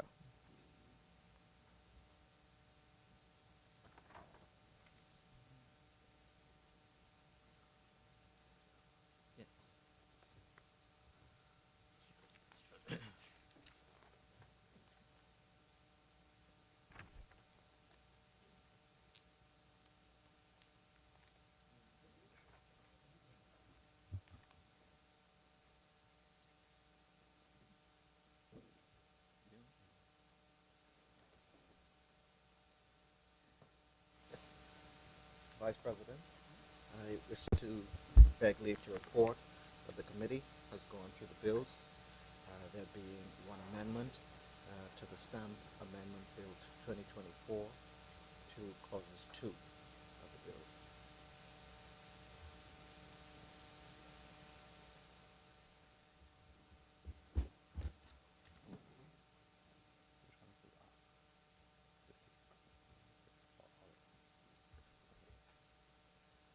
Honorable Senators, the chairman of the Committee of the Whole has reported that the committee has examined all the bills, having made one amendment to the Stamp Amendment Act, the Stamp Amendment Bill.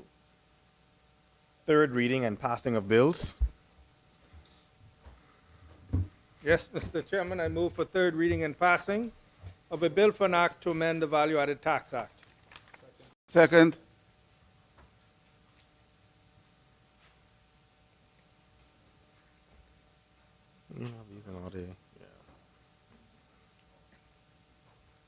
It has been moved and seconded that the following bill be read a third time and passed. As many are in favor say aye. Aye. Those who are opposed say nay. The motion is carried. Ordered that the bill be read a third time and passed.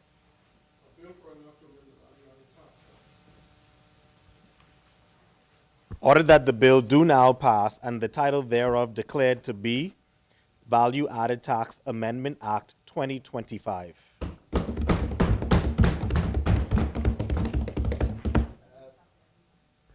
No. No. Further third reading and passing of bills. Thank you, Mr. Chairman. I move for third reading and passing of a bill for an act to amend the Bahamas Technical and Vocational Institute Act. Second. It has been moved and seconded that the following bill be read a third time and passed. As many are in favor say aye. Aye. Those opposed say nay. The motion is carried. Ordered that the bill be read a third time and passed. A bill for an act to amend the Bahamas Technical and Vocational Institute Act. Ordered that this bill do now pass and the title thereof declared to be the Bahamas Technical and Vocational Institute Amendment Act 2025. Next. No, let's go. A further third reading and passing of bills. Yes, Mr. Chairman, Mr. Vice President, I move for third reading and passing of a bill for an act to amend the Road Traffic Act. Second. It has been moved and seconded that the following bill be read a third time and passed. As many are in favor, say aye. Aye. All those opposed say nay. The ayes have it. The motion is carried. Ordered that the bill be read a third time and passed. A bill for an act to amend the Road Traffic Act. Ordered that this bill do now pass and the title thereof declared to be Road Traffic Amendment Act 2025. Further third reading and passing of bills. Thank you, Mr. Chairman. I move for third reading and passing of a bill for an act to amend the Sale of Goods Act. Second. It has been moved and seconded that the following bill be read a third time and passed. As many are in favor say aye. Aye. Those who oppose say nay. The ayes have it. The motion is carried. Ordered that the bill be read a third time and passed. A bill for an act to amend the Sale of Goods Act. Ordered that this bill do now pass and the title thereof declared to be Sale of Goods Amendment Act 2024.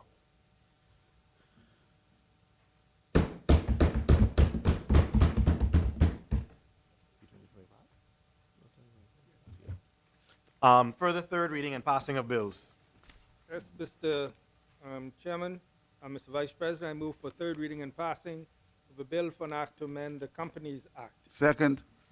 It has been moved and seconded that the following bill be read a third time and passed. As many are in favor say aye. Aye. Those opposed say nay. The motion is carried. Ordered that the bill be read a third time and passed. A bill for an act to amend the Companies Act.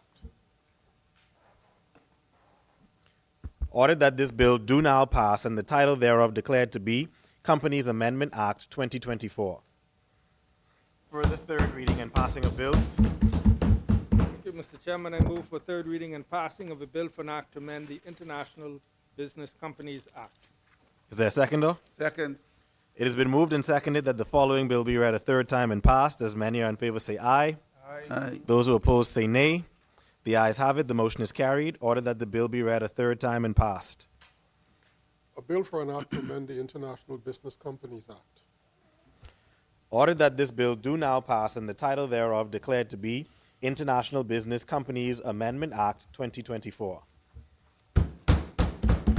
Further third reading and passing of bills. Thank you, Mr. Chairman. Mr. Vice President, I move for third reading and passing of a bill for an act to modernize the law governing transactions in movable property security interests. Second. It has been moved and seconded that the following bill be read a third time and passed. As many are in favor say aye. Aye. Those who oppose say nay.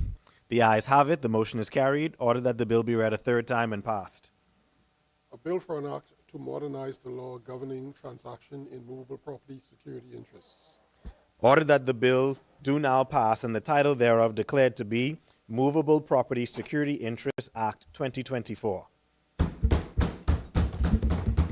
Third reading and passing of bills. Yes, Mr. Vice President, I move for third reading and passing of a bill for an act to amend the Bahamas Cooperative Credit Unions Act.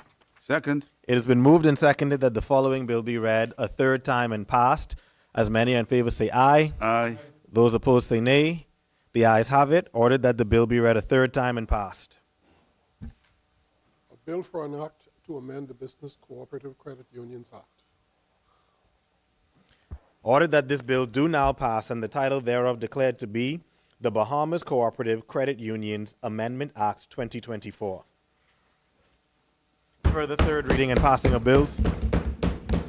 Yes, Mr. Vice President, I move for third reading and passing of a bill for an act to amend the Stamp Act. Is there a seconder? Second. It has been moved and seconded that the following bill be read a third time and passed. As many are in favor say aye. Those opposed say nay. The ayes have it. Ordered that the bill be read a third time and passed. A bill for an act to amend the Stamp Act. Ordered that this bill do now pass and the title thereof declared to be Stamp Amendment Act 2024. Further third reading and passing of bills. Yes, Mr. Vice President, I move for third reading and passing of a bill for an act to amend the Money Lending Act. Second. It has been moved and seconded that the following bill be read a third time and passed. As many are in favor say aye. Aye. Those opposed say nay. The ayes have it. Ordered that the bill be read a third time and passed. A bill for an act to amend the Money Lending Act. Ordered that this bill do now pass and the title thereof declared to be Money Lending Amendment Act 2024. Further third reading and passing of bills. Yes, Mr. Chairman, I move for third reading and passing of a bill for an act to amend the Cooperative Societies Act. Second. It has been moved and seconded that the following bill be read a third time and passed. As many are in favor say aye. Aye. Those opposed say nay. The ayes have it. Ordered that the bill be read a third time and passed. A bill for an act to amend the Cooperative Societies Act. Ordered that this bill do now pass and the title thereof declared to be Cooperative Societies Amendment Act 2024. Further third reading and passing of bills. Yes, Mr. Vice President, I move for third reading and passing of a bill for an act to amend the Choses in Action Act. Second. It's been moved and seconded that the following bill be read a third time and passed. As many are in favor say aye. Aye. Those opposed say nay. The ayes have it. Ordered that the bill be read a third time and passed. A bill for an act to amend the Choses in Action Act.